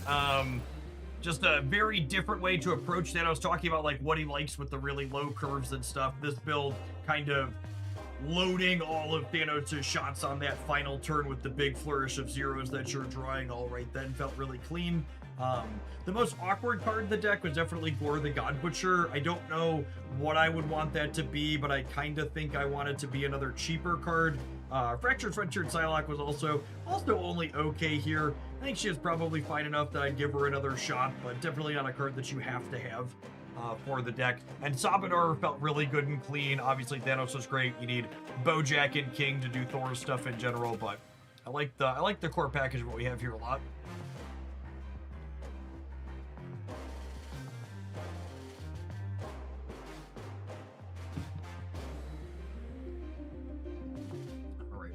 What are we doing next? I don't know what we're playing next. Maybe it's ooh. We did have this one. I think I want to play another Thanos deck though. Let's do some Zoo next maybe. I'm gonna tap an ad roll and then we'll be back with some of this. Thanks everybody for hanging out. Don't go anywhere, gamers. If you're watching on the YouTube side, don't forget to hit the like button. I appreciate the folks that have done that already today.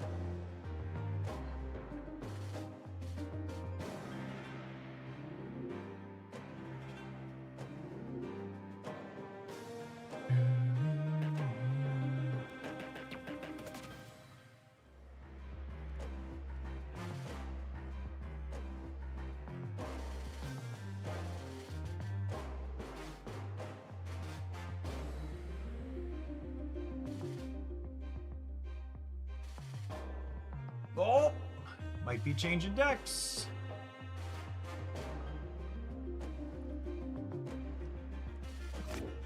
What do you got for me, Tito?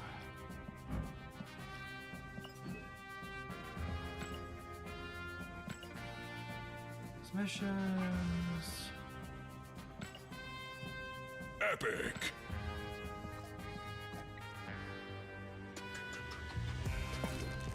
Actually, similar to the new one. Neat. Oh, it is.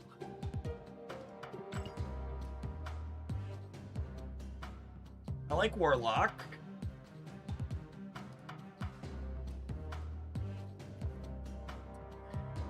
How do we feel about Bob versus Black Cat?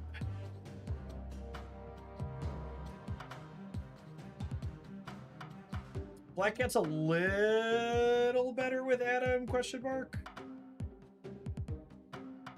Bob gives you a little bit more flexible sequencing though.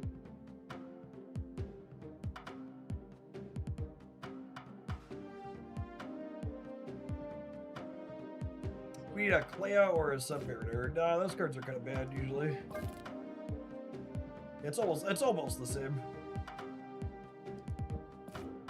Just very, very close here.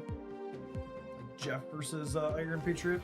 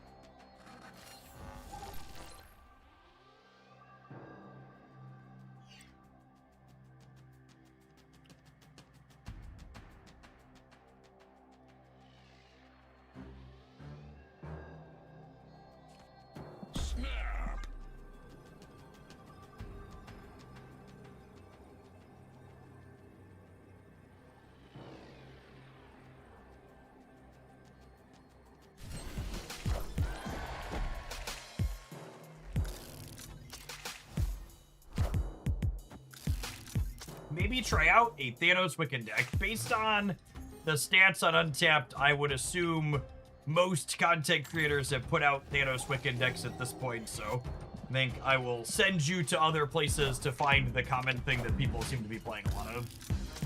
Usually we try and focus on coloring outside the lines here.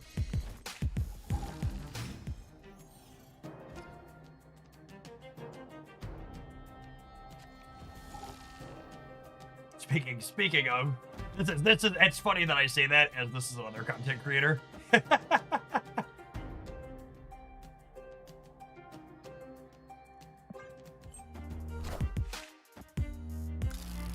Is it fun, Q?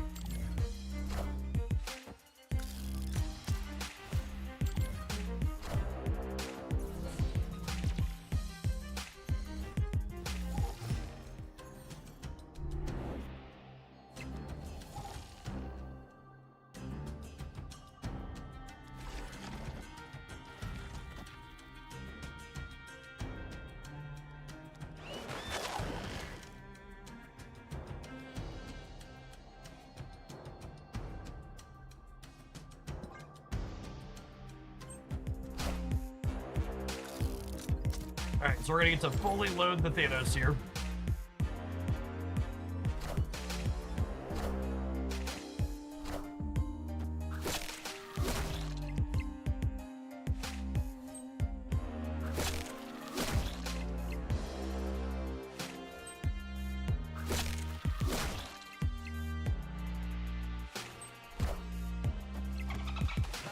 I'm Spider-Man.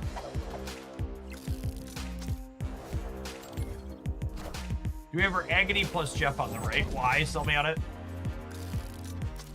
Tell me why that's good.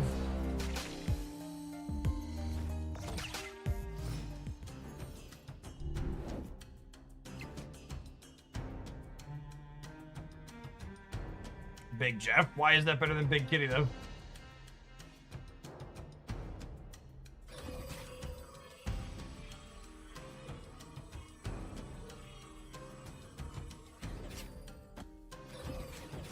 I just like Jeff. Legitimately good answer.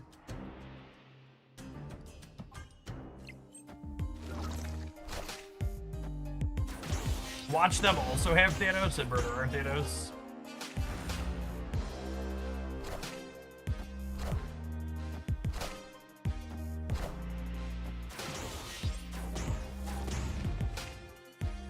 Oh wait, they only get to murder one though. That's good for us.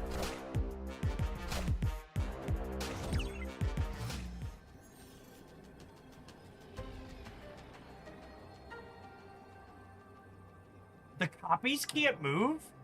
Shouldn't the copies be able to move? My brain bad? I feel like the copies should be able to move. They must have the old Phoenix Force bug. They didn't shoot the bullet, sure, but they're copying the card that shot the bullet shit.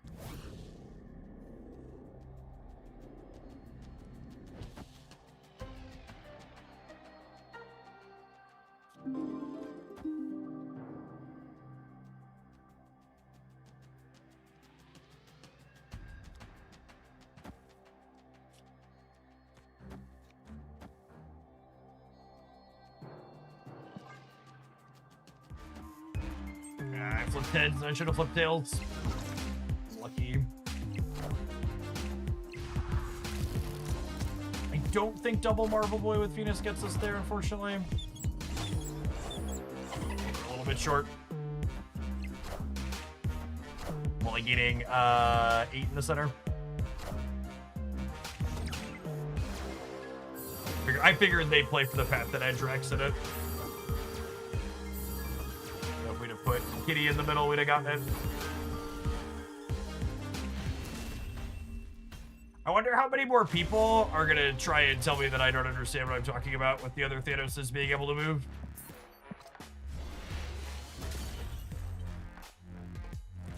For reference, all the other cards that create copies of things that make themselves movable on the following turn, you can currently move the copies the next turn. Specifically, we're talking about things like Phoenix Force or Multiple Man plus Penny Parker's Spider Effect. The Penny Parker Multiple Man Spider Effect is a key interaction in a deck that's relatively popular and good.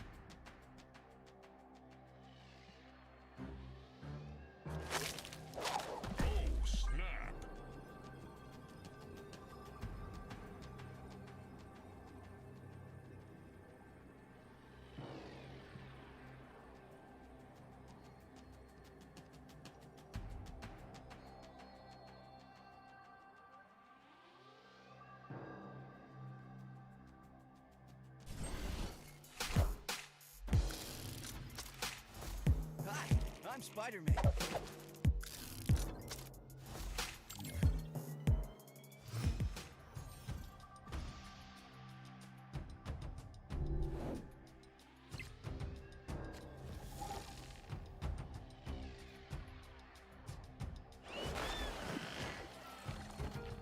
Maybe I wait on the Agony buff.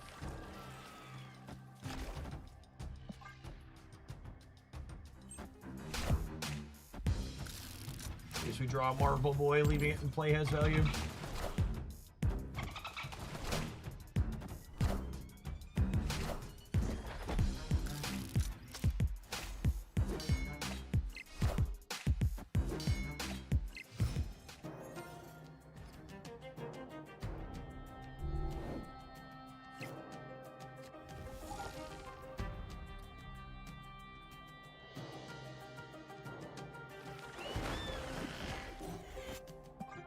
They're disincentivized from playing here.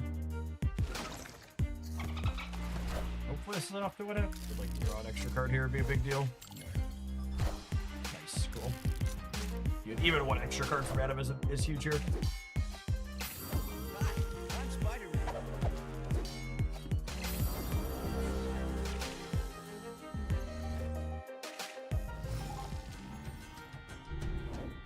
And again, the card Adam draws still has quick draw.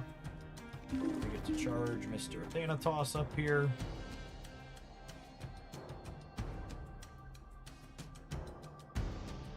And next turn we'll get to get Shooty Bang Bang.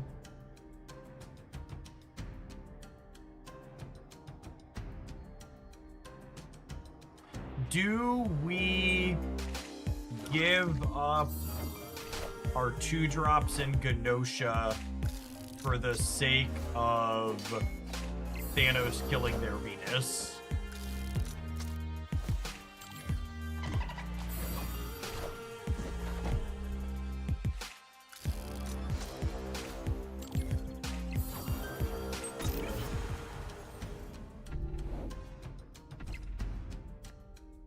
I don't think so. I don't think so. I think it's this. I think it's this. The Thanos merging into the Agony and letting us move her power on the board in the last turn is a neat thing I hadn't considered.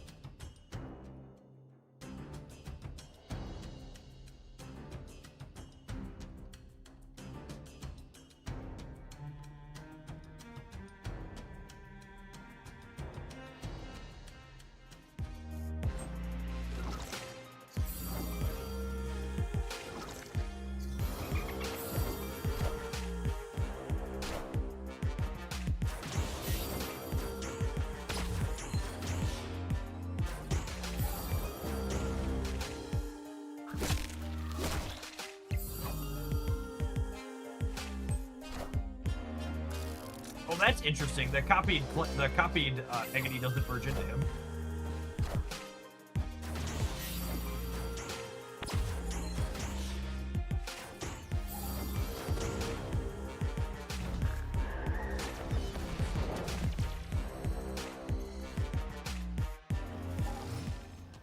All right, then we're guaranteed to have Marvel Boy here as well. It's honestly pretty good, yeah.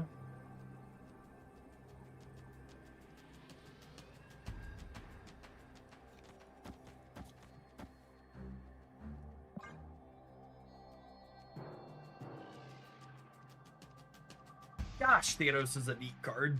He just does so much. There's so many different ways to build around him.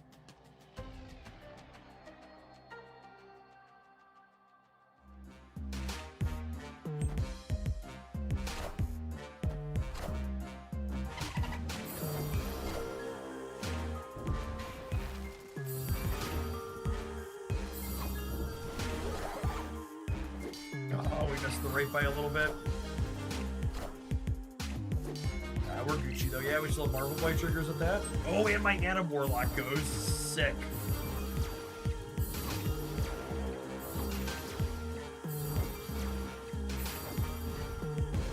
Wow, what a close game.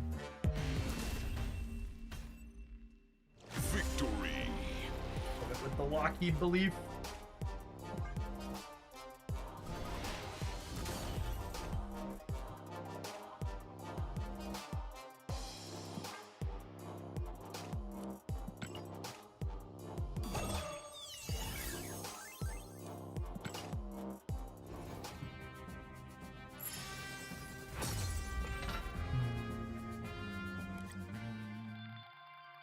You only load Thanos 6 times. I believe so. You load each shot once.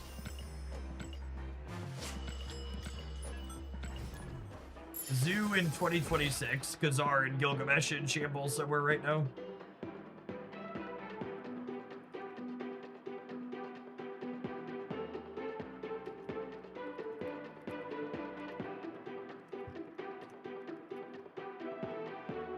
Are you living in a world where Khazar could give +2 yet?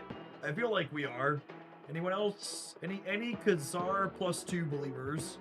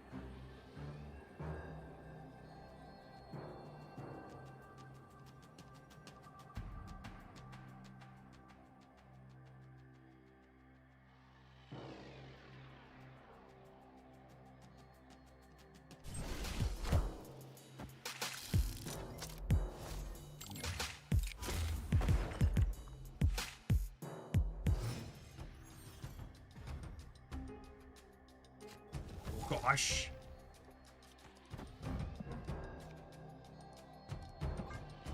What a location.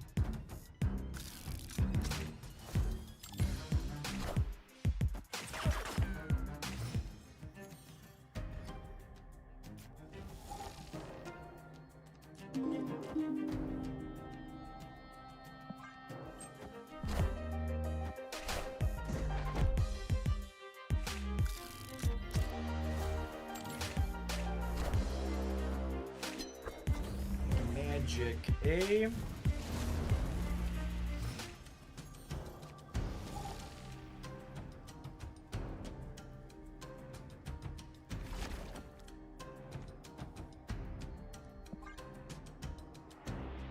Magic and Luke Cage on average Scorpion combo, which again I think is probably a pretty terrible matchup for our deck.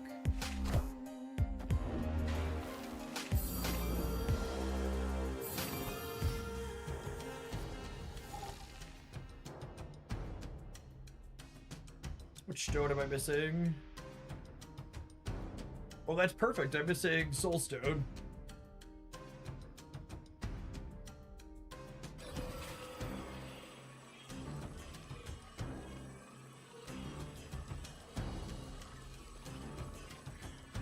Sniping Luke actually doesn't really do anything against the opponent's combo deck. Because your things are going to have way bigger penalties than theirs.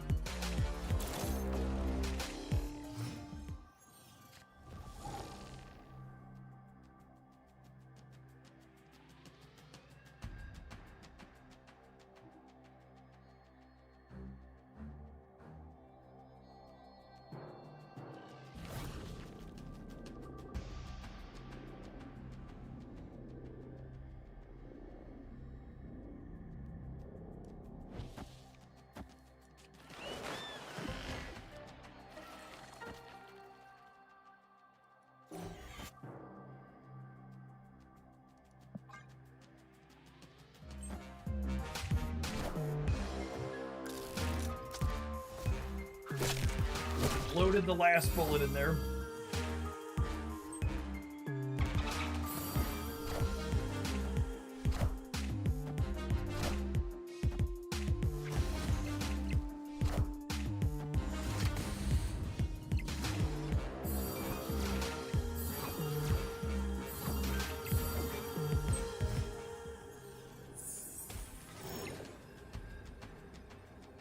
Spooderman.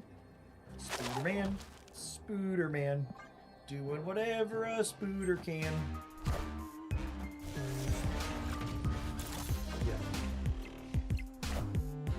Yep. Shout out to the person who said they can't mistake their Scorpion. This one goes out to you, gamer. I'm Spider-Man.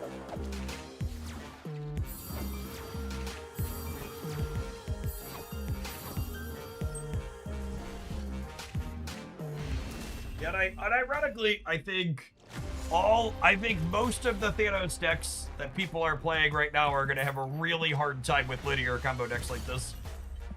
I think if you're looking to counterplay the fact that half the field is playing the shiny new card, I think playing a big linear combo deck, Scorpion, Man Spider, something like that, is probably a good way to exploit what people are doing with these kind of dirtily mid-range Thanos decks.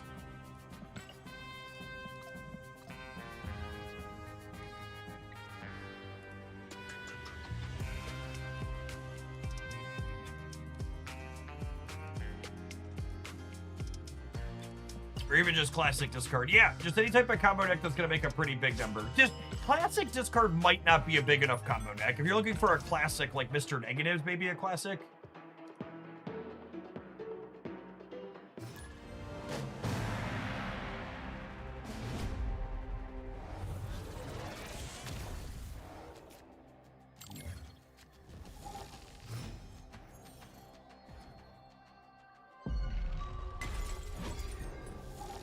Opponent snapped.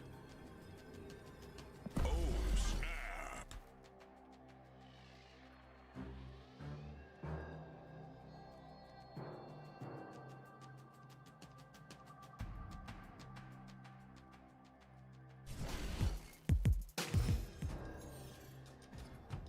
Anytime I don't have a 1-drop in my opener or my 5 1-drop deck, I feel pretty cheated. Oh, this is Surge into Venus on the island, so maybe that'll make up for it.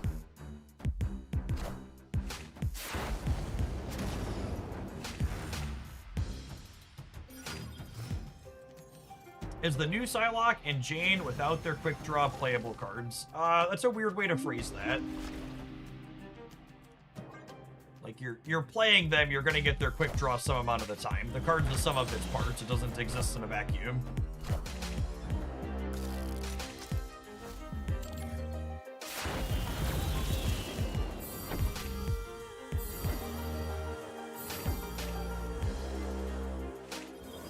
Shade Patriot goes before locations.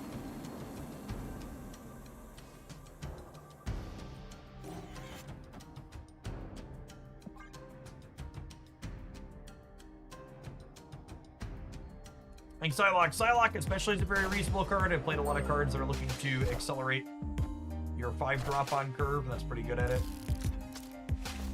Is that an Iron Patriot Wiccan? Okay, but they didn't play a 1-drop, so that's fine. I lost my Jane Foster trigger here, but we won the Rocket Pad, and we're going to draw with that on Warlock, so 6 in one hand, half dozen in the other, I suppose.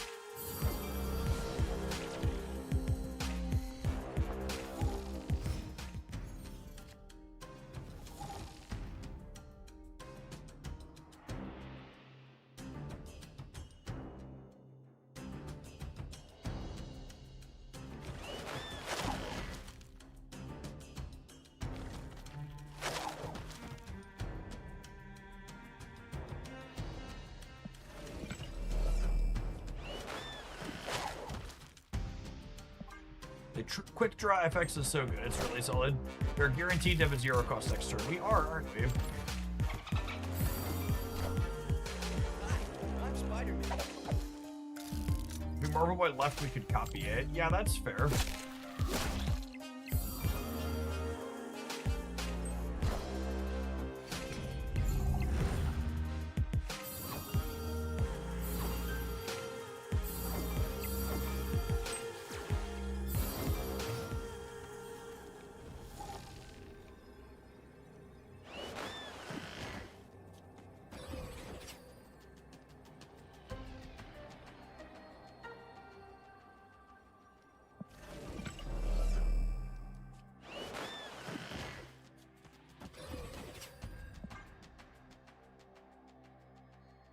Final answer. Final answer.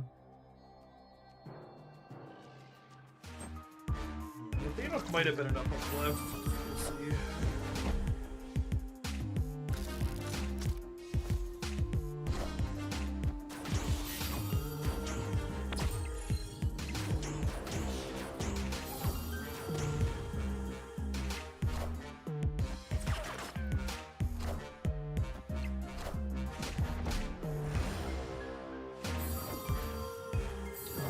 On top of this lumminess. The Thanos decks seem to be pretty resilient to interaction, which is nice. You get gone over the top of by the linear combo decks, which are resilient into the decks that are looking to kick your castles over. It's probably a pretty fair trade.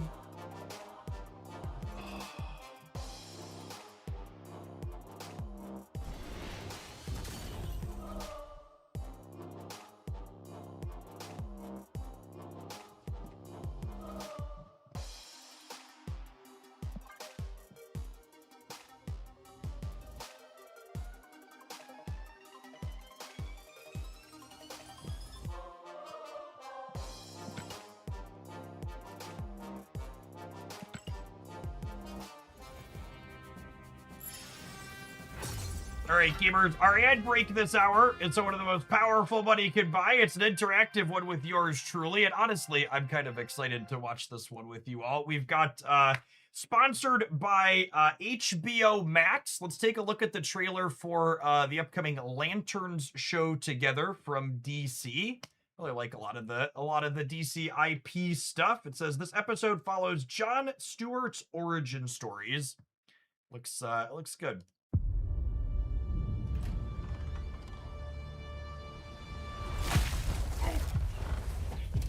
It's time to get up, Junior. So, you're a space cop. No, I'm just being trained. All right, new lesson. Take the ring and fly. Just fly. I'm sorry. Fly, please.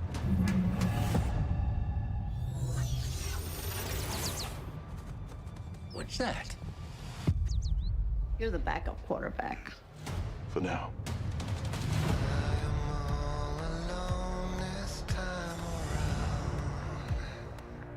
Yeah, it looks legitimately good. It's no accident we're here. These victims are gonna end up being alien. Based on what? I have a feeling. He has a feeling. I think this is more than just a feeling. This is a threat no one's ever seen before.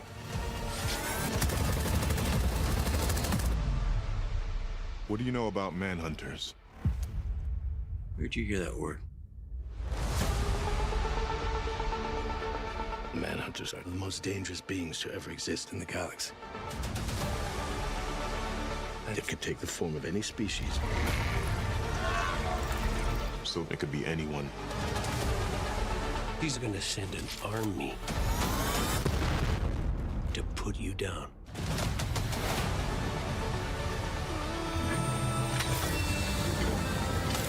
Do you resent Pal Jordan? The ring's always been mine. Jordan's just keeping it warm.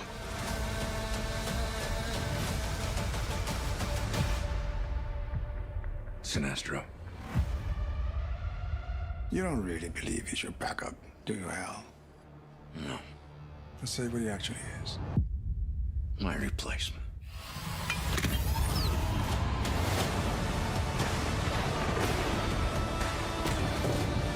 In brightest day. In blackest night. No evil shall escape my sight. Let those who worship evil's might beware my power. Green Lantern's light.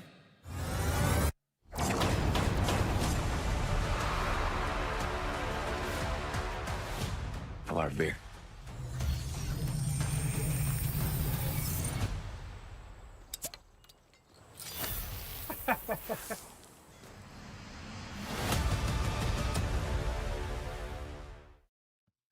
It's been a minute since I've subscribed to HBO Max, but that one might pull me back into it. I really like the DC Universe TV stuff.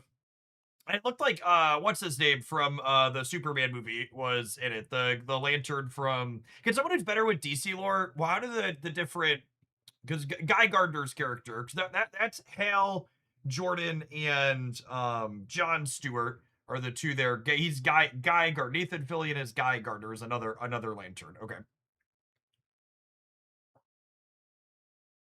Like I really liked the Superman movie. Supergirl was fine. I didn't think Supergirl was like exceptional. It was like it was a fine movie, but like I think the Superman movie from last summer is one of the better superhero movies that's come out in the last little while. Yeah, that Lanterns looks pretty good too. Shout out to HBO Max for sponsoring. Check that out starting on August 16th. Let's get back to some Marvel snapping, huh?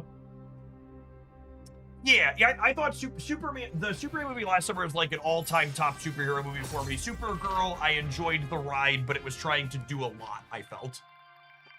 It wasn't bad, but there was just a lot of things going on in it that felt a little bit less cohesive. It was a good action movie, I thought.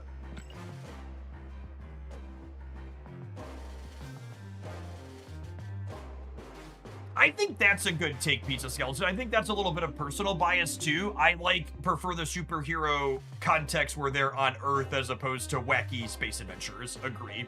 It's easier for me to feel connected to them. Jason Momoa was really good as Lobo, but Lobo felt weird as a character in the movie.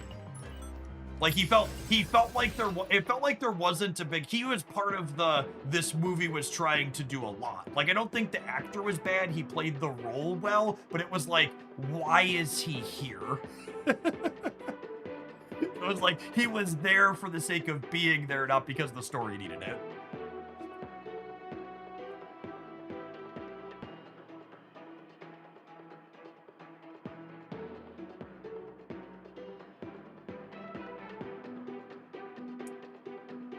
Yeah, I thought it was fine. I mean, I like most super. As someone who like is playing Marvel Snap and like I play DC Dark Legion as like a DC mobile game, like I like superhero stuff. Believe it or not. It takes a lot for me to like not like a superhero flick.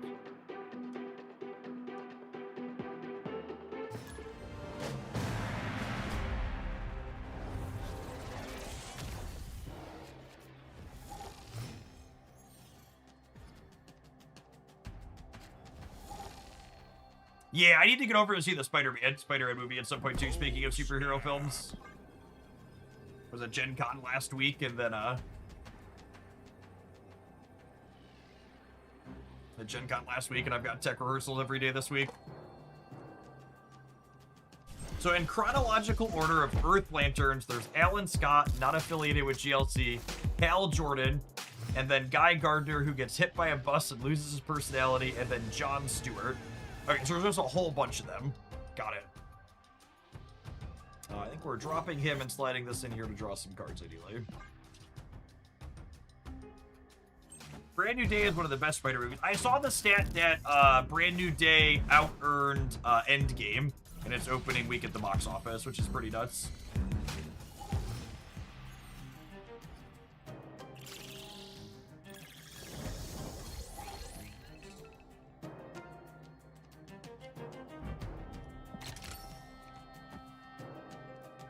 Jane sounds great.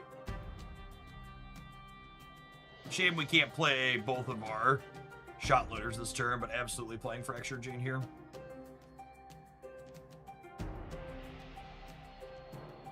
Have you played New Thanos with zombies yet? I have not. There's so many different things to explore with him.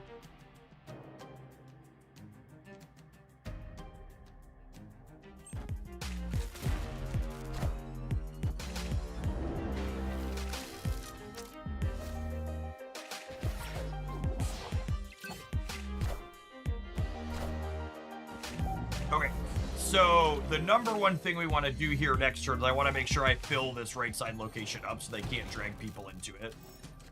I'd like to avoid that happening.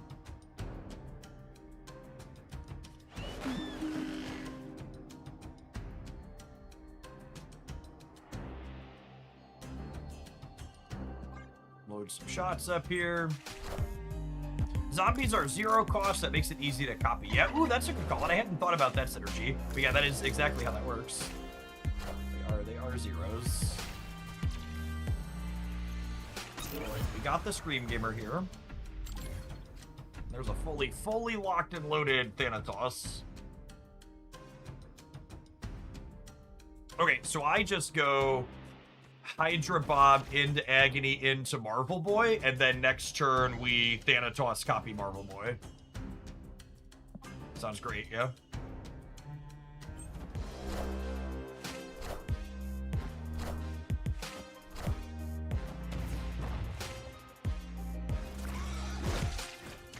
It could have gone better, but it could have also gone worse.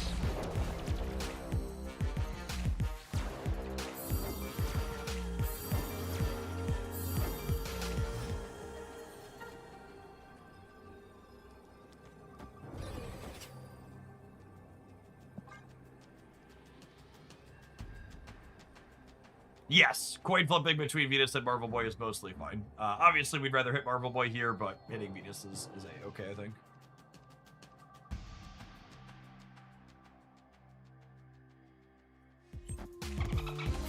I should Thanos first. Why?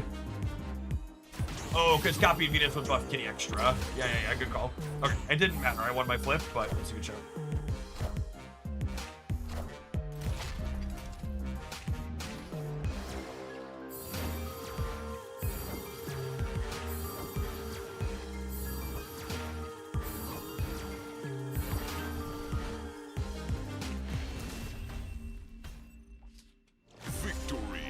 DC sponsoring a Marvel Snap stream. I mean, unironically, gamers, advertising your upcoming superhero TV show to people who like to play superhero games is probably stellar, yeah? I would wager HBO Max / DC is gonna get more out of the sponsorship on this channel than they will on most of them on Twitch.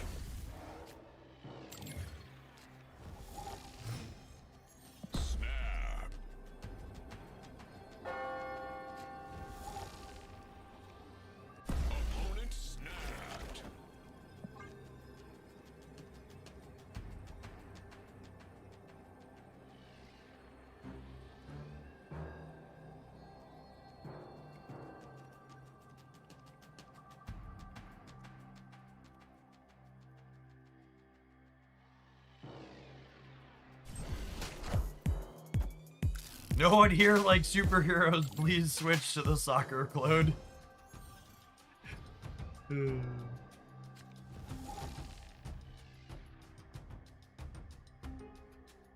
If DC actually made something like Snap, it would be more in demand. DC did not make a Snap adjacent game.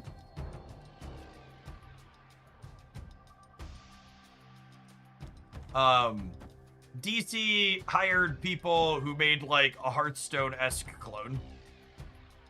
It was not particularly innovative or good. It flopped. It flopped not because of the IP, but because of a lack of innovation and a lack of a mobile client and just bad management all around. I don't think it's remotely fair to compare DC Dual Force to Snap.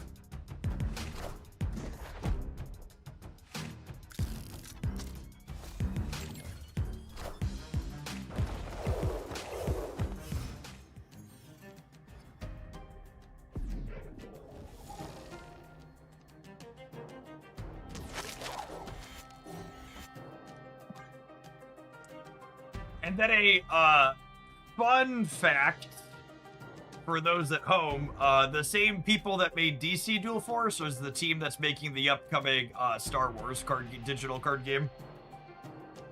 So we'll see how that goes.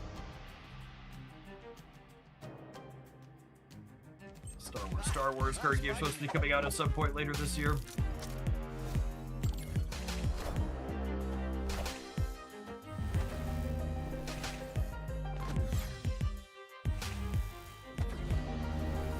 That one is supposed to have a mobile client already. So they at least figured out that part.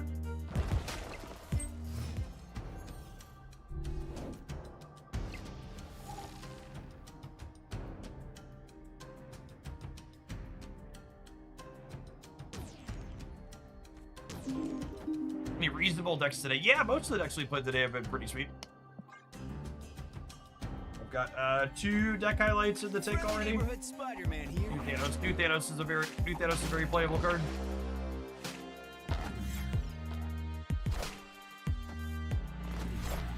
Playable and interesting. It's a really good design overall. Snap's best designs are ones that have the variance element baked into how they trigger things like Merlin and Nico and New Thanos now. They're consistently some of their best.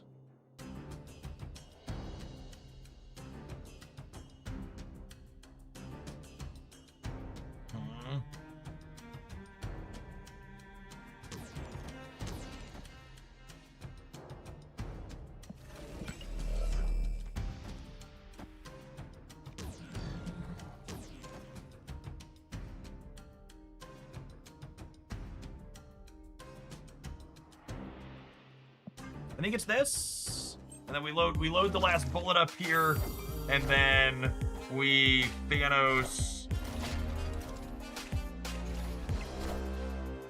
Thanos on the left next turn, blow up the Polaris. Or he's supposed to Marvel Boy left to copy. Yeah, maybe, I don't know. I kind of like just filling up my location so it's harder for them to move, but...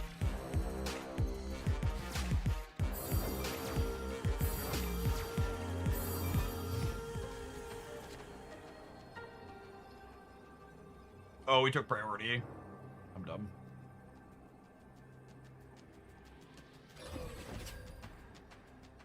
Do I need to copy anything? I think I want to make it so Marvel Boy is more likely to put points into the right.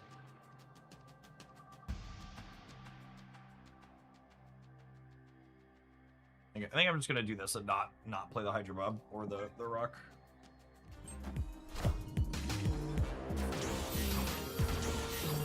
Again, choosing not to clone the Bob because I want more of my Marvel Boy triggers to go here, and I think Thanos is enough to win here on his own.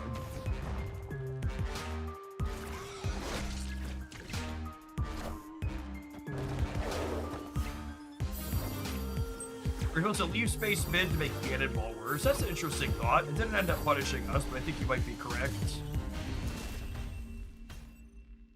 Victory.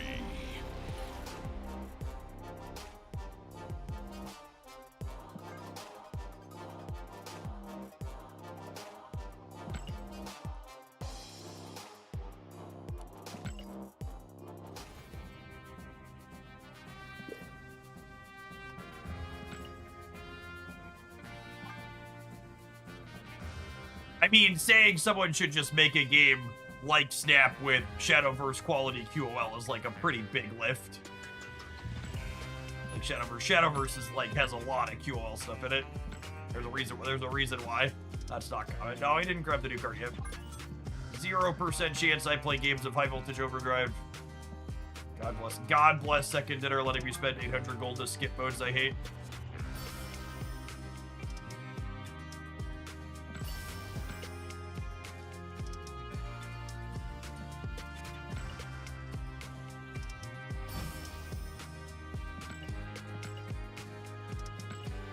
I assume High Voltage Overdrive is the game mode because you get to draw lots of new cards.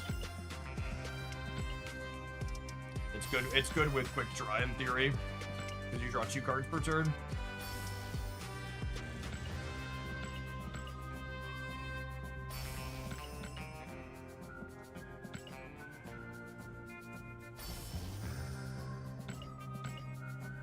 You show me a substitute for Jane Foster. Play a different card that is a 2 or 3 energy card. Dealer's choice. Elsa Bloodstone's probably fine. We played Elsa in similar decks in recent memory. See, I see we're still not quite done with Beach Variants. Do you think this is intentionally modeled after Audrey Hepburn? Is that her name from the TV show? Feels at a minimum a little inspired by her. Oh, you can get the base card in here if you're Aubrey Plaza. Hepburn is the wrong name. Plaza is the right name, correct. How much does this cost me in gold? 80 gold? Yes, please. Striker, thank you for the almost 2 years of support. Welcome back. Ugh, how many regular variants am I missing, chat? Mastery.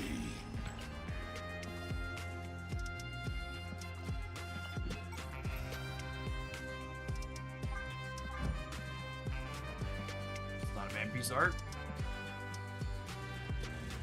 0%. Well, I was about to say 0% chance I earned the one from the event, but I guess I could buy the event out. Yeah. What's the event one?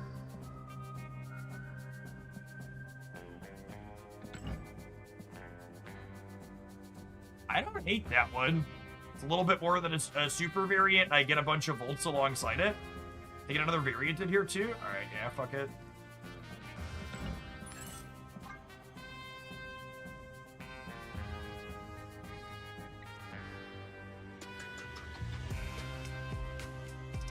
This buys out all the rewards along the way too.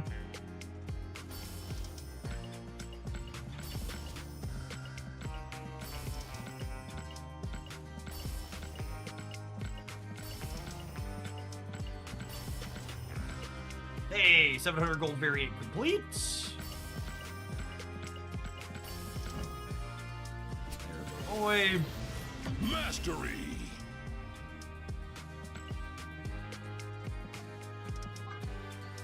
Like 9,500? I didn't need to spend gold on that. Sad.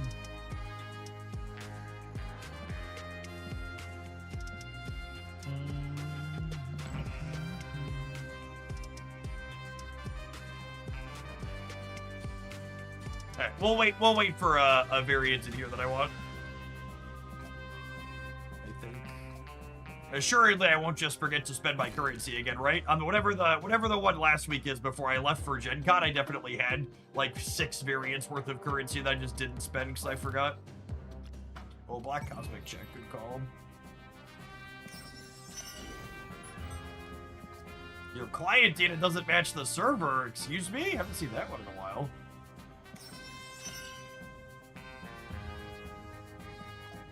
Oh, snap.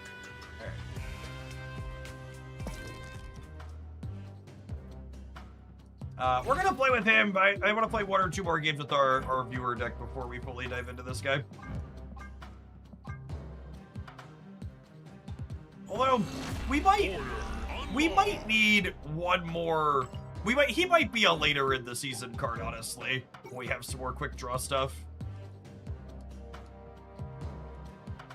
Our existing quick draw cards, I think, are good enough when you don't quick draw. You could use it with Chavez. Yeah, that's fair. We could do like surfer stuff. That's not a terrible idea. Let's play a couple more with the Zoo build. That's a viewer deck, and then maybe we'll try some surfer stuff with Chavez and him. I don't hate that. Maverick or Brood or Mr. Sinister with him. Sounds kind of good.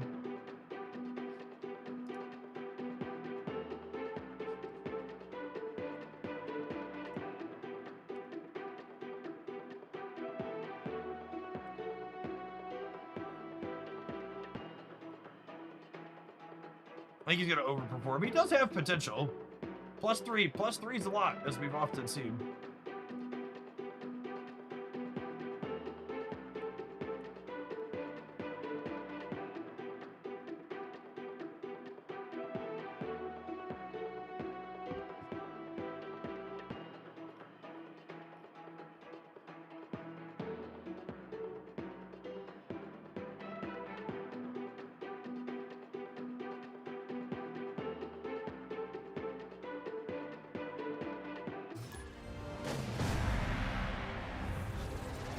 Is it worth his downside of stopping a draw? I don't know. Interesting question. Destiny will arrive.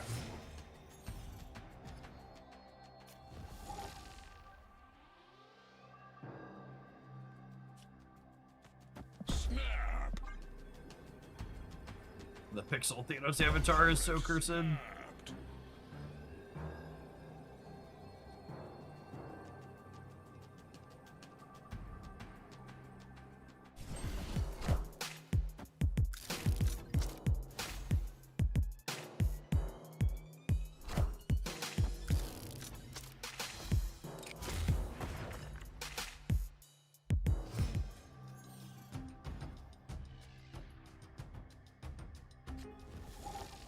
God damn it, Jade. Maybe Sakar will save her. Our Jade Foster likes to do her best Domino impersonation, unfortunately. And the awkward thing about the new Dr. Octopus is the new Dr. Octopus doesn't even really solve this issue very cleanly, right? Because, like, when you draw her on turn 2, she's the rightmost card in your hand. Thank you, Sakar.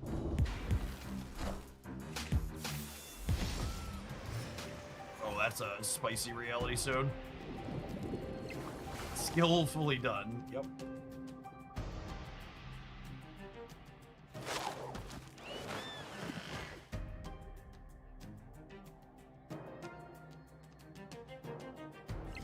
Hi, I'm Spider-Man.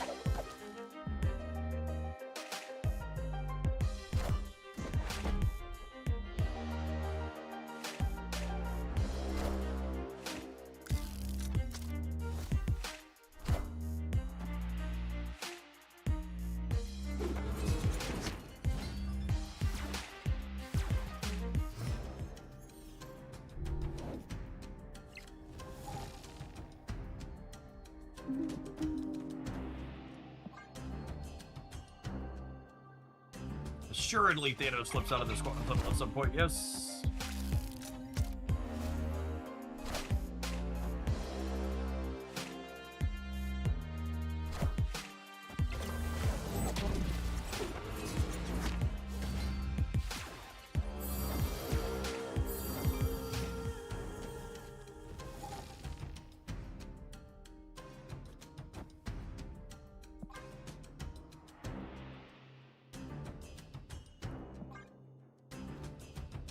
Move this here, I think, so I want Thanos to copy Marble Boy. Kitty loves being in hand, that's why she bounces back every turn, chat.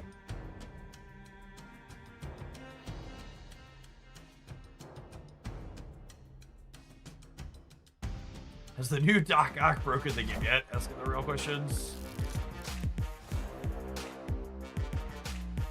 Gross.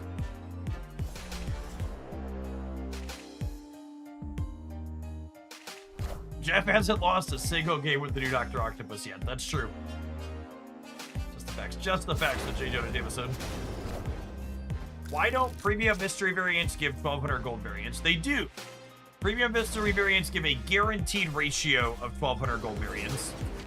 You get, for every 9 premium mystery variants you open, you get 6 700 gold variants that are guaranteed to not be pixels, as well as 3 1200 gold variants.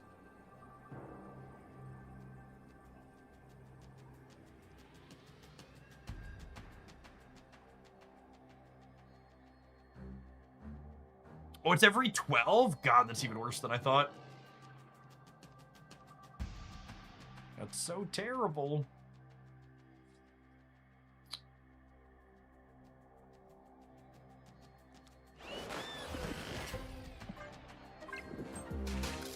It's 3 out of 9. I've researched this.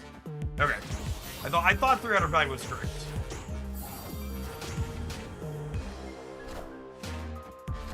And we have a source. Love source linkers. Love source linkers. Free 9 premium mystery variants are guaranteed, not in this order. 3 and 6. Yep. Jeff's anecdotal memory undefeated as always.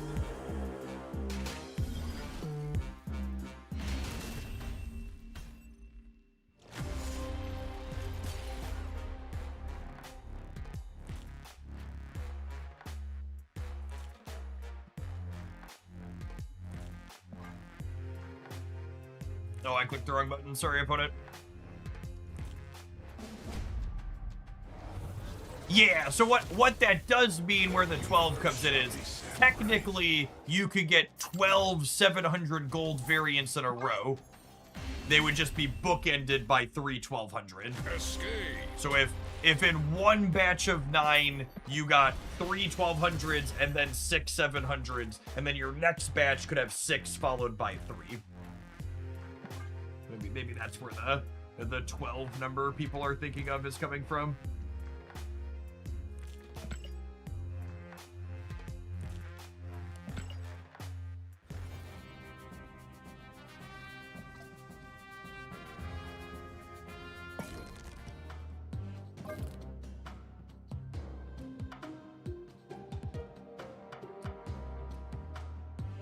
If Thanos had a problem, I'm not confident that he does, but if he has a problem, I think he potentially has what I can lovingly refer to as the nightmare issue, which is to say, this deck felt pretty reasonable and is like putting out some pretty alright numbers.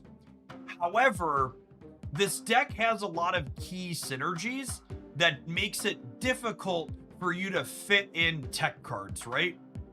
Like, reactive things or things that you need to play at key moments are not good with Thanos, and those are some of the most powerful cards in Marvel Snap, right?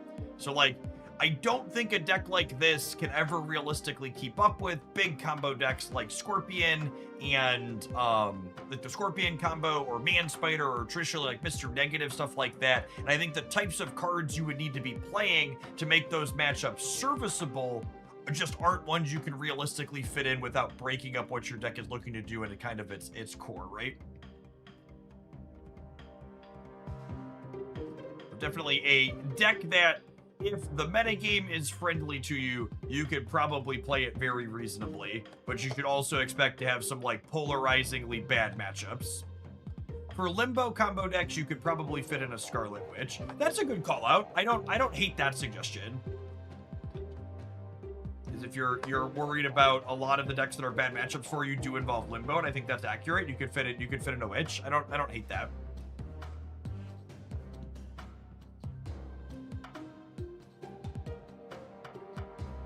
That's been my general issue with Venus, and Thanos makes it a bit worse. Yeah, I think that's a good take.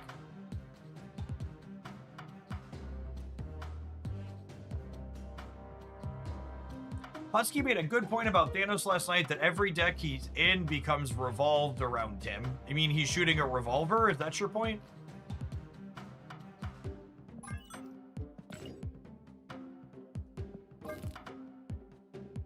Okay.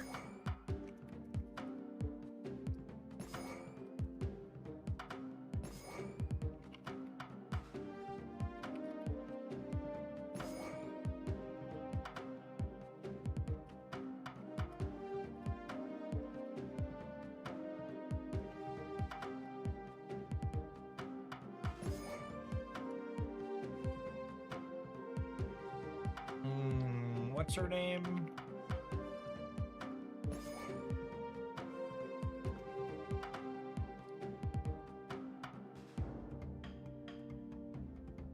I think Thanos is incredibly fun and interesting design. What's his auto deck? That's a good question. Check that before it gets changed around.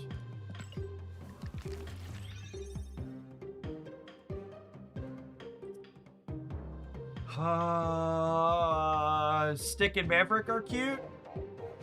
It's a Thanos pile. Oh! You know what? This makes a ton of sense. This was the Thanos auto deck, and it felt like it had weird cards in it. It was waiting for Dr. Octopus. This deck didn't make a ton of sense with Maverick and Stick in it when we looked at it yesterday. It was waiting for this. I don't know what was in here instead. I'm sure it probably puts him back in. No, it put Iron Man back in actually. But yeah, that's what that was the auto deck with Iron Man instead of him yesterday. This makes a lot more sense. I don't think this actually had too terrible of stats either, but this is that makes interesting sense. Yeah, we'll leave that one here for now. We'll maybe do that.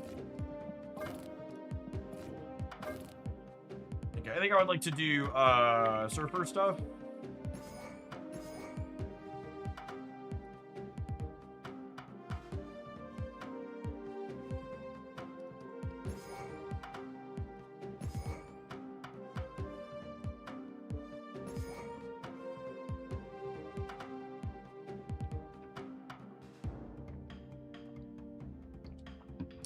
I have a judge question. How do we think Prodigy interacts with quick draw cards if you play him the turn you drew him? Do we expect him to work?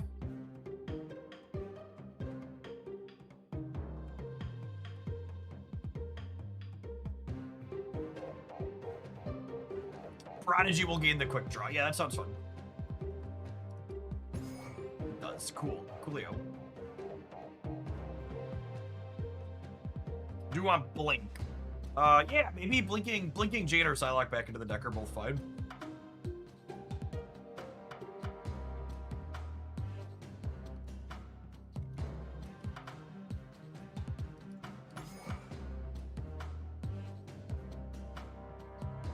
We use Jubilee 2. Fitting in a 4 drop sounds like a challenge. I also think I guess you could put the Jubilee back and then guarantee her on 4. It's not terrible. Can we play Namorita? I think I'm at my threshold for unplayable cards. All right, I need to run to the restroom. We'll tap an advert while we do that, and when we get back, we're gonna try some of this. Thanks everybody for hanging out today. Don't go anywhere. Here we go.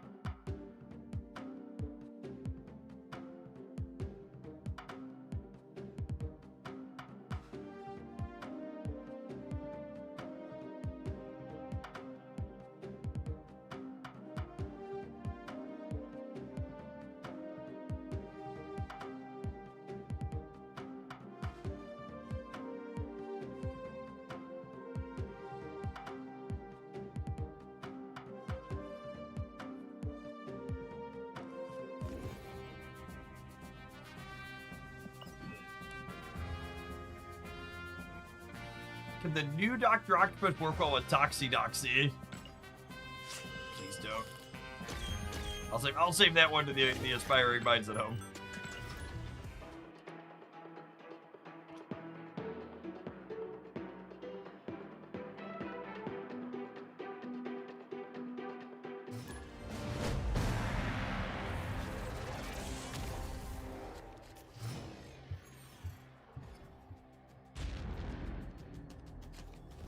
Opponent snap.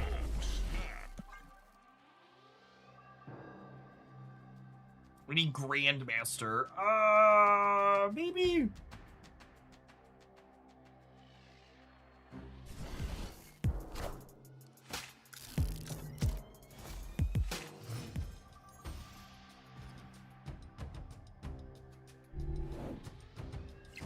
Yeah, +3 on Carter sounds fine.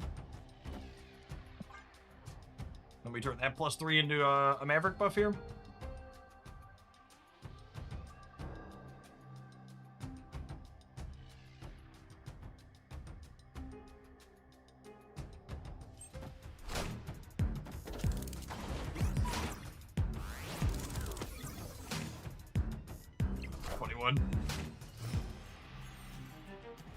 I haven't played in a while because I get stressed over FOMO. Did they put a way in the game to collect all of the cards? I mean, there's always been a way in the game to collect all of the cards, gamer. It's called your credit card.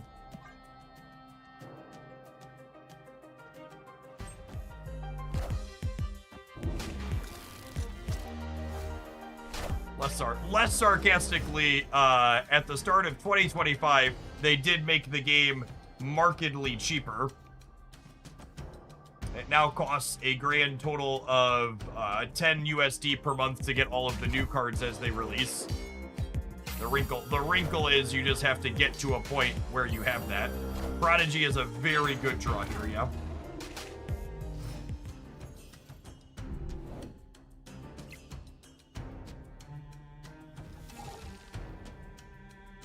Oh, that's interesting.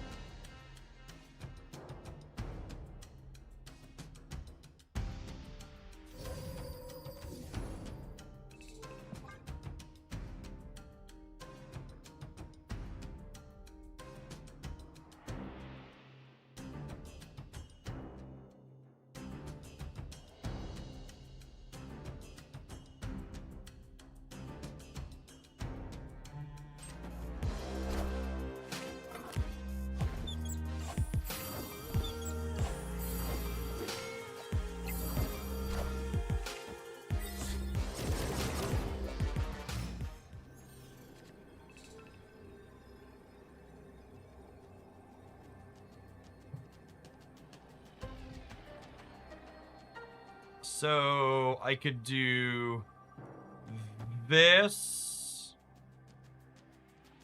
and then I could do this, and then I can Maverick the Surfer to hedge the right.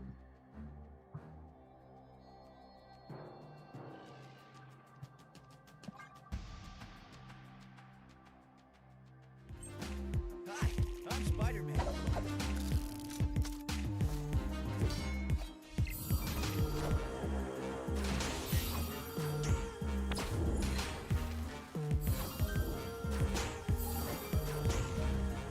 Surfing onto Sam is a bunch more.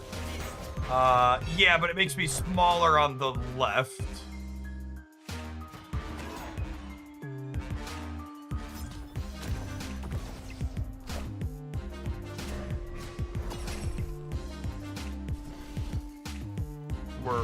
We're big enough at 17. Victory.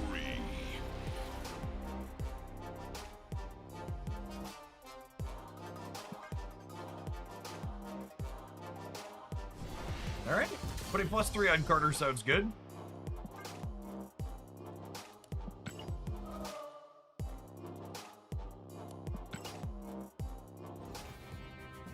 So the line chat is suggesting gives us what is it? It's 23 versus 15, so it gives us 8 more on the right, but it gives us 1 less on the left.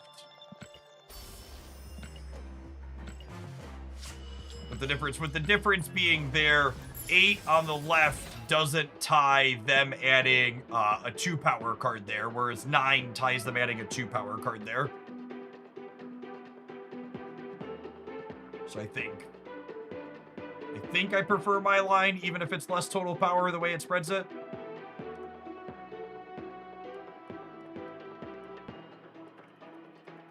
This is the first card in the game that lets you manipulate the top card of your deck. It is, which is generally speaking a powerful effect in card games.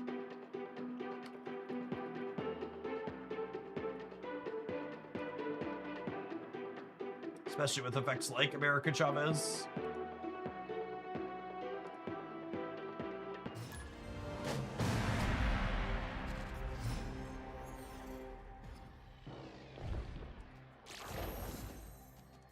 Oh, snap.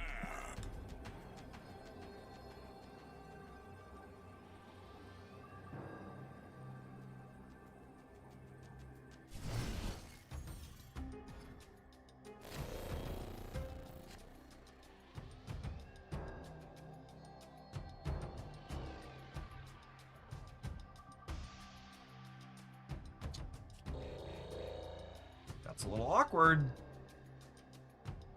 I don't think we do it, right? I think we're just not playing it this game.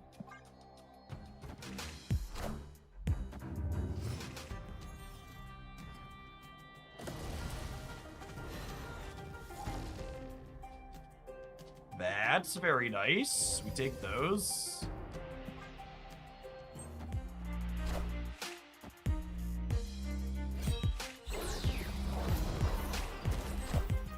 Hitting Sarah with this and the Surfer and the Brute is kind of insane, no?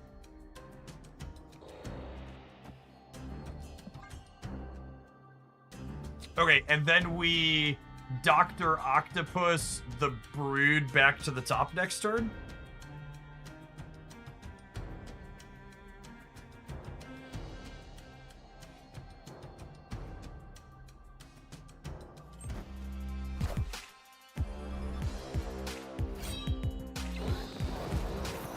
We also blink it into something. Does Blink shuffle? I think Blink shuffles, yeah?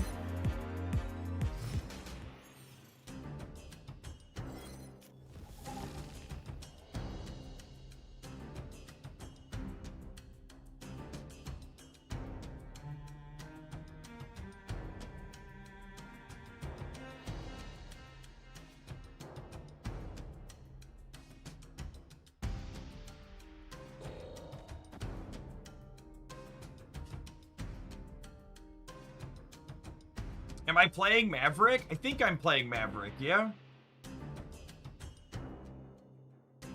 I think it's this. I think it's this. And then we top deck Prodigy and it'll be fucking sick. We're a top deck Prodigy, chat. It's gonna be nuts. Too many lines, my brain hurts. Yep.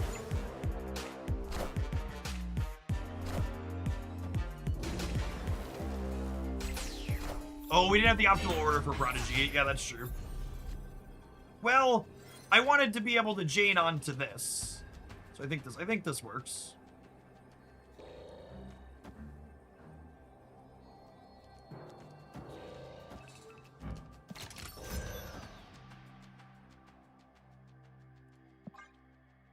No, it's cool. Be cool.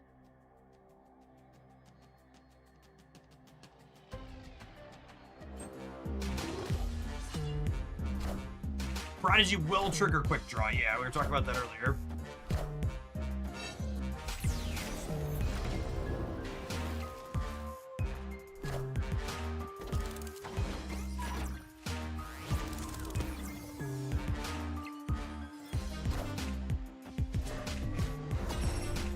Thank you, Hospice.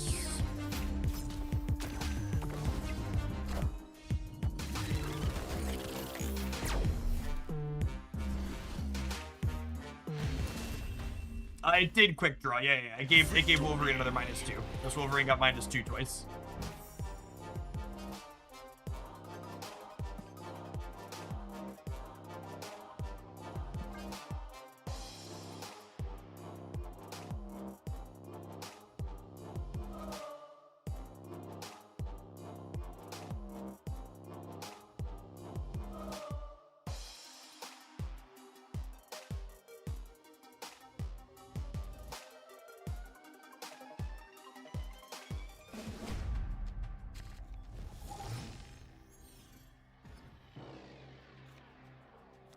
God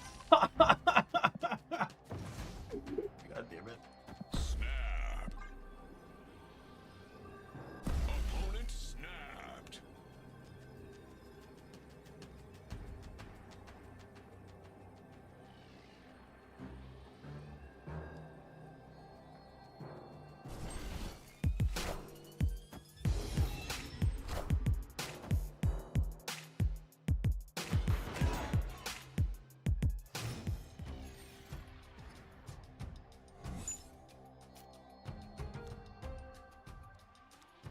As time goes on, I appreciate more that the event pass exists. 100%. God, her animation is so good too. I've seen folks complaining about the density of limited time game mode Snap has run, and I really couldn't disagree with that more. They give such good tools to allow you to get to the rewards in them and then not actually play them if you don't have time or don't care for them. Before the event passes, I would have been inclined to agree, but post-event pass are really, really just well structured.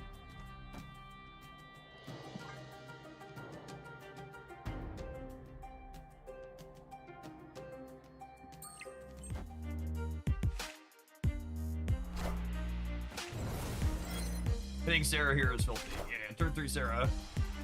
It's pretty not bad. Enough said, Bubba.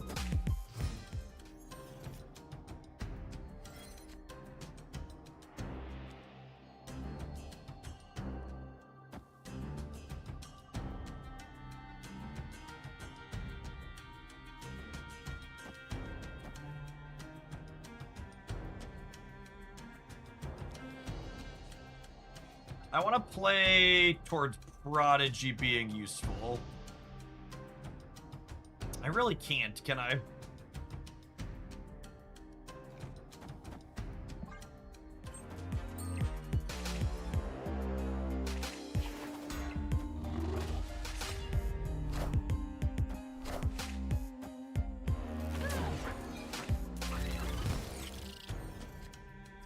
Less than stellar there.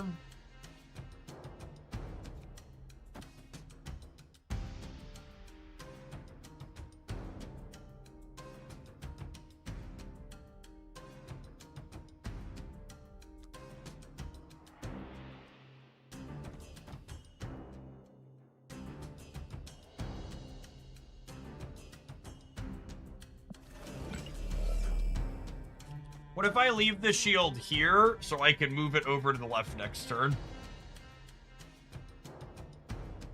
And then we're just counting on him generating something we can play. That's useful.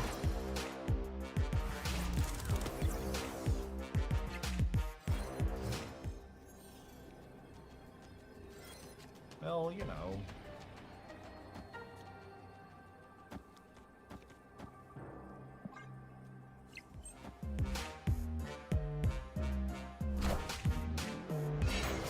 He tried. Yep.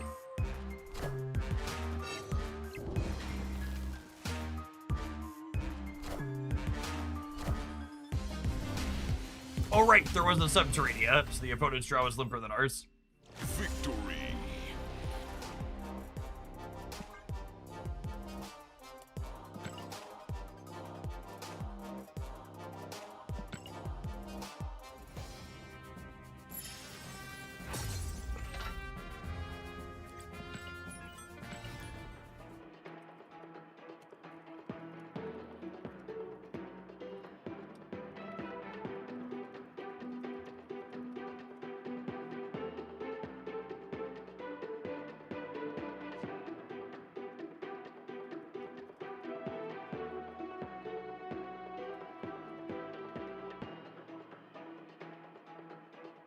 Is Doc Ock generation pool every card? It is. Yeah, it's Agent 13 style, full range.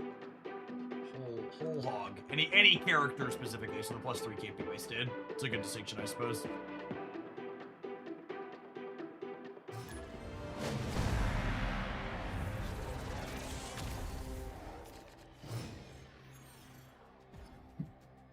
Surfer as our leftmost isn't stellar.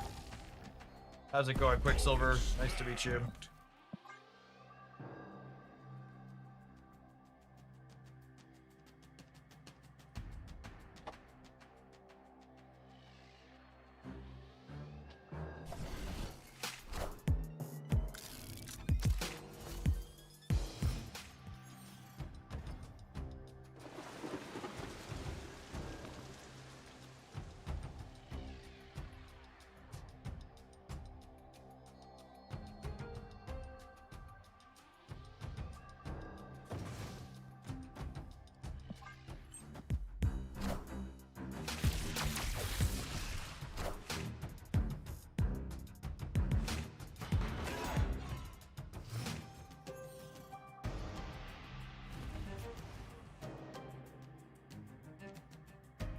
Pretty important that we get this down with that Sarah Joy, yeah, so we get her in under Dream Dimension.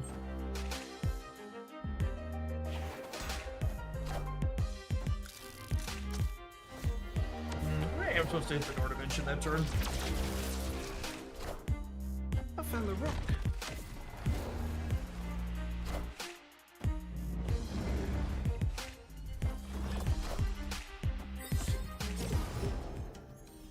We get Hyde Silver Surfer from Thoughtseize at least. I understood that reference.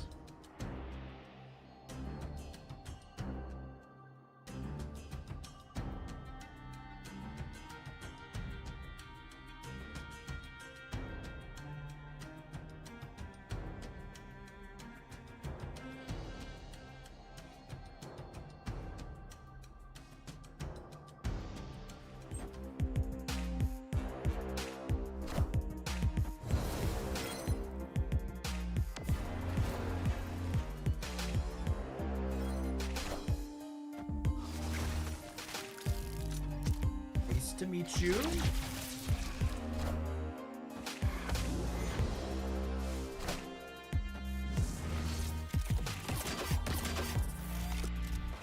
Rude.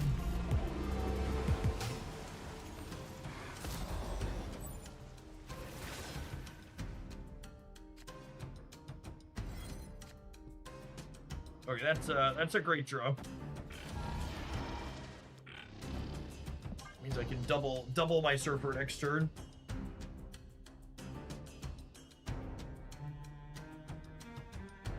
Prodigy is the reason Sam Wilson is in this deck, by the way. Well, Prodigy and Carter.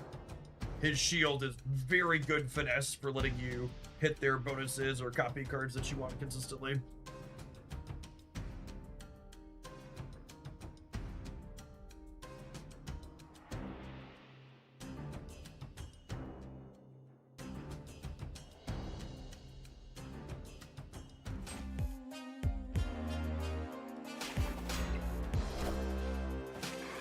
We're going to add 4 more on the left, and we're going to add 18 on the right here, so pretty good spot for the home team.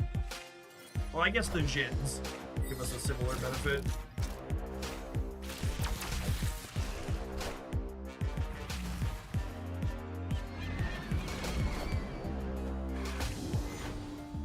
It could have gone worse. I can move the shield and play on the left still. Looking for a decent 3-drop here. Jane would be insane. Carter's pretty good too. Doctopus. Sedge. Sedge.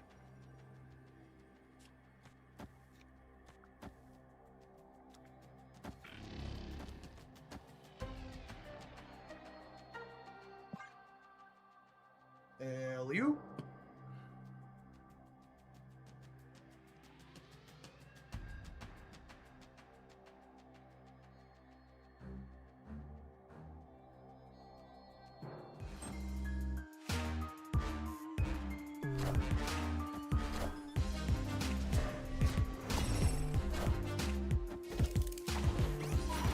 His animation is so clean. Mr. Wilson, welcome to the party.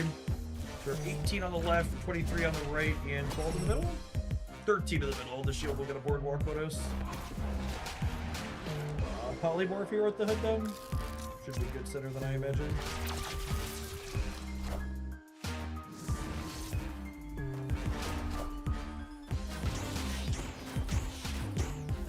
Alright, Thanos starts blasting on the right. We get that one, but we get the other 2 then, yeah? Sure do. This deck feels reasonable. I like having a way to showcase newly released cards that don't involve the season pass card. That way, free-to-play players can have something to do. Yeah, we've got all 3 of the free-to-play accessible cards in here. Which is which is nice. You know what else is nice, chat? Whatever AI slop these ads are about to serve up to you, I'm sure. We'll see you in 120 seconds. We're absolutely going to play some more of this when we get back. Thanks, everybody, for hanging out with us. We're going to be snapping the afternoon away here in Hoaglandia. Don't go anywhere. If you're watching this video on YouTube right now, be sure to hit the like button on whatever's in front of you. Appreciate the folks that have done that already today. You know, I can't remember the last time we broke 1,000 concurrent viewers outside of Drops for Snap. It's been a little bit. We did it both yesterday and today. Currently got just under 800 people on Twitch and just over 300 people on the YouTube side. The season's a banger so far. Last season, honestly, finished out pretty reasonable too. Scorpion and Sinister 6 were both the shot in the arm that the season needed. It was like okay to start. It was very limp in the middle, and then the last two build-arounds were solid. And we're rolling that momentum here into a really good set of cards to start. Like it feels like we're 4 for 4 on playable and interesting cards. Because like Spider-Man Brand New Day was like a very playable card at the start of last season, but it just wasn't very compelling, right? Like it's hard for 1-drops to be super exciting. And like Mary Jane was fine, but she did one very specific thing.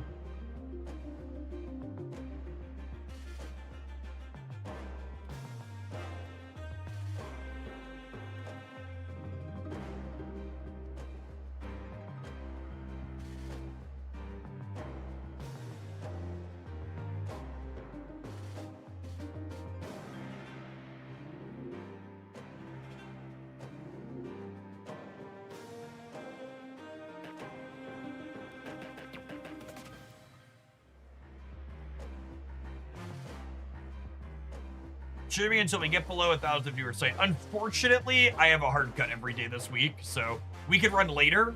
I'll be curious to see if we stay on, but I have to be like walking out the door at like 5:30 at the absolute latest, which is still 2.5 hours from now. So I've got a while I can stream if people are hanging out.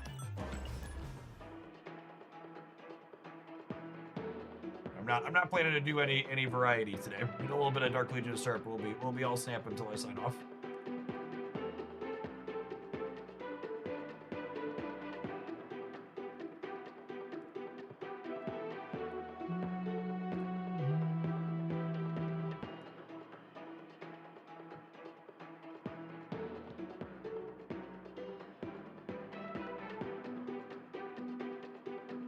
And we'll also see how we go. Like right now is usually like 1:30 Central to like 3 p.m. Central is like my peak viewer count hours for live. So I expect we'll probably dip off as we hit the 4 and 5 o'clock hour anyways.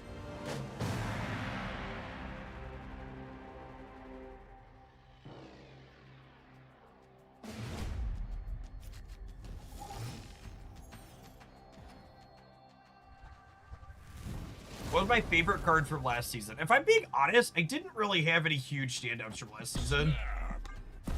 Scorpion and Brand New Day. Scorpion and Sinister Six were both novel at least. But I don't know if they're cards I'm gonna play a ton of moving forward. Psylocke and Jane are cards that are absolutely gonna go splash into a bunch of things moving forward, I would wager. And then Thanos added a new archetype, new ways to build archetypes in ways that are pretty sweet. Huh. This is actually an interesting question. Is this worth doing on Psylocke? I don't actually know. I think it is, but it's close because like I don't actually have any of my big payoffs right now, and this brick's a draw when you play him. But we're also gonna have a 7th turn this game.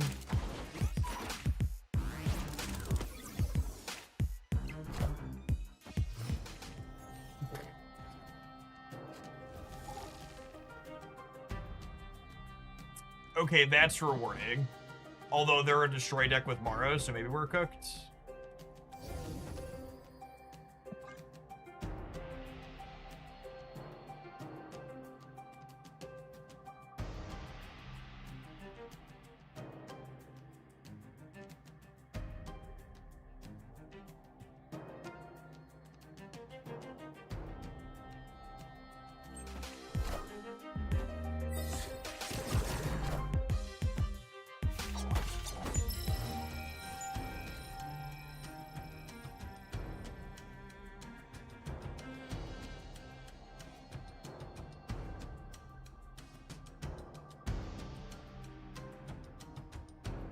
Selina's great. Now we can take points off of Carter. That's true.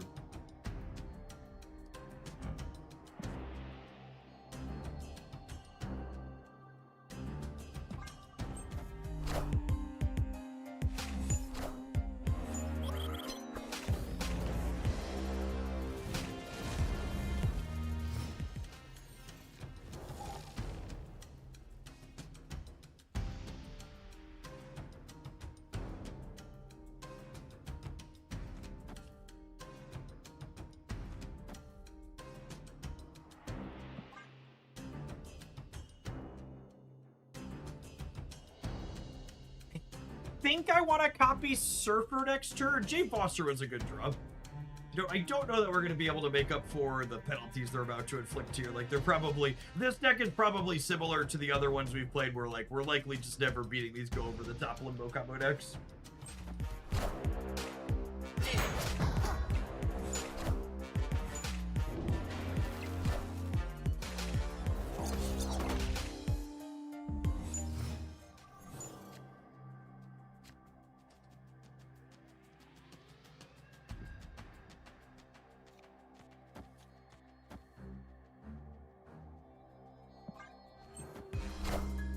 Prodigy copying Carter is worse than Duelix than it is.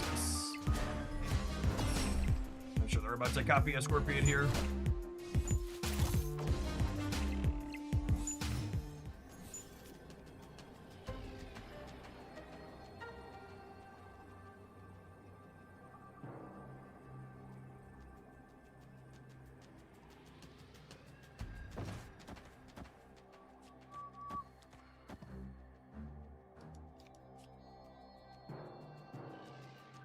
I think I need more help in the other lane, so I'd rather copy Jane.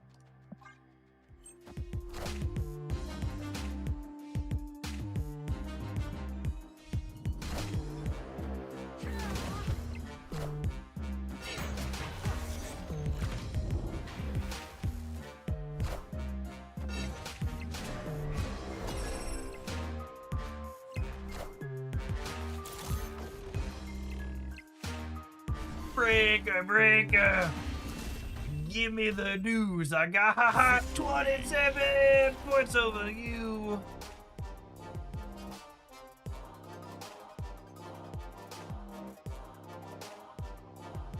I needed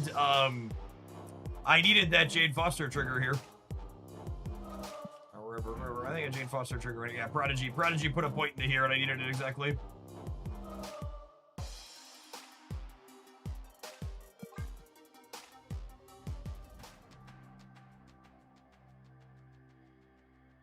Beat of the song changes based on how long the math takes. Accurate.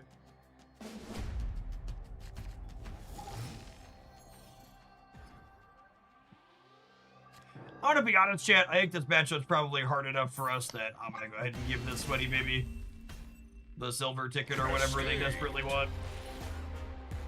I don't really want to play 800 games against their polarized combo deck. Next!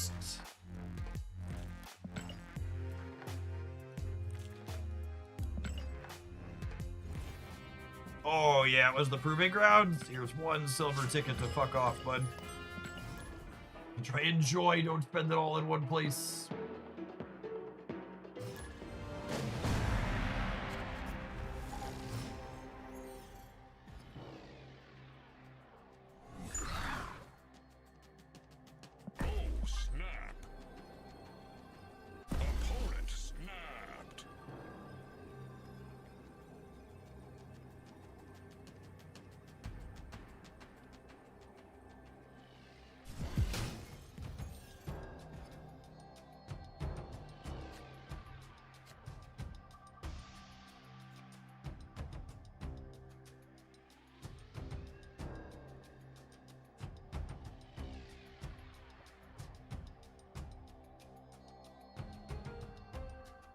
Do I want to Maverick?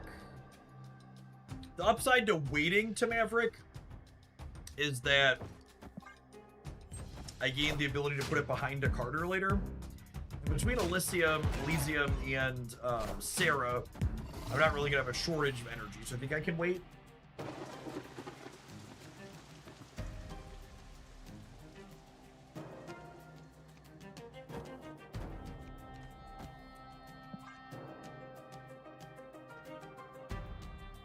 Is a new season game board going to be the norm moving forward? No idea.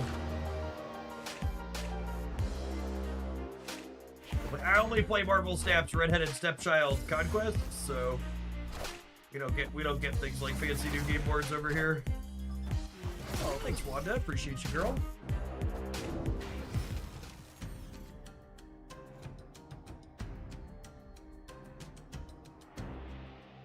Is the new game board season theme? Yeah, it's a Fractured Frontier.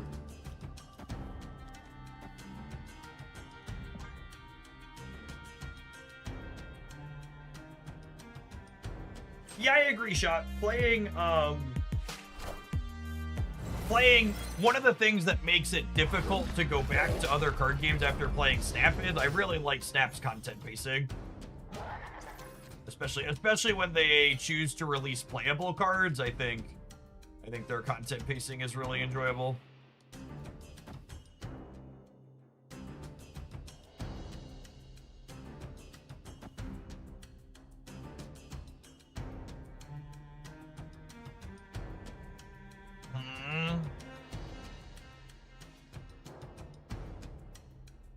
Except for Psylocke, all of our draws are good. Do I agree with that? Maybe? Am I mavericking? I don't know that I'm mavericking.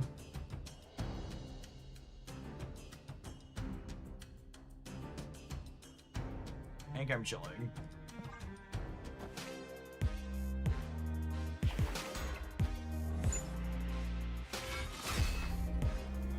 The question is our average draw better than a 3-5 brood? That's a good way to put it.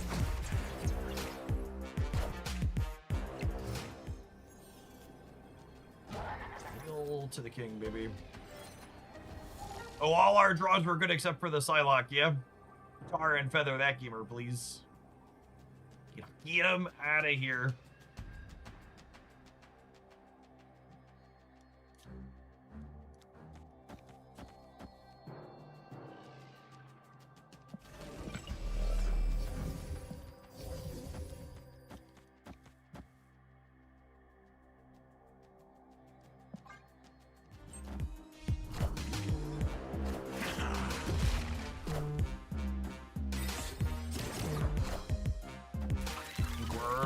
Short of the left, unfortunately. I see. 21 there. Go to the right as well.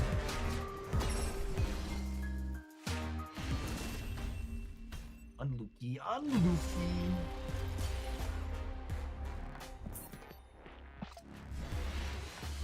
Beep, beep, beep, beep, beep, beep.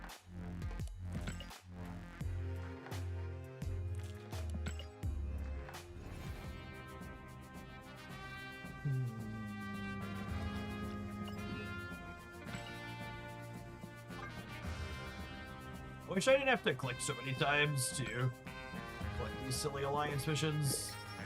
So many menus. That's why the Shadowverse interface does really well when they have missions from multiple sources. They all just pop up at the end of your game screen, so you can click them real quick and then jump into your next. Actually, I don't even think it makes you click them. I think it pops up showing they're completed, and you don't have to click to click them. Which is also nice.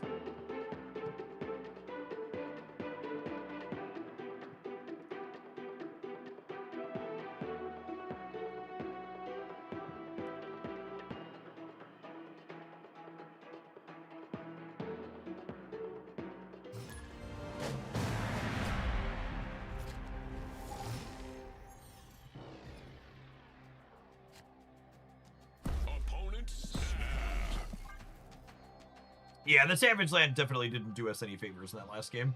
That's for certain.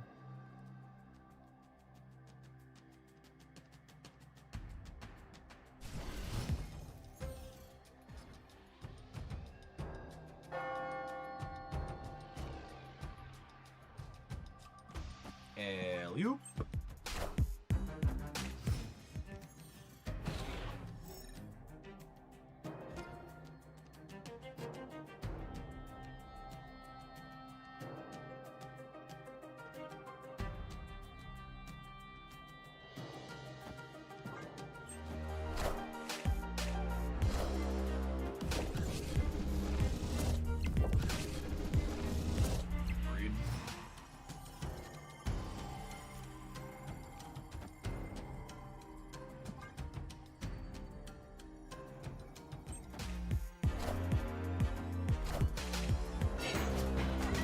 Clear for takeoff. Oh, it's Arishem. Cool. Yeah, good ship.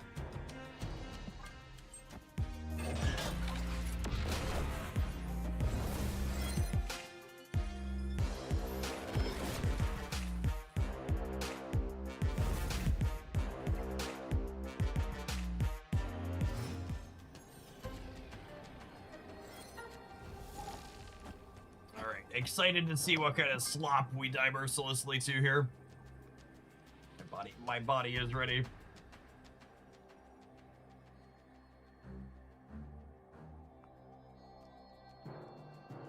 Ben Bruin detected we were having a little bit too much fun, so he pressed the Arishem button.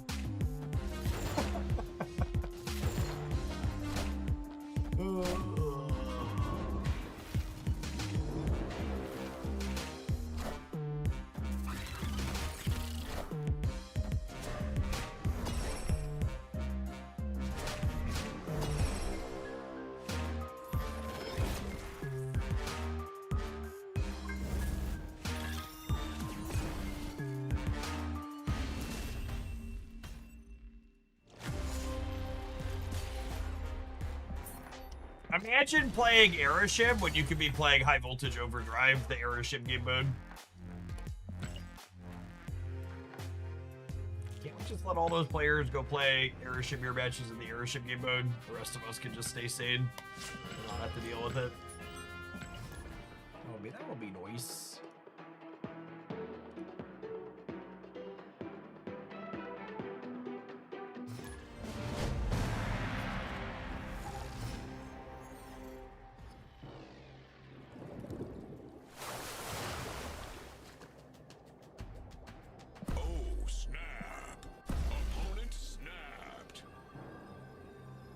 Don't send the Arishem gamers this way, I'm having fun. You do realize that whole mode is just Arishem the game mode, yeah?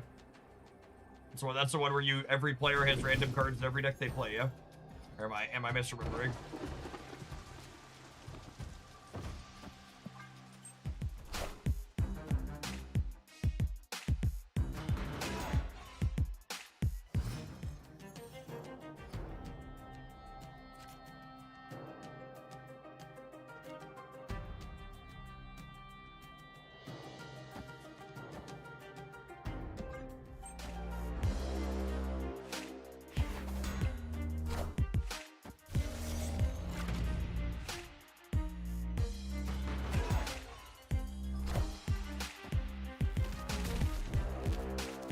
Time's up.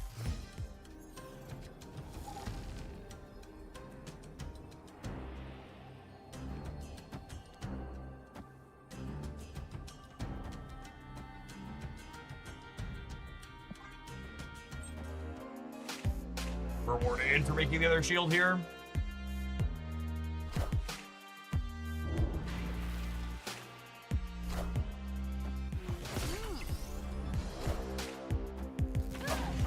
Oh, it's so punishing.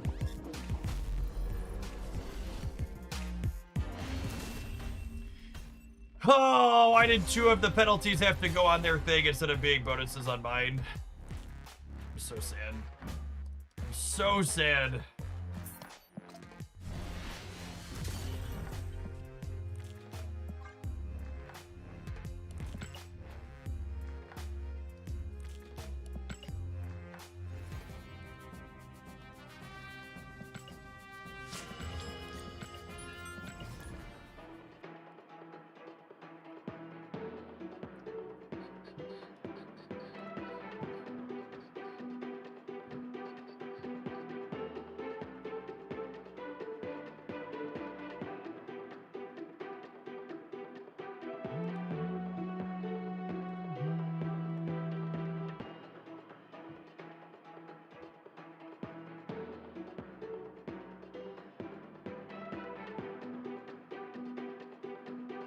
Yeah, if I play to try and beat the Blink, we died to Dragon Lord.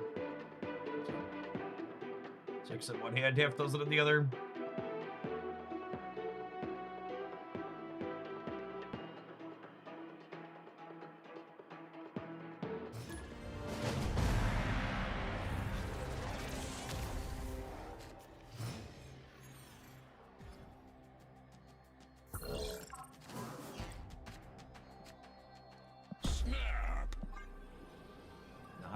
not a very good Octopussian. Opponent snapped.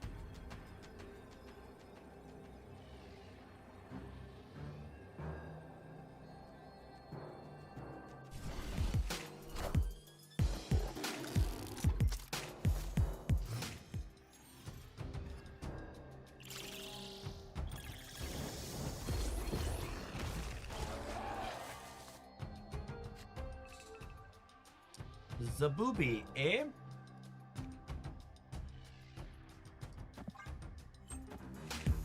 We have one good hit in the deck for this Chavez, unfortunately.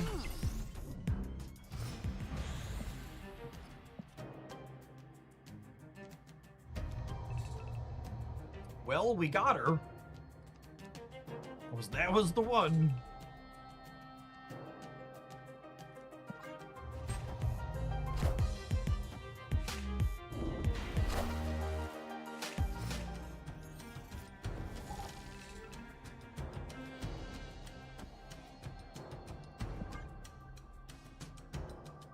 And we're hoping to land Prodigy or... We're hoping to land Prodigy or Silver Surfer our next two draws.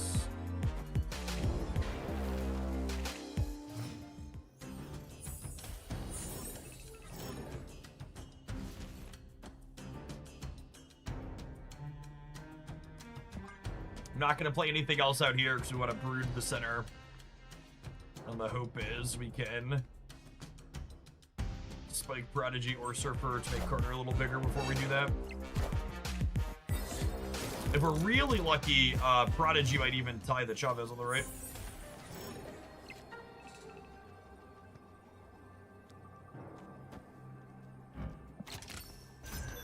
Unfortunately, do not have priority here, so could get got by some slop.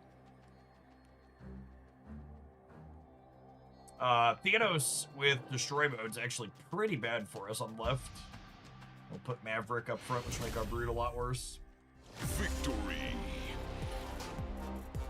I don't know that I love my opponent's inclusion of Dr. Octopus in their deck. I guess you can choose to not play it in the games where you don't draw Thanos, but it's like, it's pretty important to draw Thanos in these Thanos decks. Was this person back to sweating, or did they press the wrong button? There's like a long, we've feuded this person a lot. There's like a long period of time where like they'd sweat every cube, and then they were like playing best of one for a little while. Oh, snap. Back to sweating every cube.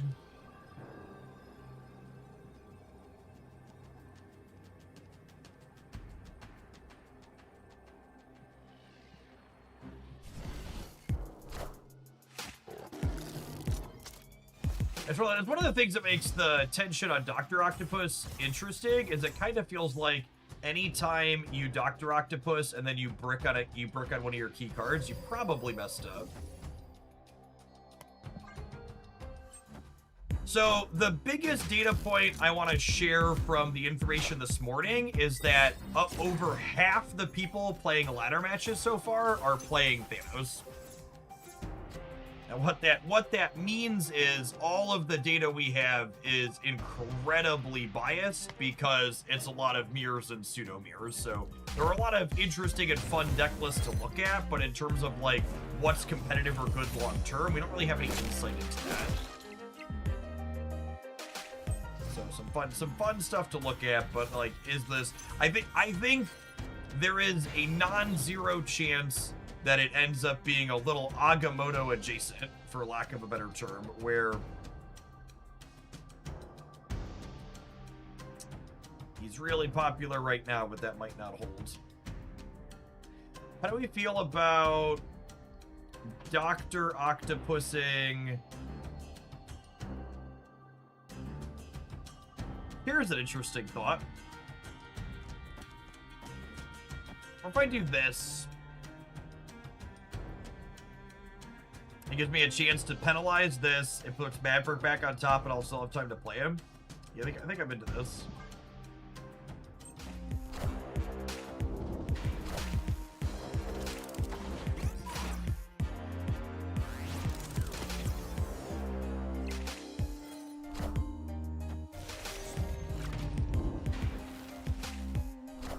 Sweet.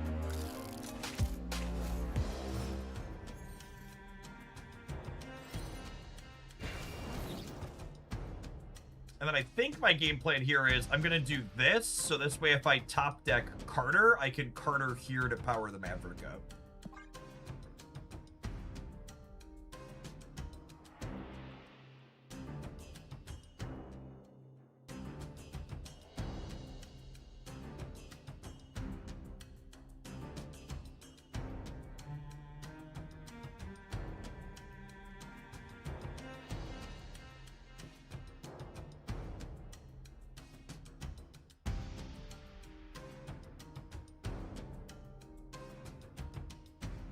Opponents had a couple of turns of Jubilee. I have a Galacta down here as well, so there's a lot of power that's difficult to calculate from the opponent here.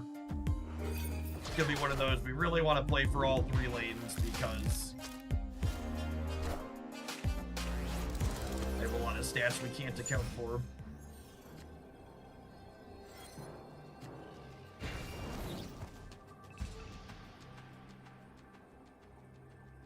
Okay, so we can't blink into anything because there's nothing bigger than 3 in my deck. So she just doesn't have text here.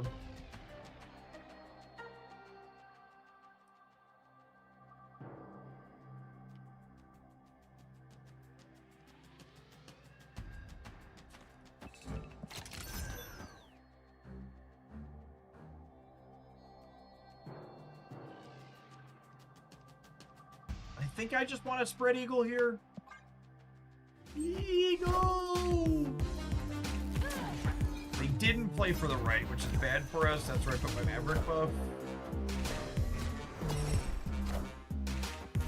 That's a big one. Locked him on his 2. Ooh, close. Victory.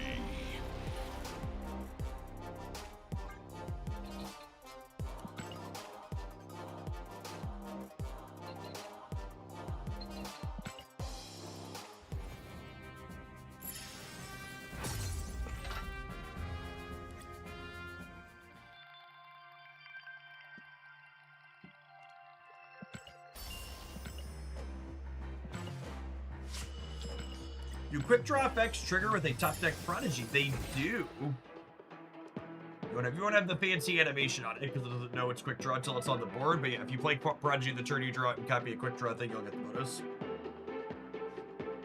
Which makes him extra fun in this deck. He's already nice, like fun and tricky with like Sam Wilson's shield helping you move stuff around. Then you add that layer to it is pretty great. Pretty great.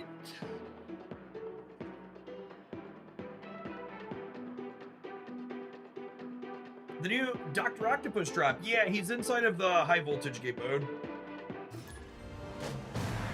For someone like me that doesn't want to play that game mode, you can buy the pass for 800 gold and you'll get the card instantly.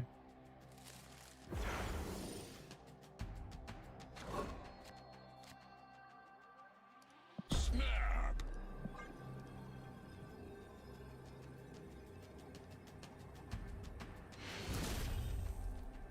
Victory.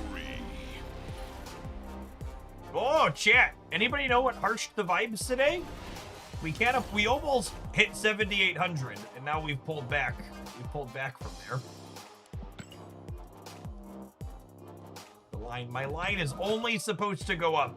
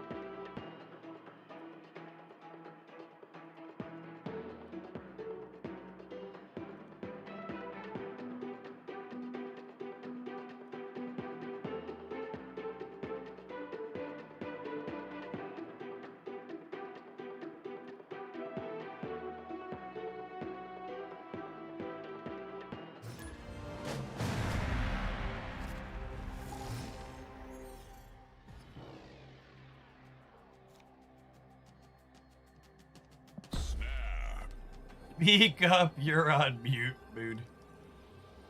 Mood.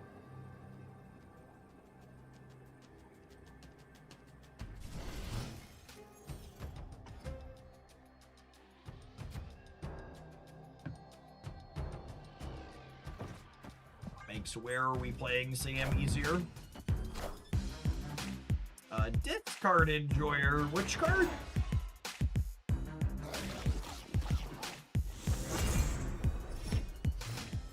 You know, honestly, I wonder if this deck even needs Blink. I guess it helps us get to Sarah more consistently. I've got a lot of hands like this which doesn't do anything.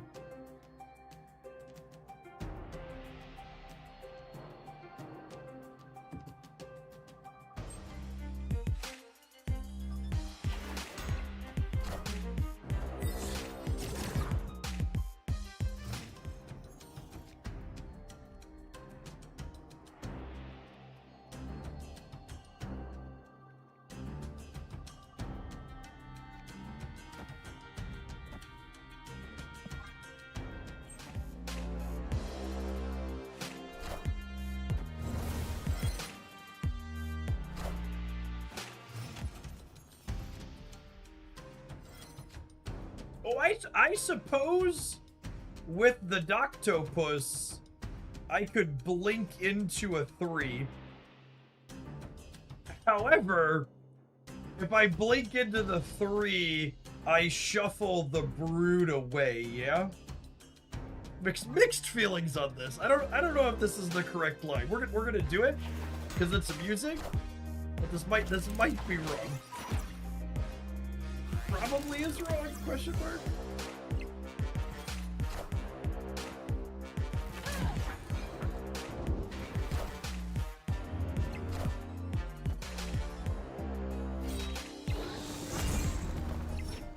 All systems go. The doc is in. I'm trying to think of the Doc McStuffin song now, and I can't have it in my head, which is good, chat. Honestly, being unable to summon the Doc McStuffin songs on demand is it's a big step up for a parent.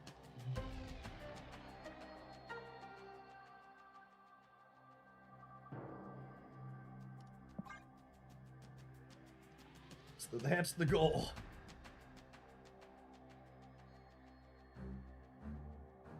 Prodigy blink the Dr. Octopus back into a Brood. Now you're thinking with portals.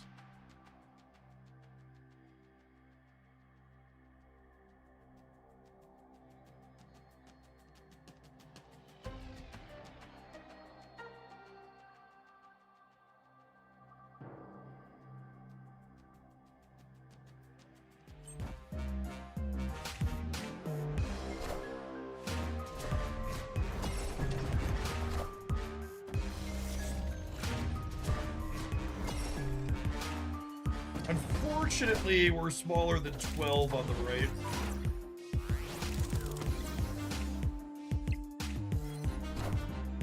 You won't need this anymore. Oh, are they not conjuring though? Probably losing the center.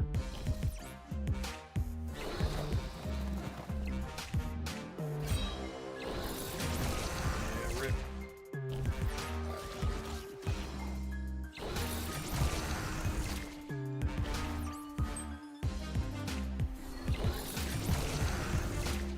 What type of cards is the new Dr. Octopus wanting to pair with? I mean, can you look at the deck list on your screen?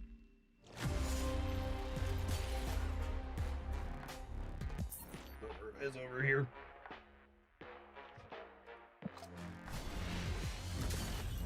There's two express types of synergies. Cards that want extra points of power, and cards that want extra points of power, and then the quick draw cards that want to be drawn the turn you play them.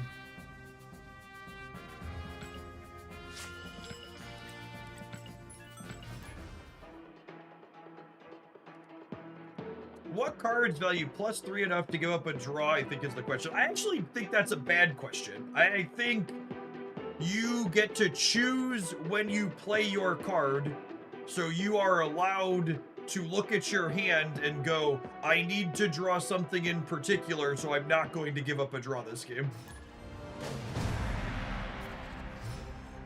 Like, yes, he makes you give up a draw, but also you get to pick when you're doing that and when you're not.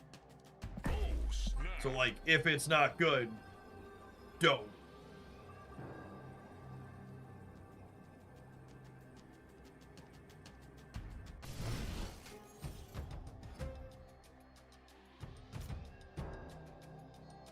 Playing him in Zombie Galacta is an interesting thought. Oh, and here's another one talking about a card isn't worth it to give +3 on. We actually haven't had a chance to do this yet, but on turn 3 we're gonna get to Doctor the Brood and then Chavez it.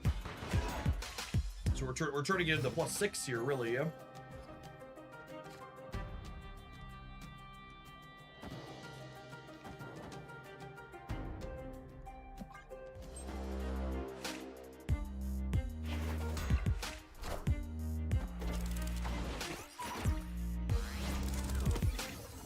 Also, and this is an amusing thought. Doing this means I'm less likely to draw the Sarah before I can blink into it. Relevant thing here. Says local man about to draw Sarah. Yeah, Garrett could be okay here.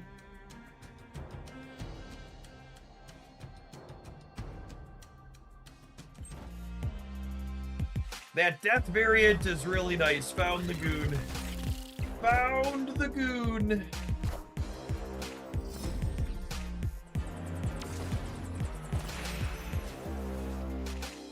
We can page. No, I want to blink the Brood so I have a chance to redraw the Brood.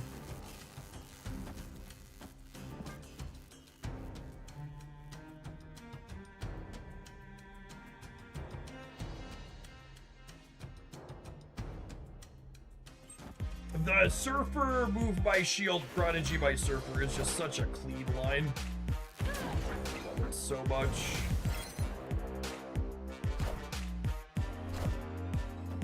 I mostly just haven't been paying attention to what my opponent's doing. We're just kind of vibing, doing my thing here.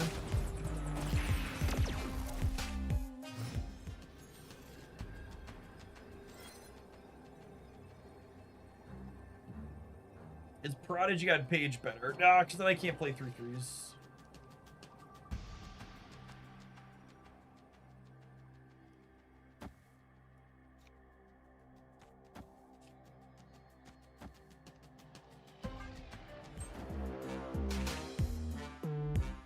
Order. I have to wait. I can't play the Carter without moving the shield. Fucking gamers, you're so gamers, people. I need to move the shield after I Surfer. I need to move the shield after I Surfer so I can Prodigy the Surfer. And I can't play the Carter until I move the shield. So I did not miss anything on the Carter. If I want to Surfer the Carter, I can't Prodigy the Surfer.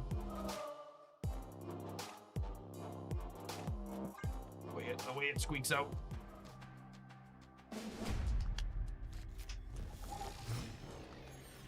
Why can't you shield mid though? Do you understand how Prodigy works? Snap.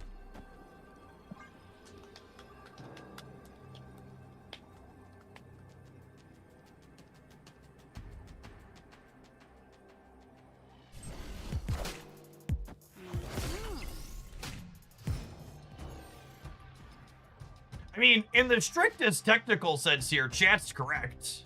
I could have Surfered the Carter. It's just that I couldn't have Prodigied the Surfer.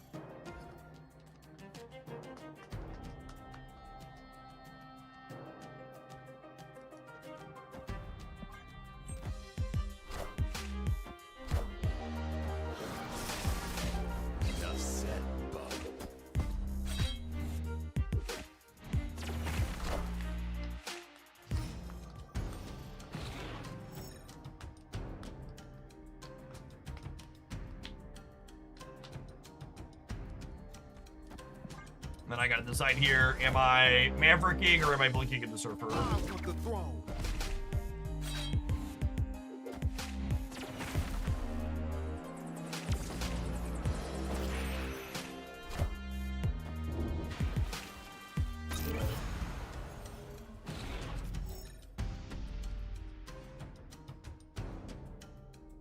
Oh, wow. Well then.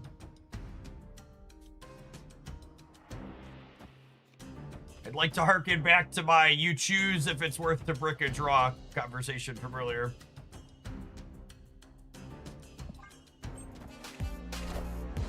All hail Hydra! Enough said, bub. Null's pretty big. In a different universe where Marvel Snap is a better piece of software, I would know how big my opponent's null is and how cheap their death is. Unfortunately, I live in reality.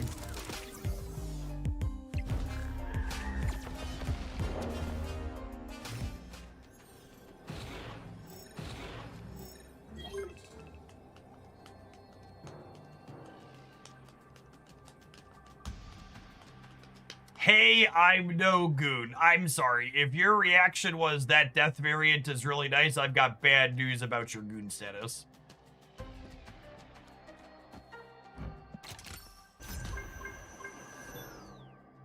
Maybe you didn't choose the goon life, but it certainly chose you.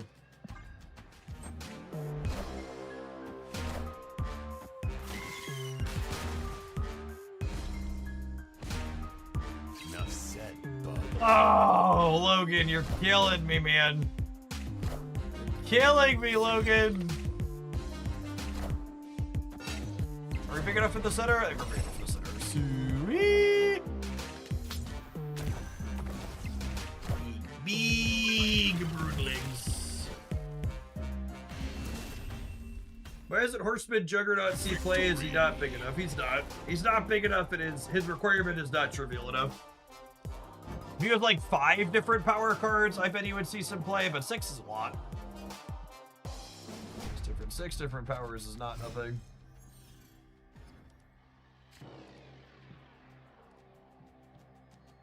Snap.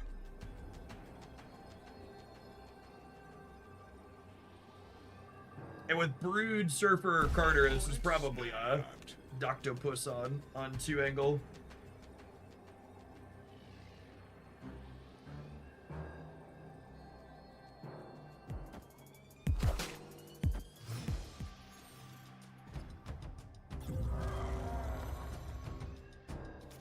Okay. Okay. Do I Sam now? I might Sam now. I can always Doctopus the Brood later. We do it on 5.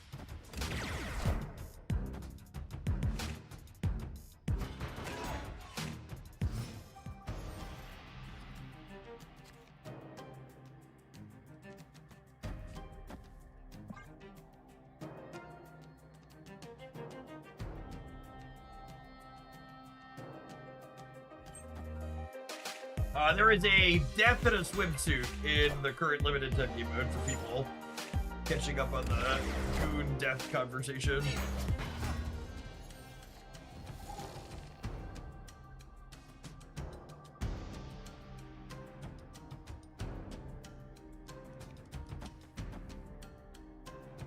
I think I'm gonna just get my Aunt May's RNG out of the way early.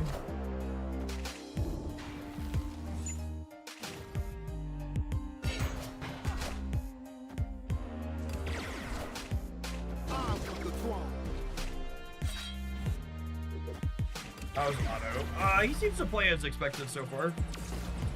He's a little playable Marvel Snap card. I'd really love to draw a Maverick this turn, if that's possible. God, this game's so fucking easy, chat. Easy. What an easy game for little babies Marvel Snap is.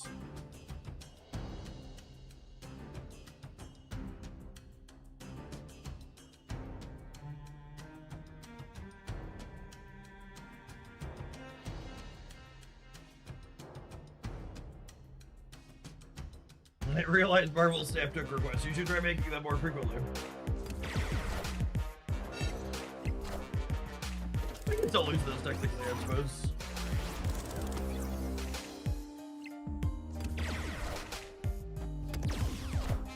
Hopefully they just don't contest the center.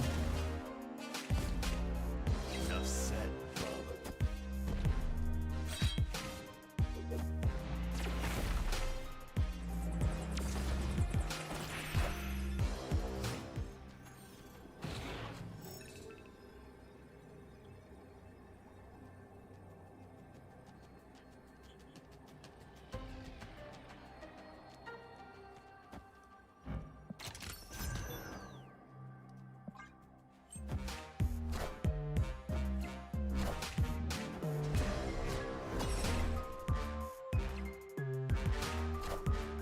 No, the Sweaty Gamer didn't get any cubes, chat. Big ol' broodling. Victory. Chad, I think we have a bug problem. I think we have a bug problem.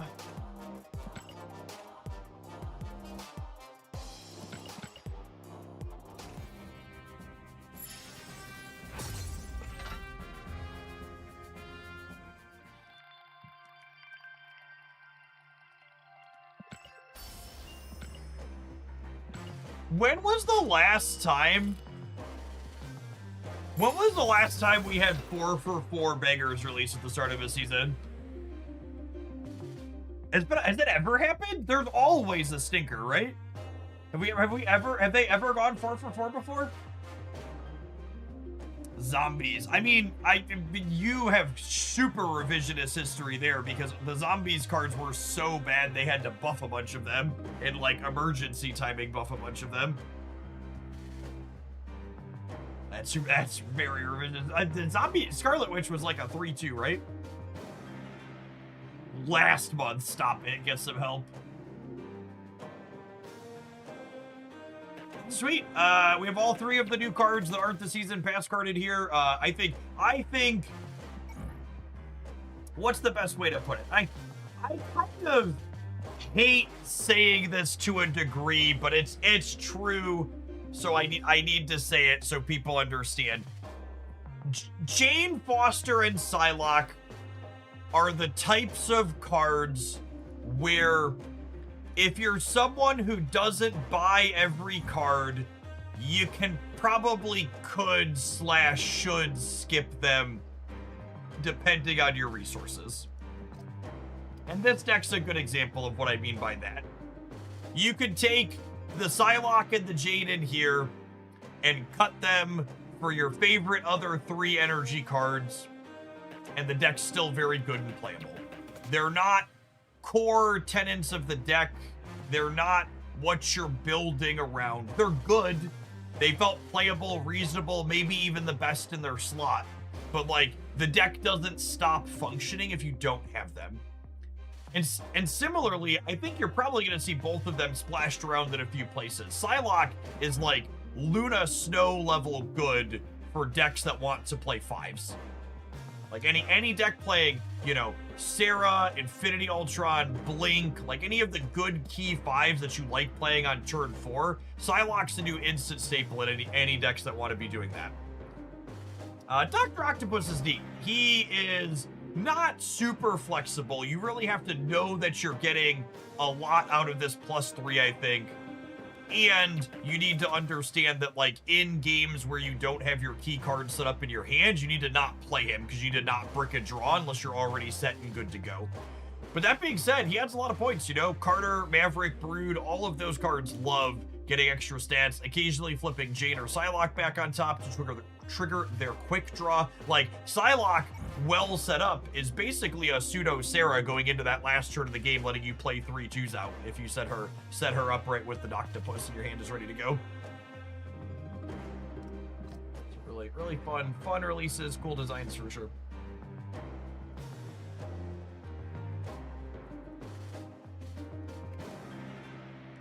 All right, I got bandwidth to keep streaming for a little bit. We've got a solid audience in here, so I think we should play some more. What do I want to do next?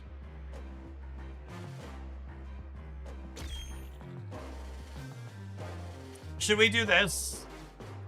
I feel like I should do this at least once. At least once this needs to occur.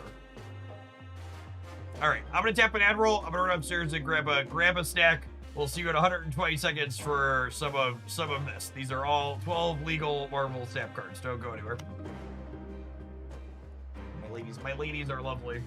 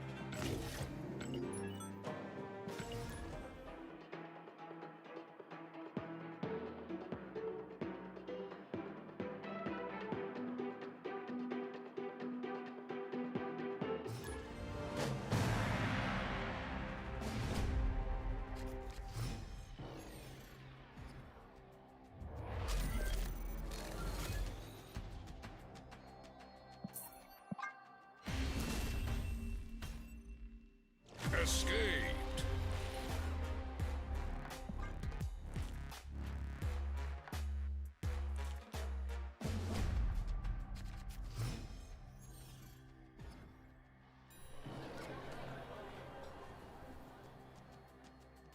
Opponent snapped.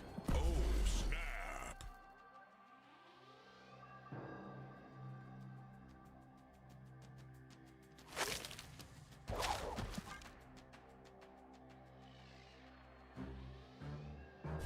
Hi, I'm Spider-Man.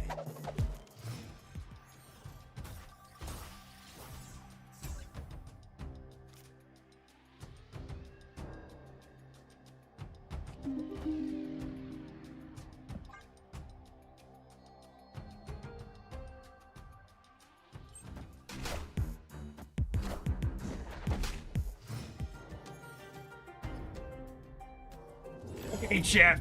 I need to know if this is a real quote because it impacts my view on the person. There's a post circulating on social media claiming that Abdul, the Michigan Senate candidate, said, and now I'm quoting here, so I need to know if this quote is real. When they go low, we don't go high. We take them to the mud and we choke them out. And I need to know if we have a chance to send someone with that energy to the Senate. I need you to not fuck this up, Michigan.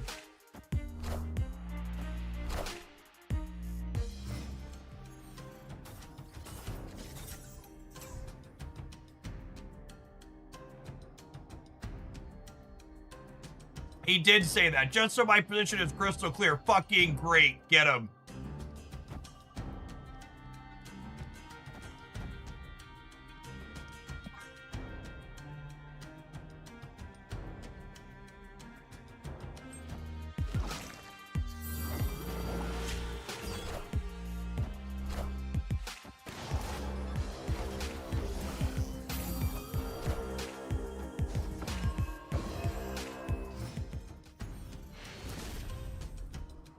Victory.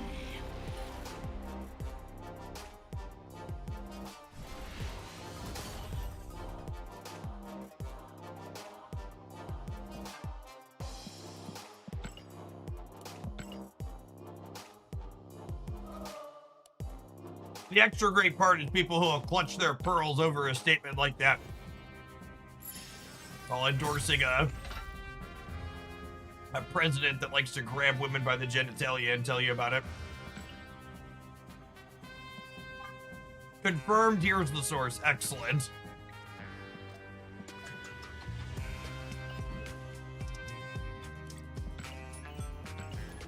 Fuck fascists. Stop being polite to them.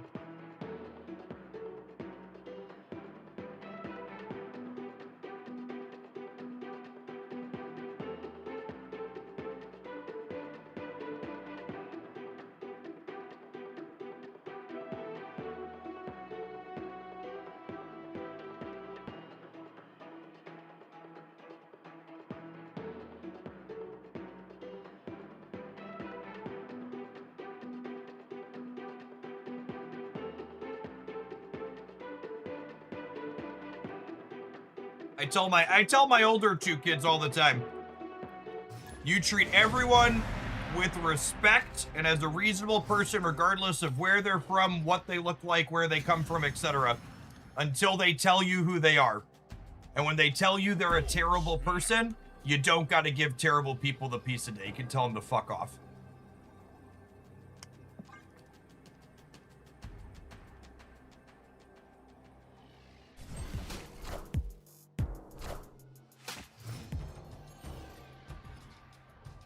Poop dollar. Thank you for the 10 months. Welcome back.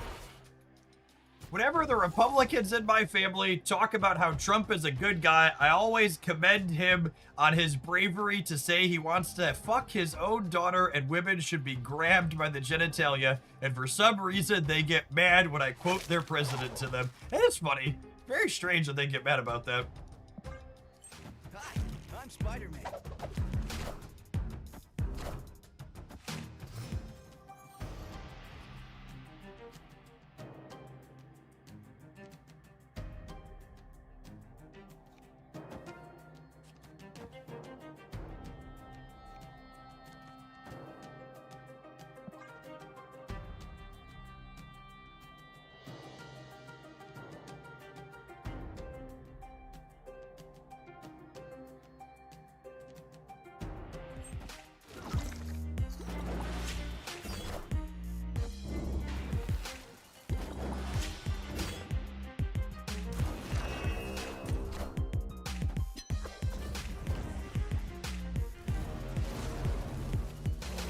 Is this it, chat? Is this the Kahori deck, the Legends Foretold?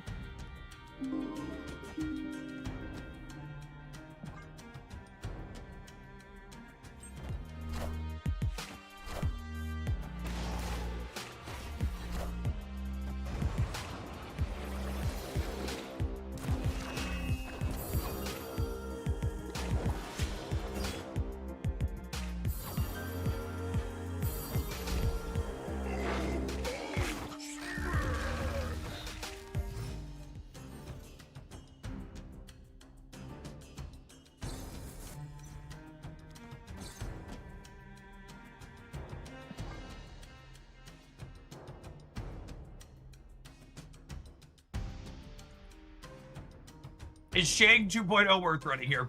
Well, you see, I already have Kahori in my deck, which means I'm at my limit for unplayable cards.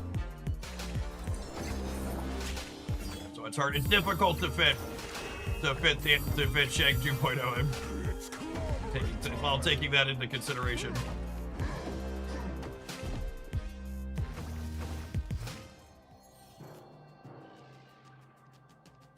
Beauty Hulk. Yep.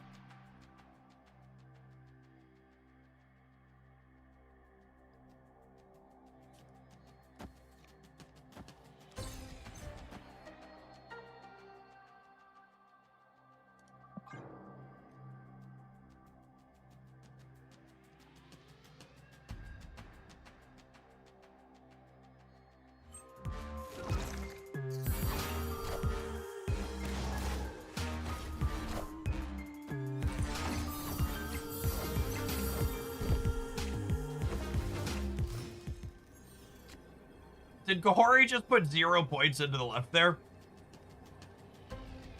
That's what just happened, yeah.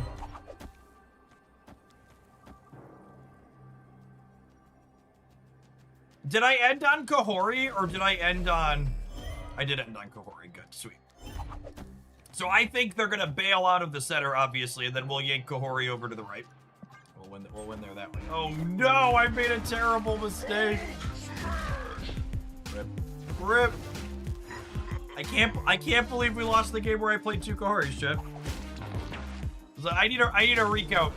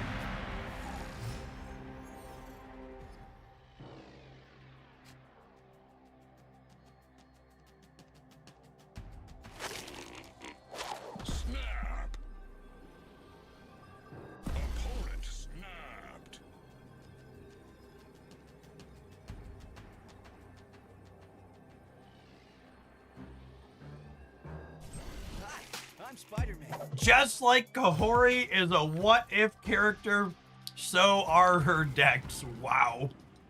Breaking news. That's fucking harsh. She's right there.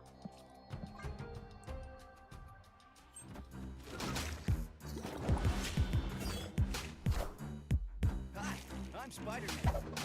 Would it even be cracked if they reverted Kahori back to 1 at a time so Venus could impact them all? Absolutely not. It would be A-okay.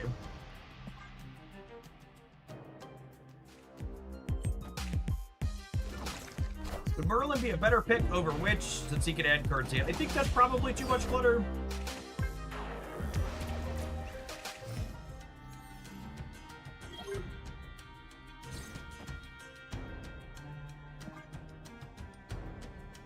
I'm excited for all 6 of these to miss Submariner.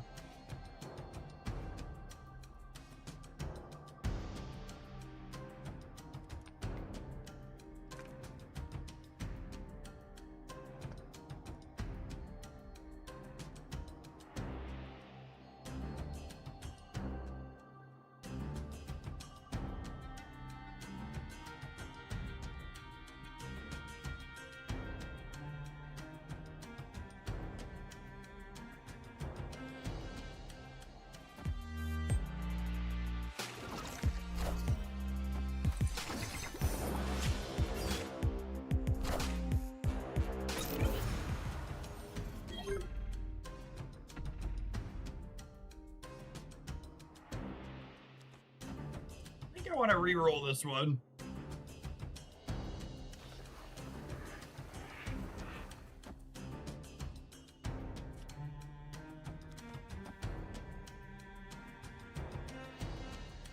You're late, Echo Moon.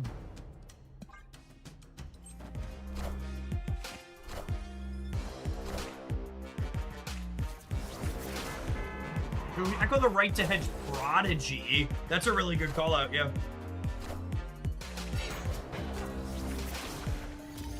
Interesting. Great power comes.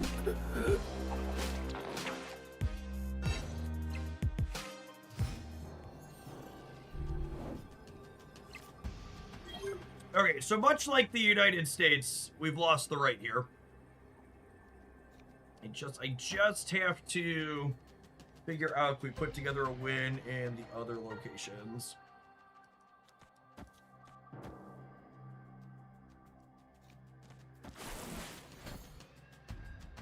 I think I like this.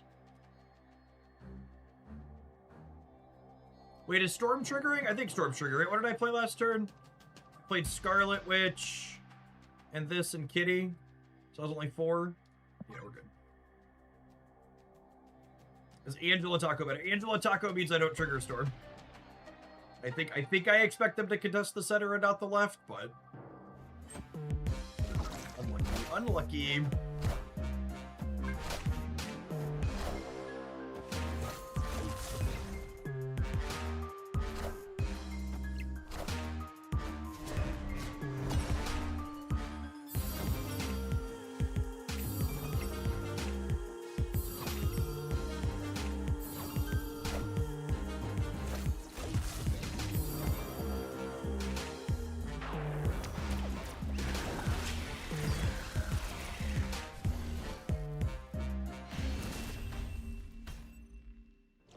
Remember when I said last game in our Silver Surfer deck that there was a good chance that Psylocke and Jane were better as other 3 energy cards?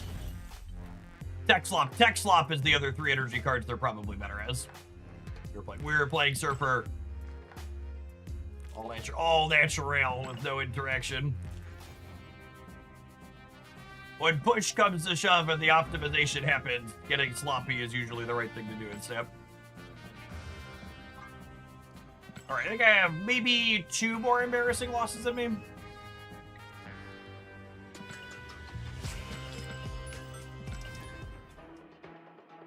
Yeah, chat, Shadow King is like range stressing. You can put that shit on anything.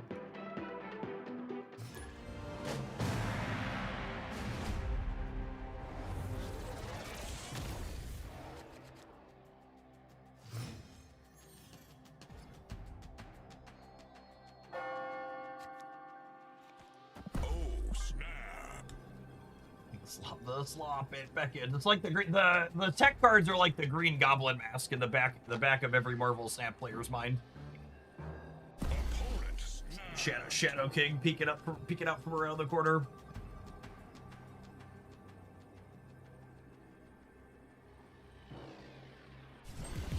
Hi, I'm Spider-Man.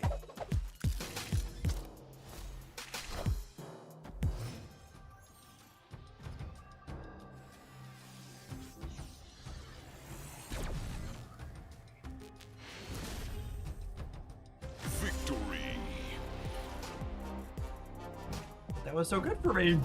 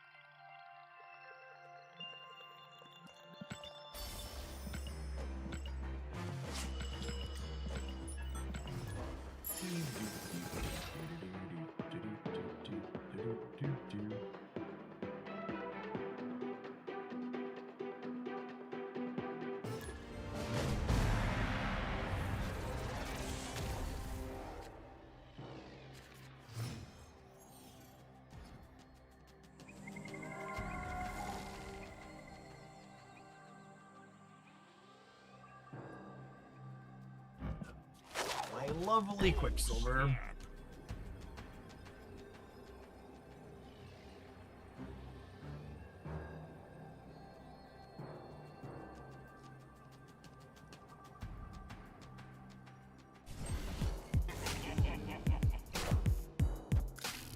Seek of the Devil. Hi, I'm Spider-Man.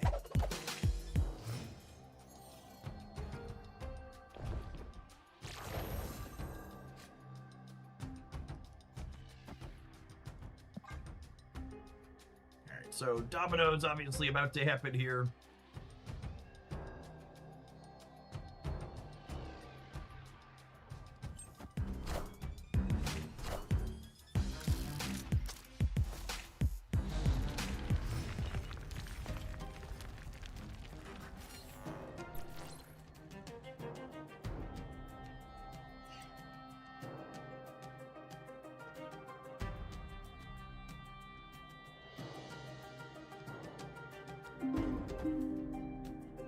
We beat us to start.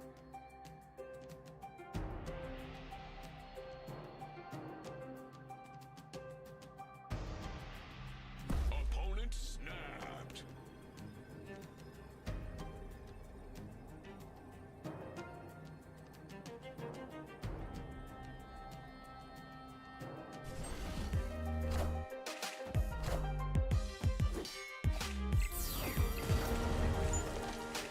Fist is a pretty good 3-drop in their deck.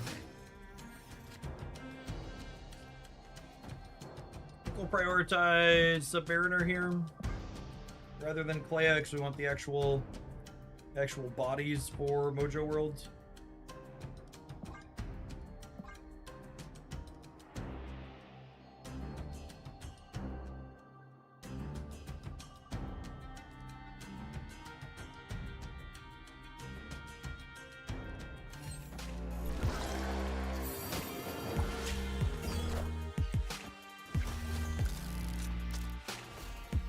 Alright, I need the ice cubes to dodge Jane Foster, please. Well, one of them did at least. Is that the Fantasy Ultimate Shag? It is! It is.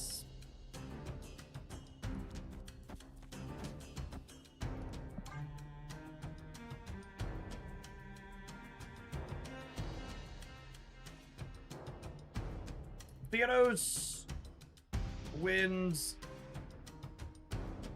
Mojo World if they have the stone, right? Well, they need 3 other cards in there with it still, but yeah, in theory he can.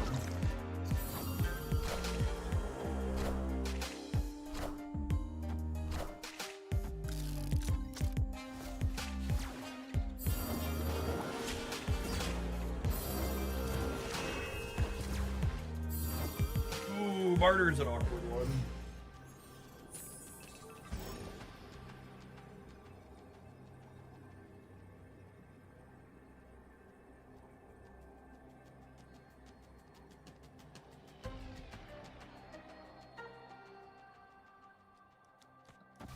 How's the Hammer Thanos deck? It was super fun. It will definitely have a highlight. Probably tomorrow. I'm gonna post a Dr. Octopus this afternoon after I sign off. And tomorrow morning probably for that. I played a few fun Thanos decks today.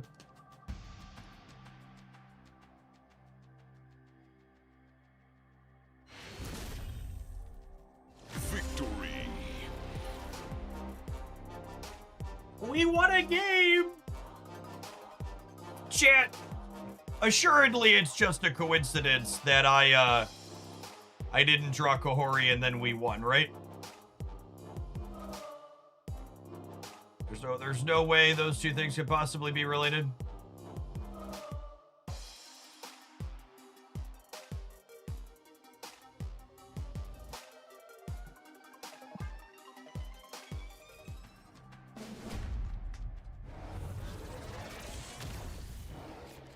Just good luck. We didn't draw our key card. We won anyways. It's perfect. Snap.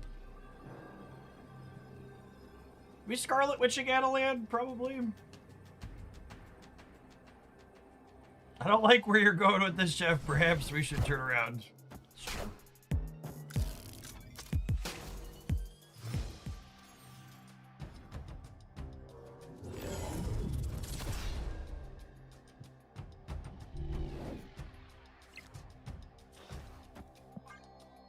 Says, when is Quicksilver a 3-4? Asking the real questions.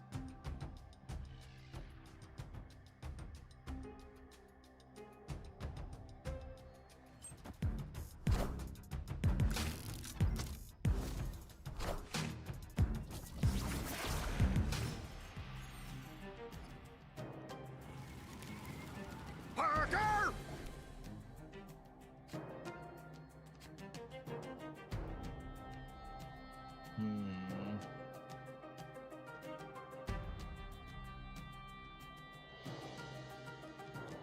I think I just need to be resource efficient here.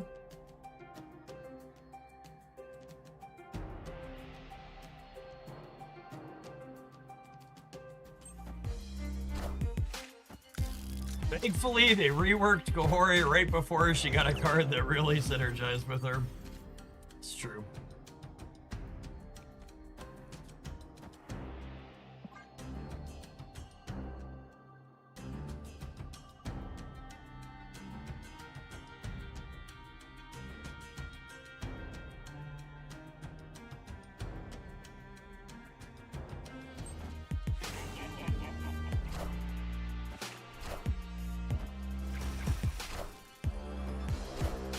Are they planning to rug tug the Nexus here, do we think?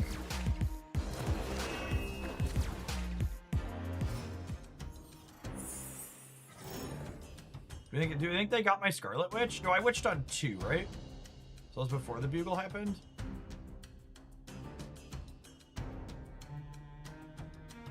Yeah, I don't know if they can. The way they're positioning is just kind of weird.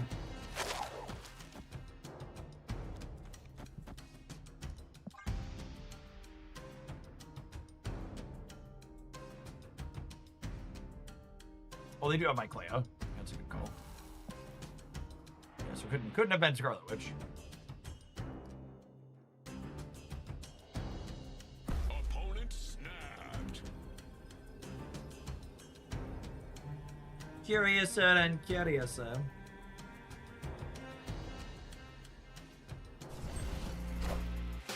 I'm Spider-Man. Legion. If they were legioning, they would want to be stacking points to the left, not the right. Although I guess they could be legioning down the Nexus. God damn it. Fucking plagues, man.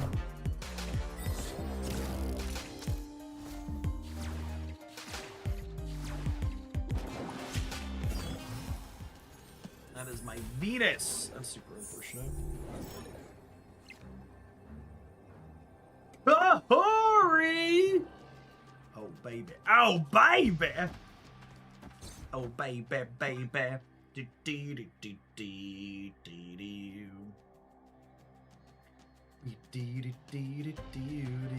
Quake win. I think Legion is most likely. Be pretty surprised if they had a Quake in their Domino deck.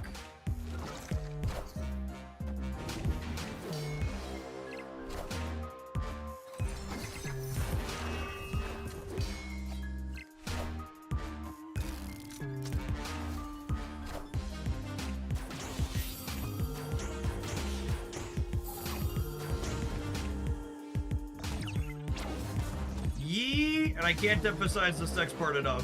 Uh-oh.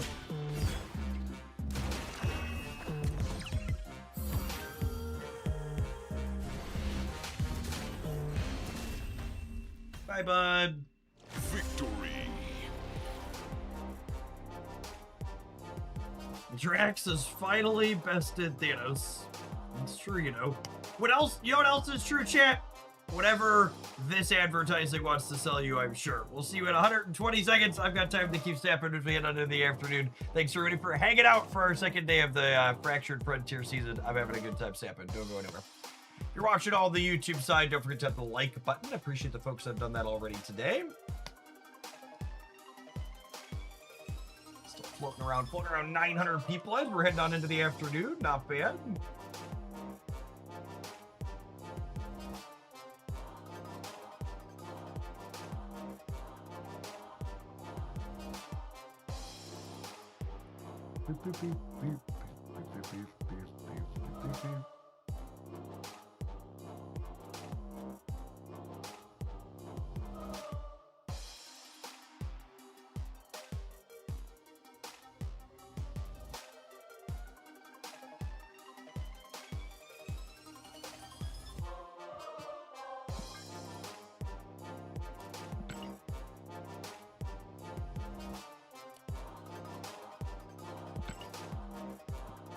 No, Jeff! No, I'm Jeff.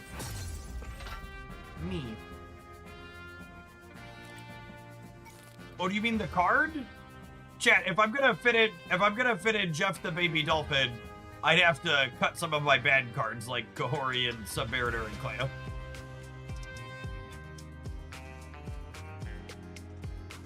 You gotta make sure you have room for the bad cards.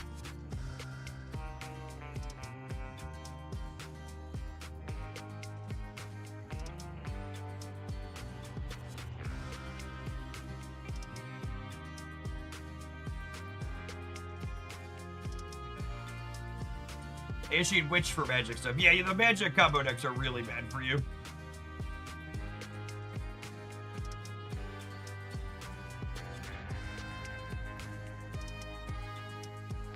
You're just like never beating them in a 7-turn game. You're probably losing them in 6-turn games a lot of the time too. She also smooths variants a little bit, which is nice. And I think we have plenty of things that trigger Venus. If you really wanted to fit Jeff in, it's probably Kahori. Like she's probably it's called Kahori cooked for a reason.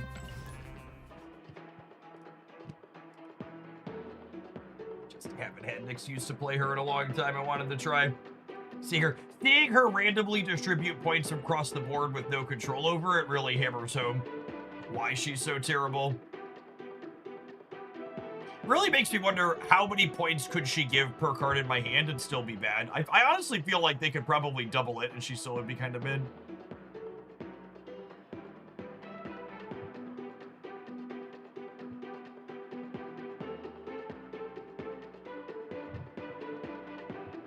Banguavir, thank you for the 28 months. I appreciate that. Welcome back.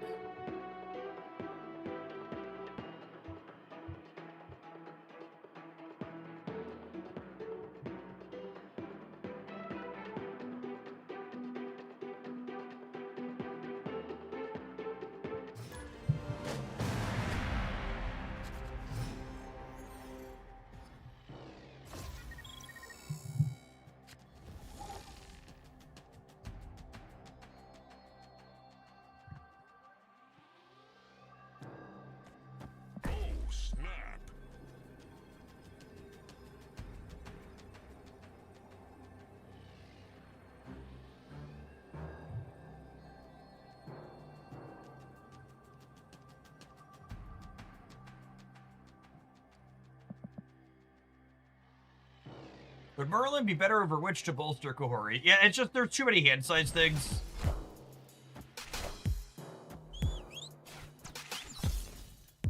Like just Clea or Submariner gives you a pretty good flow of stuff. You added a Merlin too, and you're just not going to be able to hold it all.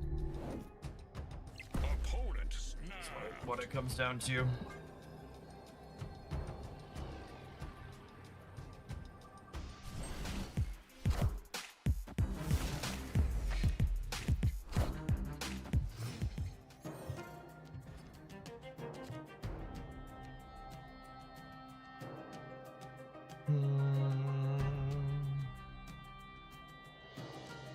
Part of me wants to fill here, but I also don't really want Bishop and Angela in the same lane if I can avoid it.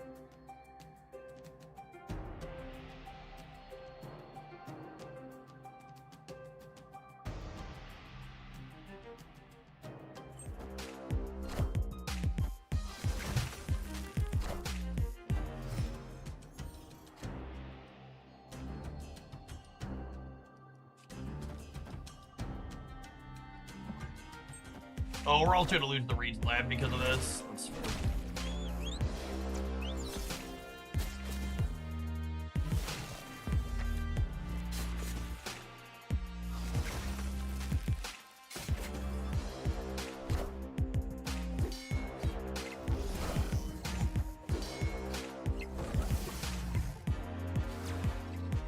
Losing Submariner early was sad.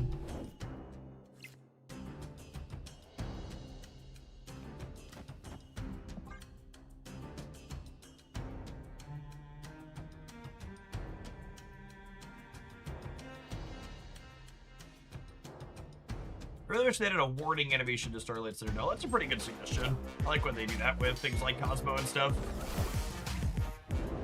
They do such a good job with visual indicators in so many spots. It feels really weird when they don't have them.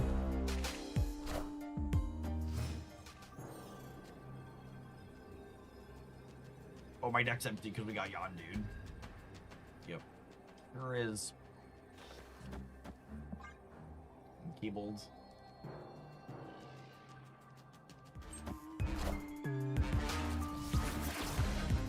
Flip heads, and I should have flipped tails.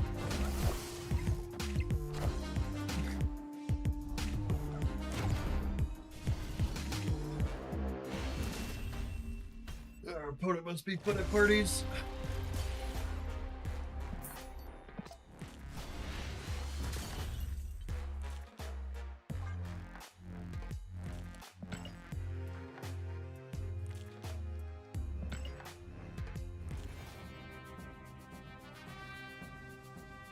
That mill deck is like the quintessential some people play card games for reasons other than to win. Because it's not good. Like, it just consistently sees play, but it just never has good performance stats. It's just people that play games for the pure, I want to break people's stuff. Oh, there was a super. I didn't say I should hold this where there's a regular rare variant I'm missing, but super rare in there. Mastery.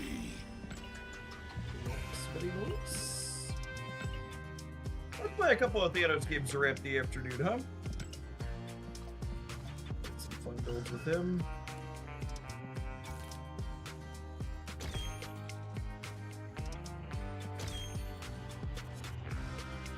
Let's try the auto deck with Dr. Octopus. My gut says Dr. Octopus is not good with Theanos. See if that works out in theory. Basically, you can't play Dr. Octopus unless you have Theanos already in hand. I think is what it comes down to. It's just so important that you draw Theanos in your Theanos deck. If Rage Bait YouTubers were a deck, the mill deck is what it would look like. Fair. Although, you know, maybe throwing a Maverick back on top is worth potentially not drawing Thanos. The lightning animation is so appropriate for Quicksilver. It looks real sweet.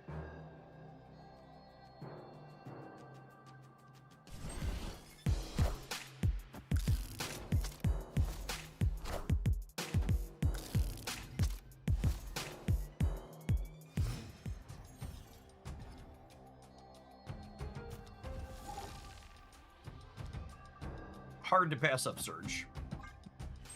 Hard to pass up Surge loading a bullet onto.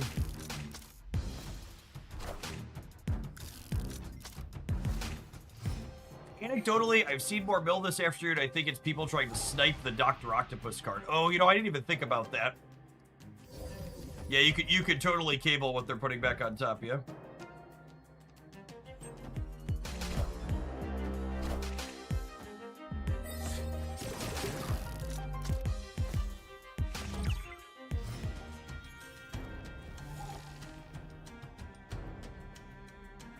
Hey, look, chat, we unnerfed Drex.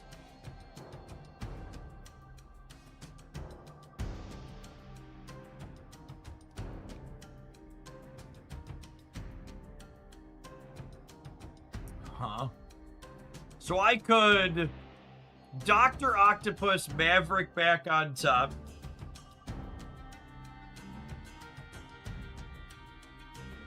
And then Surge him, but I think I just want to draw... I think I just really want to be able to draw Thanos, so I think I'm not doing that.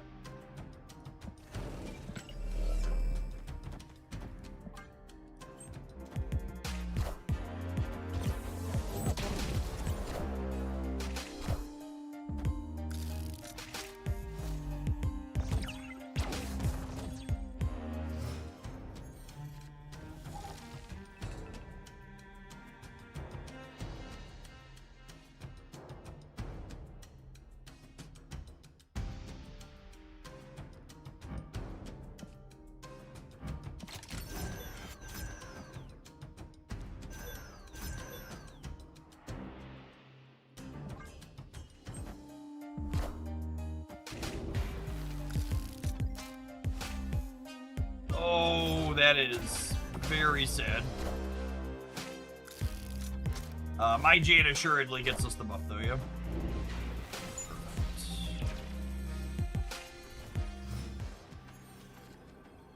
Should we foster first in case she hits Maverick? That's a good thought.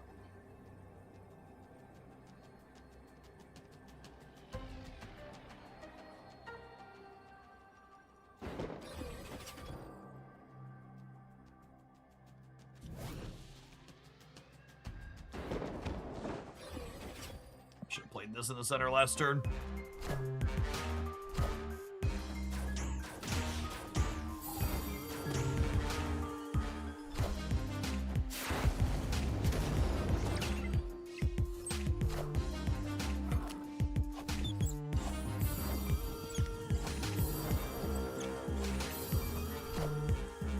This kind of feels like an indictment of the deck.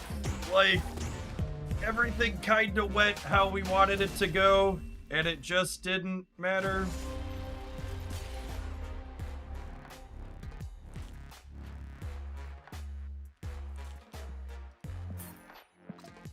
How do we feel about an industry data dive?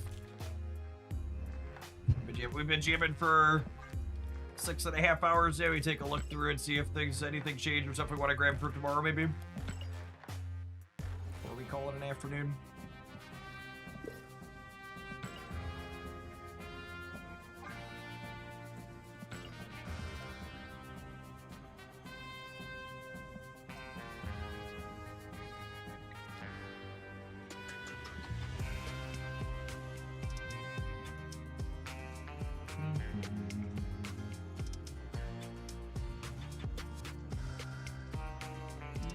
Thousand games.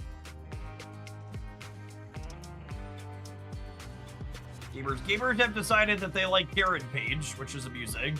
She's in a surprising number of collections. I'm really surprised she's in like the 3 most popular variations.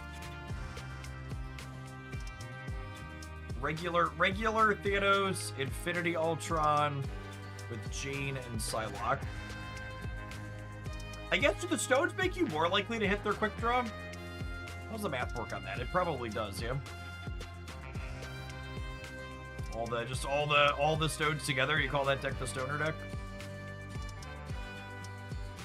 Never underestimate a Kieran, yep. This was the auto deck before what's it called was added.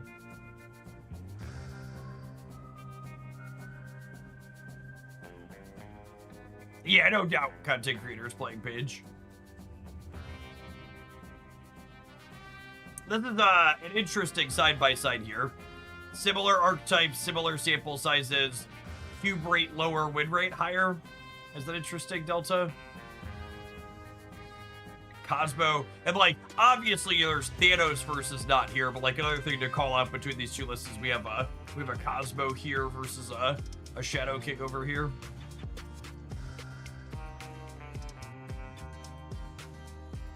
Different tech selection.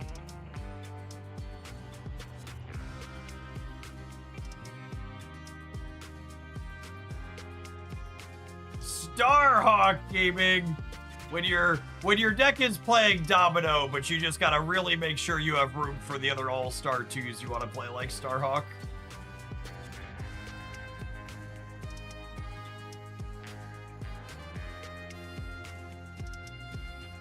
Thanos with zombies. Can anybody sell me on this? What's the... Is it just zombies good, so you play it? Like what is Thanos in particular doing there? I guess, historically speaking, zombies have wanted to play another good 5. Oh, yeah, he does copy the Horde, but, like, do you usually have a hard time winning the Horde lane? I guess if you have Bluestone, you can copy the Horde and then dip to another lane. Yeah, I'd buy that for $1. The copy the Horde and then bounce to other lanes seems pretty good. It's kind of like another zombie giant man in a way that way, right? Let's put that in the editor for tomorrow.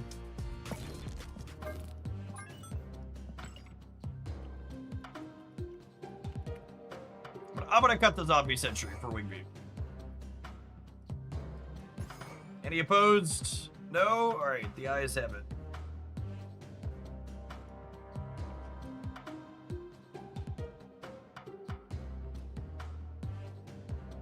Werewolf gamers. We played this one yesterday. If you missed the highlight, it's super fun. I think that might be my pick for favorite Thanos deck so far. Doesn't take a lot to get me to love Werewolf by Night. I oppose. Zombie Sentry just wants to be friends. Fuck that guy.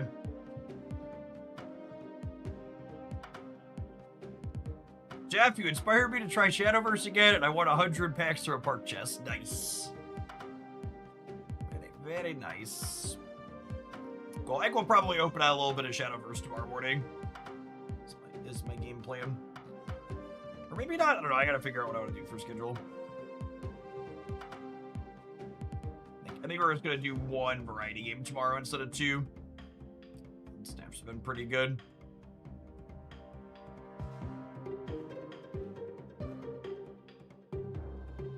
What's the workaround for the shop not showing the season pass for you? Are you looking on the web shop? Make sure you've logged into Snap with the regular client. Usually have to do that before it'll appear on the web shop for you. Right, let's look. Let's say Thanos, no Wiccan. Sort by. Let's go win rate 100 games. He has felt good in Shulao as a secondary payoff, and really, he has a very similar deck building requirement to Shulao, where you like want to be playing a bunch of cheap things.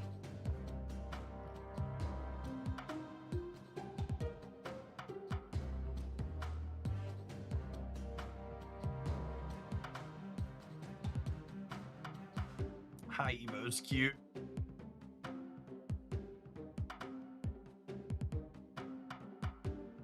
I'm gonna try this one too. It's a good deck that has a lowish curve. I think it kind of makes sense there.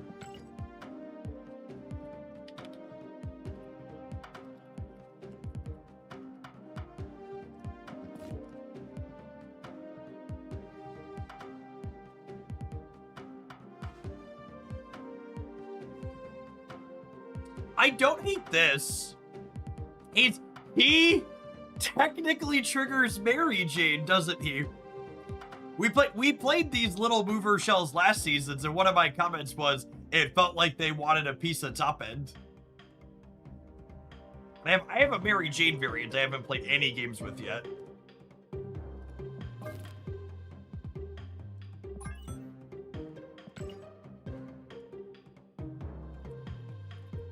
I don't know that I'm in love with I don't know that I'm in love with Jane in this deck. What do we usually play in that slot? Like a Nightcrawler or something, maybe?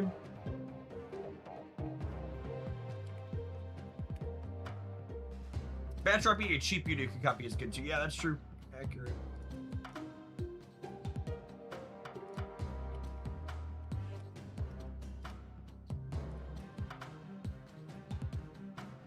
What were we doing last time we played this? We had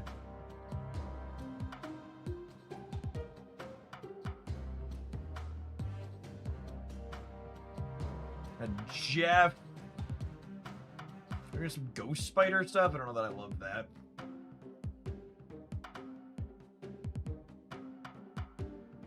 You put like Cosmo for the beer. I think I just like another one, honestly. Especially with Thanos in the deck. I think I like just taking the curve and pulling it down. I played a lot of Ham because we've been playing like a lot of on reveal focused things. I just like play a copy of Ham at the bottom. I just imported a Shadowlands Daredevil build. Yes, definitely want to do that at some point. Maybe we could look explicitly for him with Shadowlands Daredevil. Is there any non-virus builds?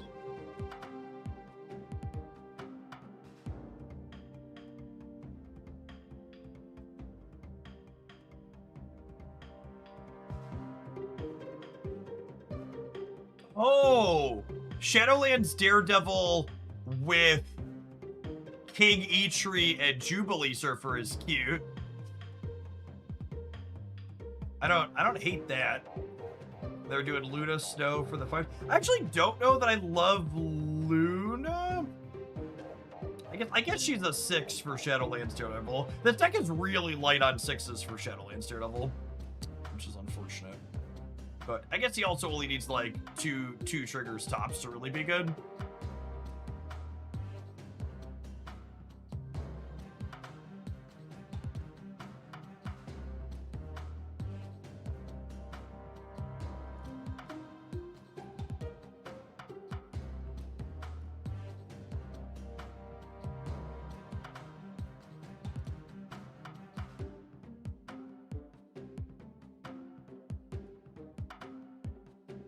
I'm gonna grab this one.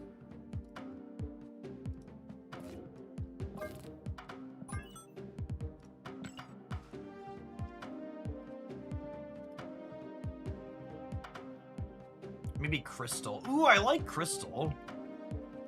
That's good with. That's good with. Let's go with Luna. It's good with the Frack. It's good with. Or that's good with Daredevil. Let's go with Jubilee.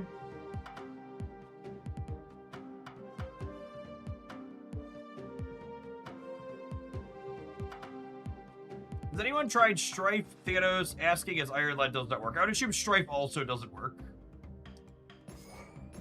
For the same reason. Have I really not gotten a variant for this card? All the variants were kind of awkward, right? I'm gonna split her and put a border on her. We played enough for her at this point. Strife does not work. Okay, that would be my expectation that it does not work.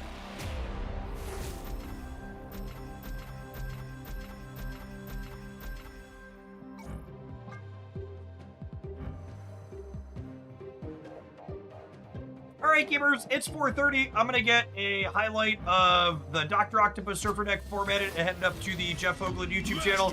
If you didn't catch that earlier, it'll be up there probably about a half hour or so once I edit and it has a chance to process. There'll be a Thanos highlight tomorrow morning. As always, new decks uploaded there 7 days a week at 7 a.m. Central almost all of the time. And we'll be back for a nice long live stream again tomorrow. I think my plan is we'll be doing a good chunk of Snap and a little bit of variety mixed in there. Not sure if it'll be at the front or the start, but as always, you can hop on into the Discord server to get notifications on what we're streaming when by joining the different rules.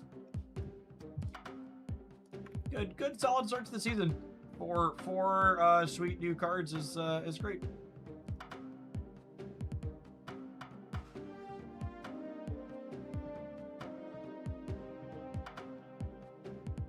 Peace, gamers.